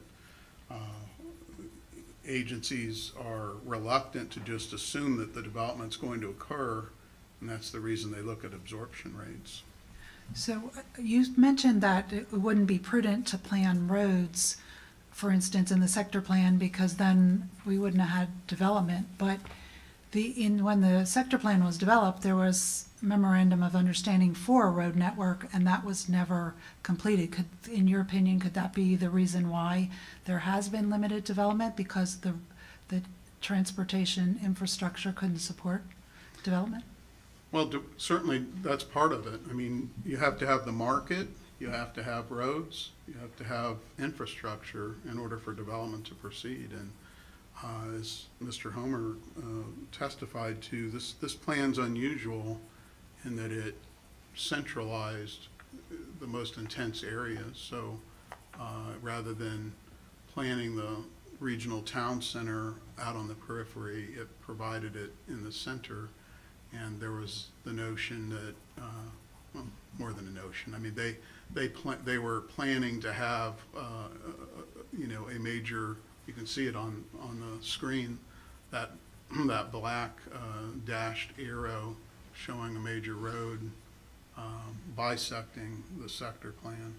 But you know, that's that's part of the concern that I think ECUA has had, is whether there's really a market out there, whether the market's really trying to build these regional employment districts.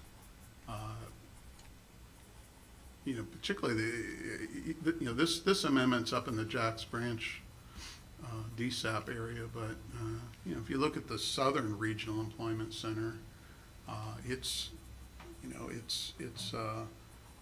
has proximity to I-10, and even that area hasn't taken off.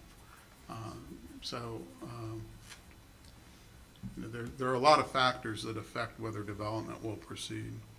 Some of those factors can be political, you know, support and things like that also. Yes. You mentioned that did a great deal of talk about the map that you used in your report, figure 1.1.B, and you said the long-range conceptual framework map. You said this was in the comprehensive plan? Yes. In where is it? Because it's not in chapter 16. Well, it's in their map series. So chapter 16 just has the text in it. It's also in the DSAP document here.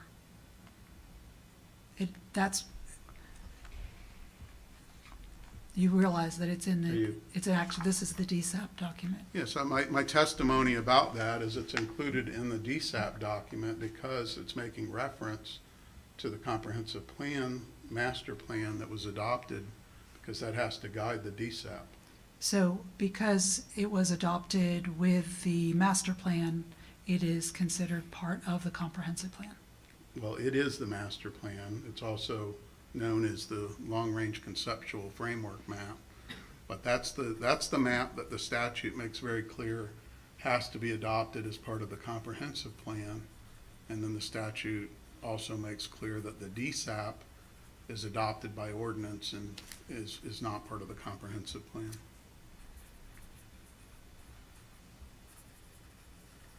Okay, if we could pull up petitioner exhibit 11 again.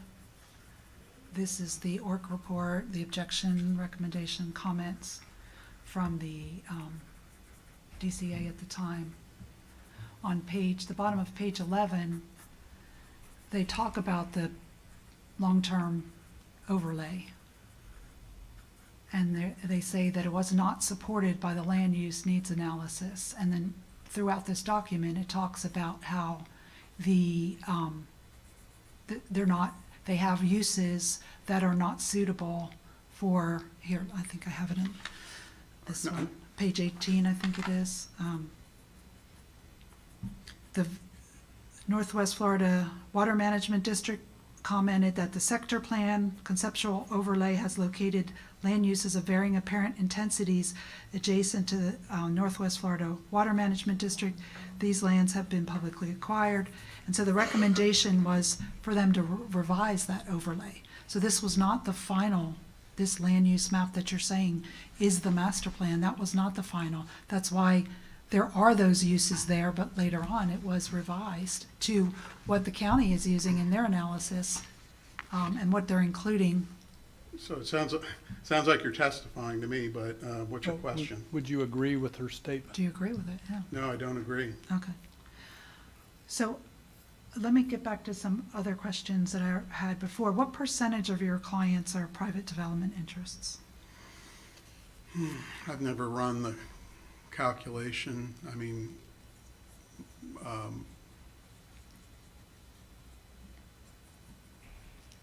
80 to 90%, I would say. You said that you agreed with the staff analysis, but you had quite a bit of supplemental material.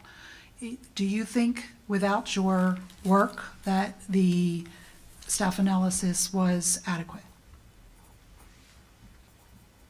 Well, the staff analysis was generalized. So, for example, Ms. Malone cited the ADT count, traffic count on US 29, but didn't, in her report, cite the actual capacity of the roadway. So it would have been better had she cited the capacity. But she testified today that there was sufficient capacity, which I agree with. And DOT didn't, they wanted to see more detail, but that doesn't mean the plan amendment's not in compliance.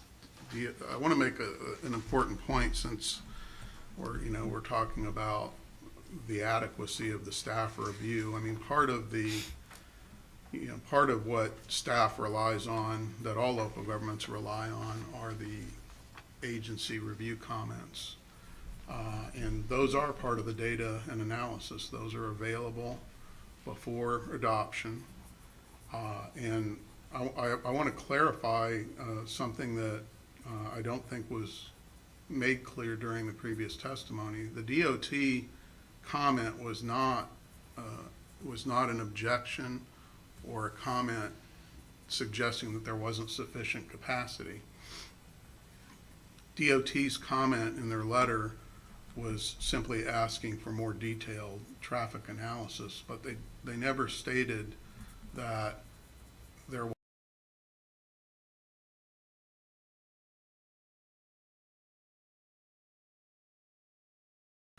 the agencies are required to specify if there's a state, if there is a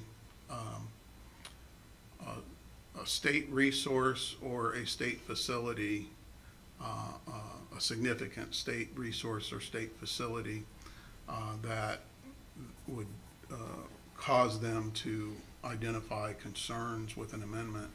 And so they never made that kind of finding. US 29, it's part of the strategic intermodal system, so by definition, it's an important state facility, and yet DOT didn't raise an objection. Their comment was a technical comment. I also want to clarify the record that it was misstated or an incorrect statement was made that DEO could only raise compliance issues if it involved a state resource or facility, and that's not correct. DEO can raise any compliance issue that it would like under the statute. If it raises an issue on behalf of an agency, so let's say that DOT had, just for the sake of argument, that DOT had raised objections and said that DOT didn't think that there was sufficient capacity on US 29 and that it was a significant state facility, then DEO could make that objection on that particular point, essentially bringing forward DOT's objection in that scenario. But that didn't occur. But that doesn't preclude DEO under the statute, under 163.3184 and the subsection discussing state coordinated review procedures, from raising any other compliance issues. And a good example of that would be urban sprawl. I mean, urban sprawl as a concept it seeks to protect resources. You try to discourage urban sprawl to protect resources and achieve a lot of public benefits, but it's not itself a state resource or a state facility. But yet DEO can raise objections and find amendments not in compliance based on urban sprawl. So that it's not correct to say that DEO couldn't raise issues here. I think the better assessment, the correct assessment, is DEO looked at the amendment and determined that it was in compliance. That's what their compliance determination stated. Mr. Metcalf, when were you engaged to evaluate this plan amendment and testify? I sent the county my engagement letter on November 16th, and I don't recall when they signed it and sent it back, but I started working on it probably even a day or two before I had submitted my engagement letter to them. So who contacted you about this issue? Stephen West. And when did he contact you? A couple days before? Is that what you said? I think he first started talking to me about it earlier in the month. I don't remember the date. And did you, on that phone call, when he called you, did you agree to take the job? I agreed to take the job once I had spent enough time evaluating the amendment to reach some preliminary conclusions. Whenever I take on a matter like this, I make clear to the client that I'm going to have to do some preliminary evaluation, and if I see major problems at the preliminary evaluation before I even take on the case, then I let them know that and tell them to look for someone else, that I won't be able to help them. But I'm not able to reach a complete finding just based on my preliminary review, so that's more of like a screening I do to decide whether to take the case. And then, once I've actually completed my evaluation, then I provide my opinions, my findings and my professional expert opinions in a report or verbal or however we've determined we'll do that. Okay, so you weren't involved in preparing this comp plan amendment for the planning board hearing or the commission transmittal hearing or the adoption hearing, is that right? That's correct.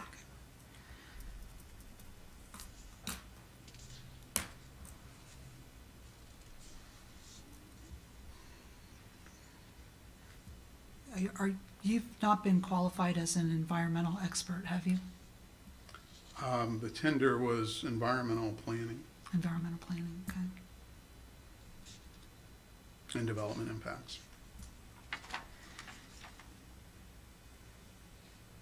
So when you read the staff analysis where the staff said no development was proposed and they deferred gathering any other data, you're saying that because of the context, that's okay? No, I mean, my testimony was that I don't believe that I didn't testify about their position on not having a project. But you did say you agreed with the staff analysis, correct? I agreed with the ultimate conclusions of their analysis, which supports the amendment. And do you believe that it is appropriate to analyze this future land use change by looking at the constraints of the zoning, what they're calling the underlying zoning? I think that's part of the consideration that should be analyzed. I don't think it's the only thing. I think it's more important to really focus on ultimately the rate of absorption. Zoning,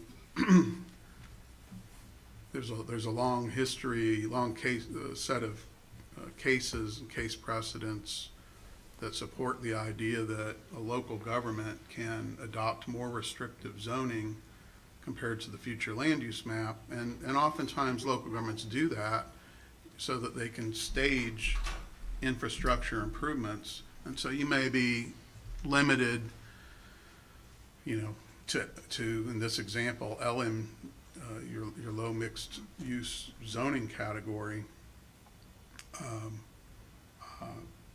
And at a future point in time, the local government can consider increasing the zoning, to a higher density level or intensity level, if conditions are appropriate to do that. So when we evaluate a comprehensive plan amendment, it's really important to not just look at the map, but you have to read all the policies to assess the proper way to evaluate a comprehensive plan amendment. And so I don't dismiss the idea that zoning and land development regulations are important. In fact, the statute requires section 163.3177, and I believe in the very first paragraph talks about the idea that a comprehensive plan has to give meaningful guidelines for implementation.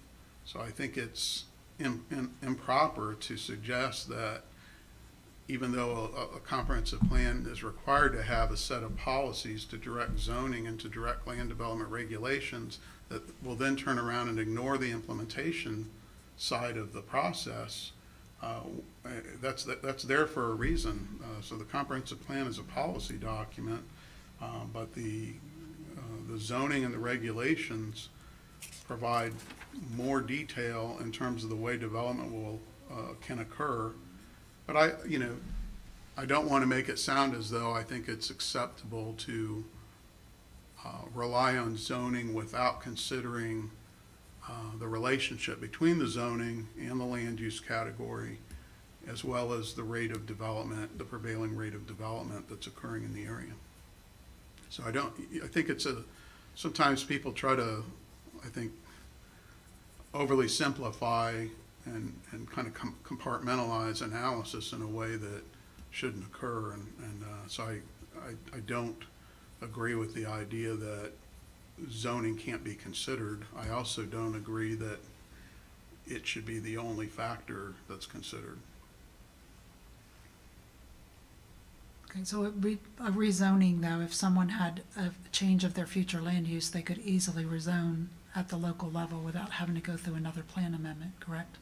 No, I wouldn't agree with easily rezone. Rezonings can be very difficult. They're quasi-judicial proceedings. But they wouldn't have to do a plan amendment, correct? They would just. Well, that's have right. the- But that doesn't mean that the comprehensive plan guidance for the zoning should be disregarded. Okay, on your initial report, you state that this was adopted on June 2nd, but it was not adopted until September 22nd. Is that correct? It was adopted September 22nd. Okay, and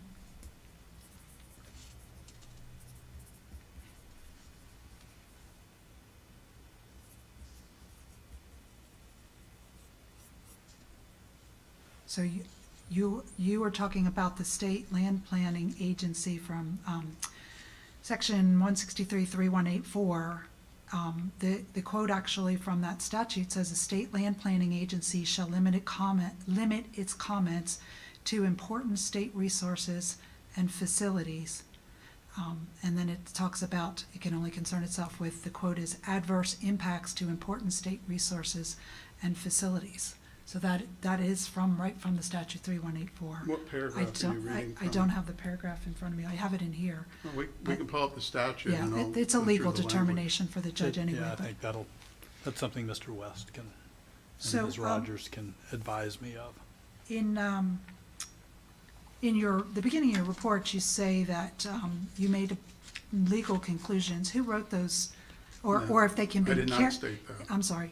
If any of your opinions are characterized as legal conclusions, isn't really the first part of this legal conclusion, like the first couple, 1, 2, 3, almost 4 pages, aren't they legal conclusions on how you understand this statute? No, What would you? they're not legal conclusions, but as I stated in my report, I think it's important to analyze how the statutes apply and then look at the factual information to evaluate the compliance of a comprehensive plan amendment. And planners, that's the common process that planners go through. Local government planners make recommendations on whether an amendment would be in compliance. The State Land Planning Agency certainly does. I mean, that's the function of their review, and that's the planners conducting that analysis, not the lawyers. All right, when you made the notice to that, DEO was getting ready to put it, or had posted on their website with their notice of intent, that's pretty much the format unless it's timely challenged by someone. Is that not true? Sure, I understand your question. It's, That- DEO has to make a compliance determination, and DEO found the amendment in compliance.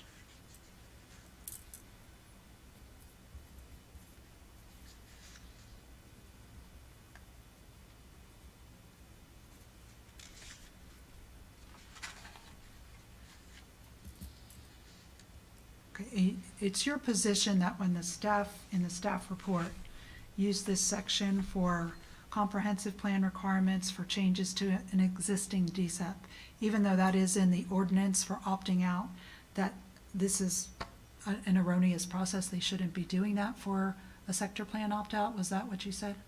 I'm saying that that's not an internal consistency issue for an opt-out amendment, because the DSAP is not part of the comprehensive plan.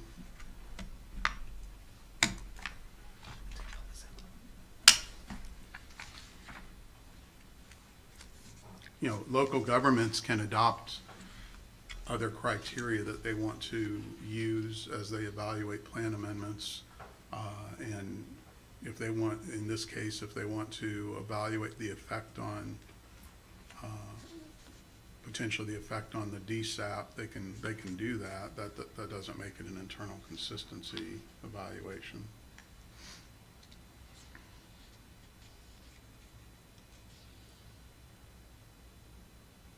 Okay, you said in your, on your analysis on, page 0428, Bates stamp 0428, you said Escambia County adopted a sector plan which approved extensive regional employment centers as well as high-density mixed-use town centers.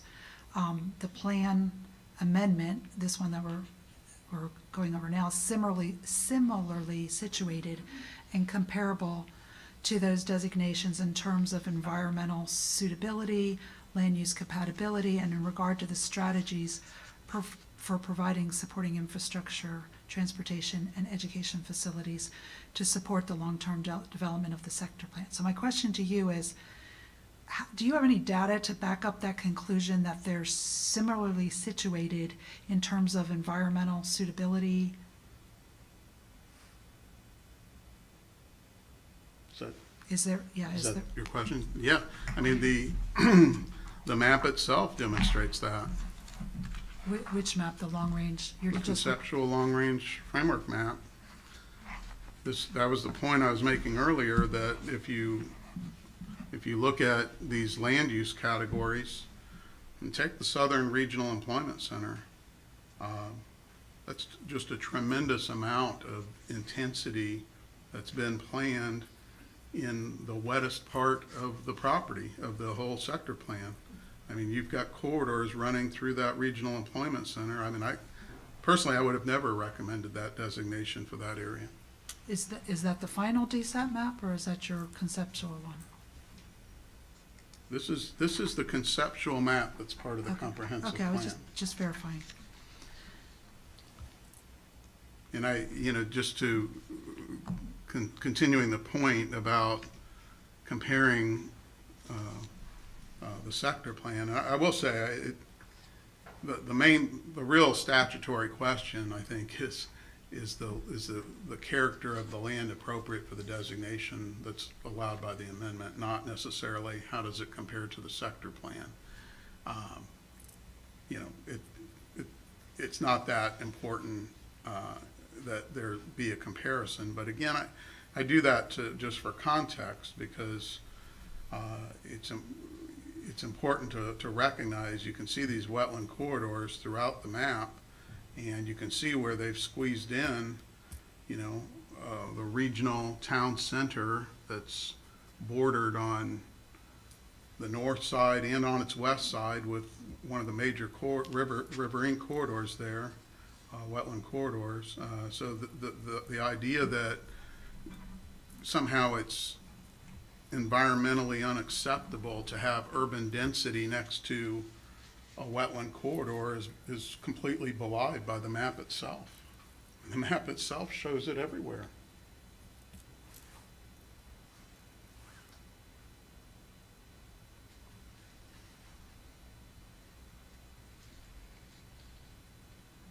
Okay, on page 0429, or Bates number 0429 of your report, you said development potential of the subject property will be constrained until centralized potable and wastewater services are available to serve the property, and shall be constrained based on the ability to comply with concurrency requirements at the time of development permitting. So is that not an admission there that there wasn't sufficient capacity for this future land use? I mean, there were other future land uses that could have been assigned to this property. Isn't that an admission in your report that there's not sufficient capacity? No, because again, you have to look at the rate of development. I'm not trying to suggest that there's capacity for the build-out of the property, in 2030. We have available capacity in 2030 for how much of the development would be reasonably expected to occur by that point. And so, yes, at some point, we've already heard testimony that Cottage Hill Waterworks they're going through hydrologic studies to get their additional well permitted, and there's no reason to believe, based on the pumpage rates that have been approved so far, that they're going to have any problem in getting that well permitted. Ultimately, that well will need to be permitted and constructed to build out the property at maximum density, if that were to occur. But that's not going to happen before 2030. They're not going to have that kind of development impact before 2030. And I would fully expect, based on the schedule, already having the consultant evaluating that well, that they should be able to get permitted well before 2030. And that will, they're going to have additional capacity when they go through that process. Did it concern you at all that, there was not a question of capacity of Highway 29, but that there's not a road network to support, this type of, increase in density that would be permitted? No, because, I mean, this property has direct access to US 29. You did hear the testimony from, the neighbors, especially Mr. Dodson, that there is a wet area and you could see the streams on the aerials. That wouldn't necessarily guarantee access to both parcels. How about the back parcel? Well, there's no reason just because you have a creek through there that they couldn't potentially bridge that creek. There's any number of ways to deal with that creek issue from a permitting perspective, so I don't see that in any way precluding their ability to get an access point onto 29. Did you ever get an actual list from the county, or from the water system or anything? Well, I guess you didn't get it from the water system, but an actual list of approved and applied for development projects in this area? When you were making your calculations, you were basing on what they were pumping, but as Ms. Oxenreider testified, she has some obligations. Some of the other wastewater might have some other obligations. When you were doing your analysis, did you get from the county what projects were currently in development review or, application process, so you could know what's in the pipeline? No, because, I mean, I talked to the county, but I didn't ask them to send me the applications. But I think the important point is that issuing availability letters is not the same thing as approving a tap connection connecting to their system. One is simply indicating that there's capacity available, and that's speculative. I mean, the property owners get those letters all the time, and it doesn't mean that they're ready to proceed with development. It's also important to understand that simply approving a plat does not require that you reserve capacity in the system. The statute's clear about that permits, building permits have to be issued in accordance with concurrency requirements. That's when capacity, if you will, is reserved for an individual applicant. So that can only happen at the permitting stage, not at the plat stage, and that's good policy, because again, just because someone goes forward with a plat doesn't mean that they're ready to develop. You have to build the road network in the plat for the subdivision. You have to go through permitting. There can be lengthy delays between when you come forward with the plat and when development comes online. And I think those subdivisions that we looked at are an example of that. As I talked with Mr. Homer, Drew Homer, that there's a master plan for an area within the sector plan just north of this property, Woodland Hills, and it's being master planned for 2,500 single-family homes, 2,500 multifamily homes, and 40 acres of commercial use. But your analysis claims in your revised report that the market will not support multifamily development of the subject property. Did you have any data to support that opinion? Well, I mean, you can look at the data from the last, ever since the adoption of the sector plan. I mean, there's no multifamily out there.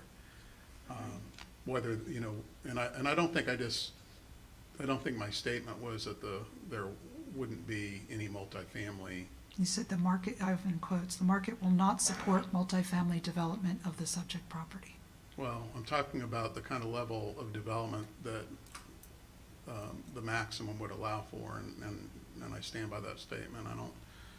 The idea of trying to build 2,500 or 2,486 units on this property with its site constraints doesn't make sense, but also, you know, you know, I stand by my statement. I mean, the market hasn't yet demonstrated that there's a demand for the multifamily out there.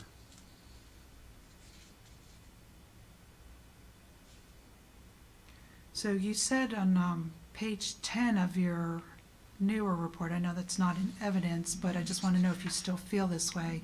You said the more feasible and likely development scenario for the subject property in this market will be single-family subdivisions.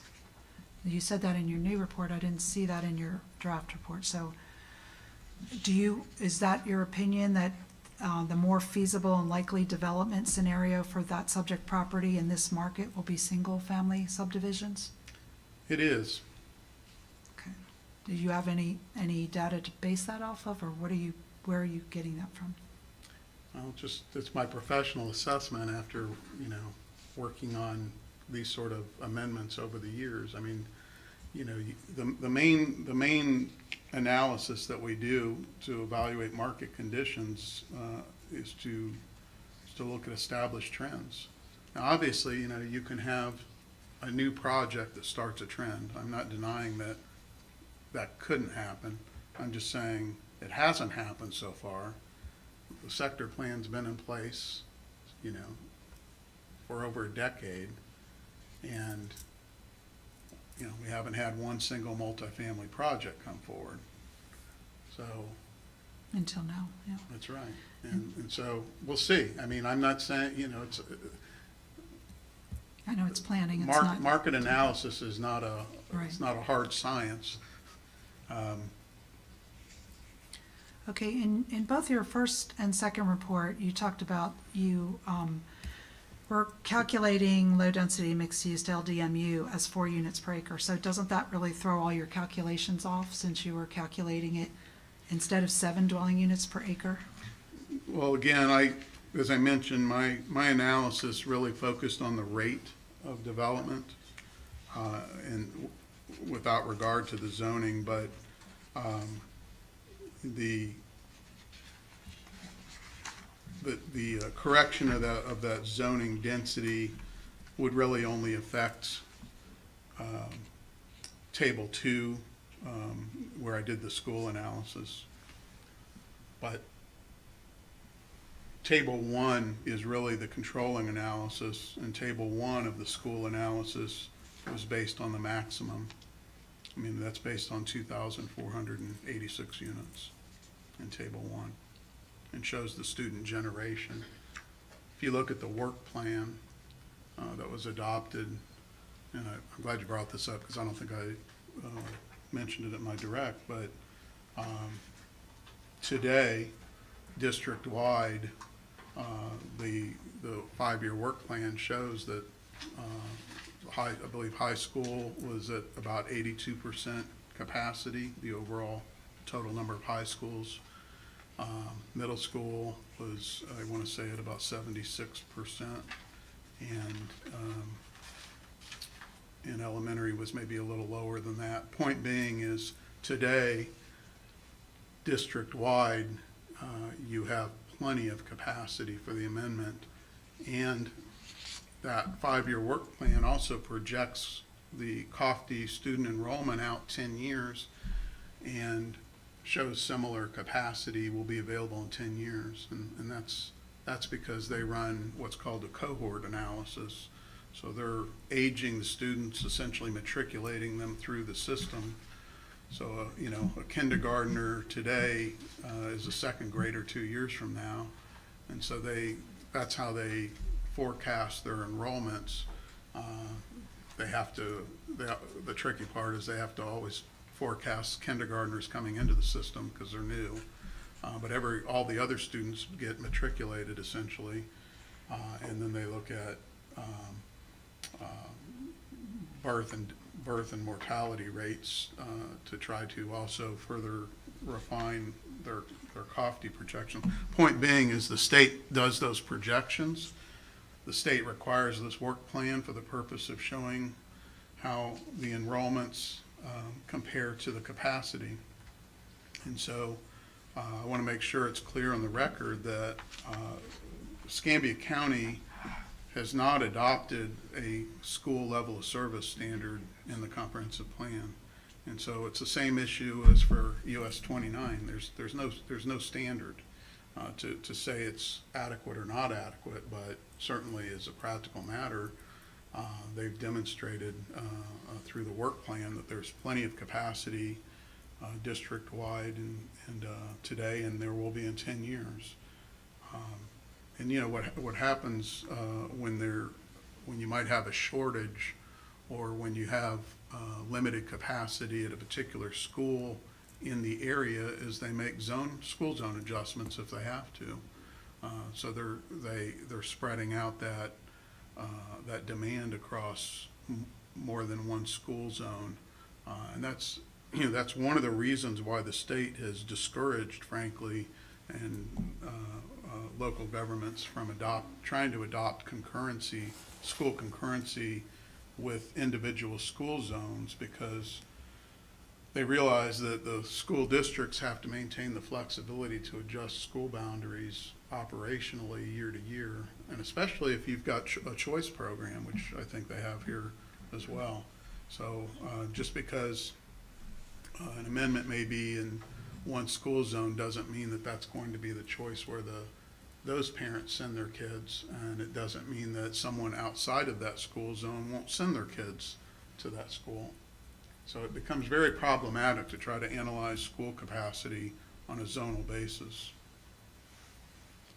Okay, on Bait Stamp 0432, you said, there's a quote, "The subject property is suitable for the maximum density or mixed-use scenario permitted by the MUS future land use category based on the limited amount of wetlands and flood zones as further discussed."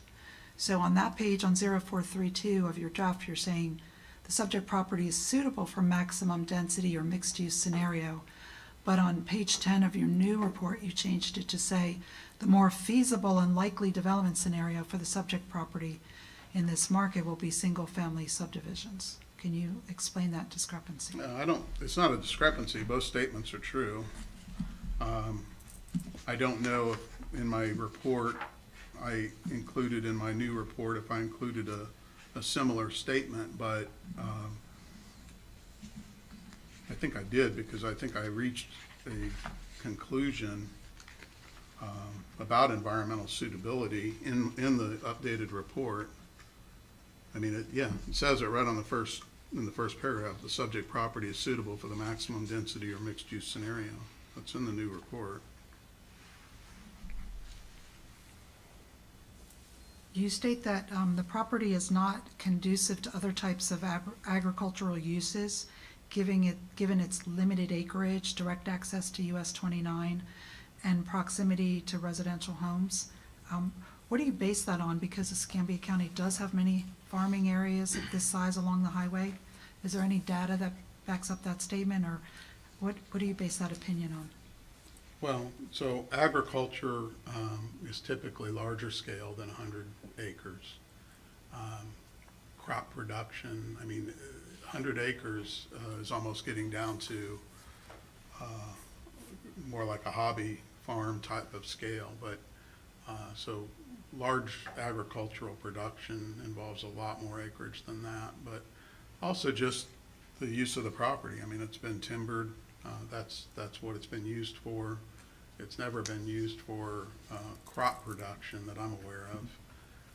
And so, you know, the historical use of the property explains why it's not feasible for crop production. We also know that, you know, when you try to do agricultural adjacent to residential, you then deal with compatibility issues because neighbors complain about agriculture. Well, since mixed-use suburban would allow heavy commercial uses, would that be, is agriculture less compatible than heavy commercial uses next to, or multifamily dwellings next to mixed-use suburban? Yes, but I mean, the impacts it's a different compatibility issue. Neighbors adjacent to agricultural production typically are complaining about odors, sometimes noise, depending on the operations. It really depends on, the type of agricultural activity. But I mean, the bottom line is it's a timbering site. I mean, that's what they've used it for. And so that's what it's being changed essentially from timber use under its existing land use to ultimately whatever could be developed under the mixed-use suburban category. In your analysis, you said the mixed-use land use designation allows for a mix of housing types and non-residential uses intended to provide convenient access for residential neighborhoods. The plan amendment responds to the need for a greater variety of housing types and neighborhood and commercial uses which have not been achieved by the sector plan. There are, right outside the sector plan across on the highway, there are commercial uses. What are you basing that on? Just because within the sector plan there's not been that much developed, but in proximity to this sector plan there, I'm just asking where are you getting, besides the development that I told you about that is just north of this? It's the same point as the sector plan. I mean, the sector plan proposes neighborhood centers to serve residential needs, and this would be the same idea. Mixed-use suburban, it's a mixed-use category. It calls for, commercial and residential. It sets out target percentages for those different uses. And on US 29, that's an opportunity, certainly to provide commercial. If there's any multifamily area where it will be feasible, in my opinion, it would be along, a state road. So, that's why I'm saying I'm not suggesting that multifamily is not feasible. I think it's more likely to go single family out there just because of the trends that we've seen. But, it's certainly possible you could get some multifamily, and I would expect you could get commercial, some neighborhood level commercial. I mean, that's all that realistically, with the market area, I just don't see it supporting more than a neighborhood commercial scale center. When you went through your factors of urban sprawl, are you saying that the testimony that we heard today from an environmental expert, that it will have adverse effects and fails to protect the natural environment, you disagree with that? Yeah, I greatly disagree with that.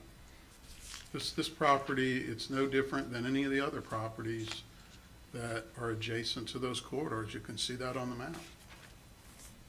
I mean, they're proposing regional centers or the sector plans allows regional employment centers and a town center immediately adjacent to the corridor.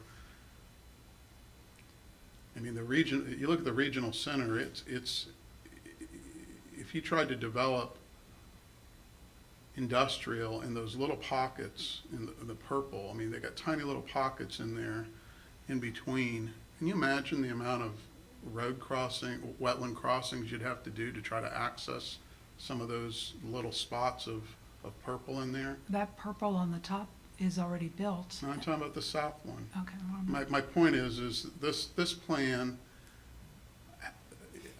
I'm a little surprised so-called environmentalists would even think that this is a good sector plan from an environmental perspective. I think it's a disaster.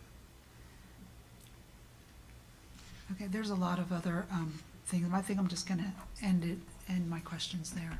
Thank you. Any Can redirect? I have 1 second? Oh, I have nothing further, Your Honor. Okay. All right. I just need to plug in. I think we're about at the end, so.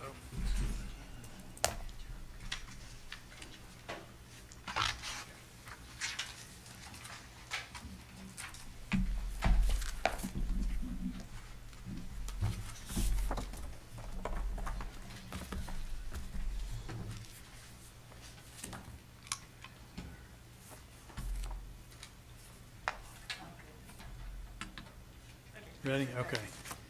All right, so county rests. Yes, Your Honor, All that, right. Anything further, Ms. Rogers?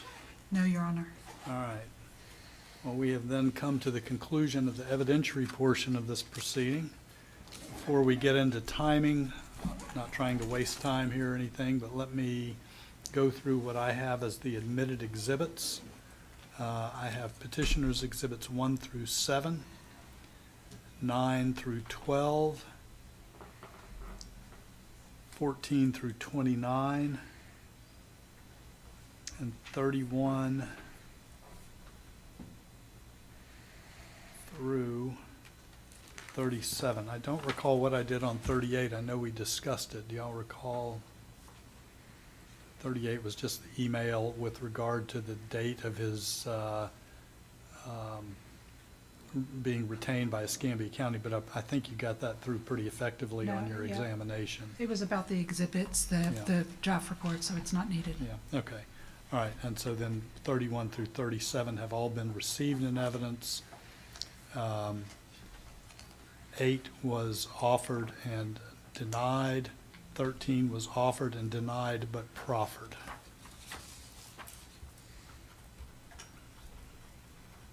And then with regard to respondents' exhibits 1 through 21 were received in evidence. 22 was denied but proffered. Sound right? yes, Your Honor. Okay. All right, so, let's discuss timing. We'll be having a transcript. The standard time for providing proposed orders is 10 days from the date of the filing of the transcript. Is that gonna give the parties enough time? I think It I'm really- not- Well, let me ask Ms. Odom, do you know, kind of have a sense for how long it may take to get the transcript filed? You tell me, No, and that's our deadline, I don't. I don't, you know, it's whenever it comes to me, it's whenever my clock starts ticking, so I don't really have, you know, maybe the county, The holidays is the big concern, Your Honor. Yeah.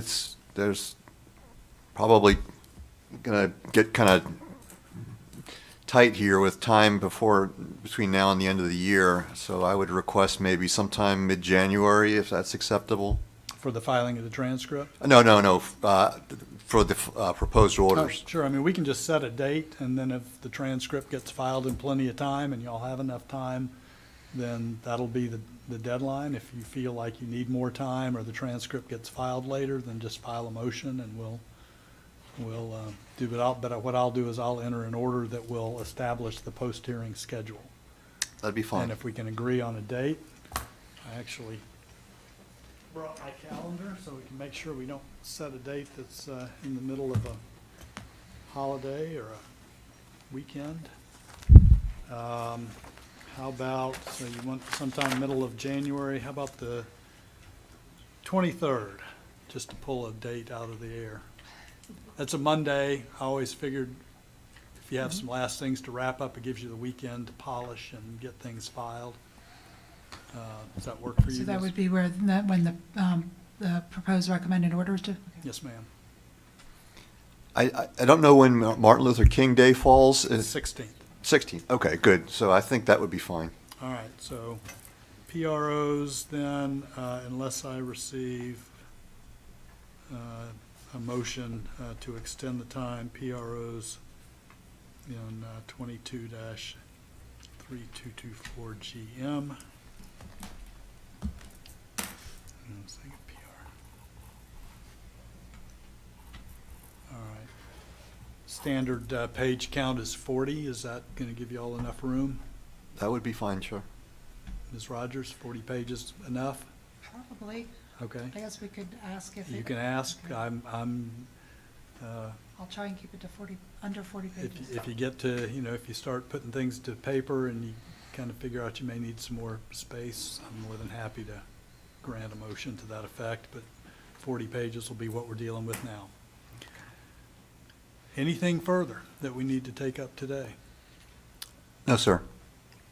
No, thank you All very right. much. Well, then at 6:25 roughly, we stand adjourned. Thank you. Thank you very much. I appreciate your indulgence in going late and getting this thing done. You Save me some mileage on my car and maybe a flat tire.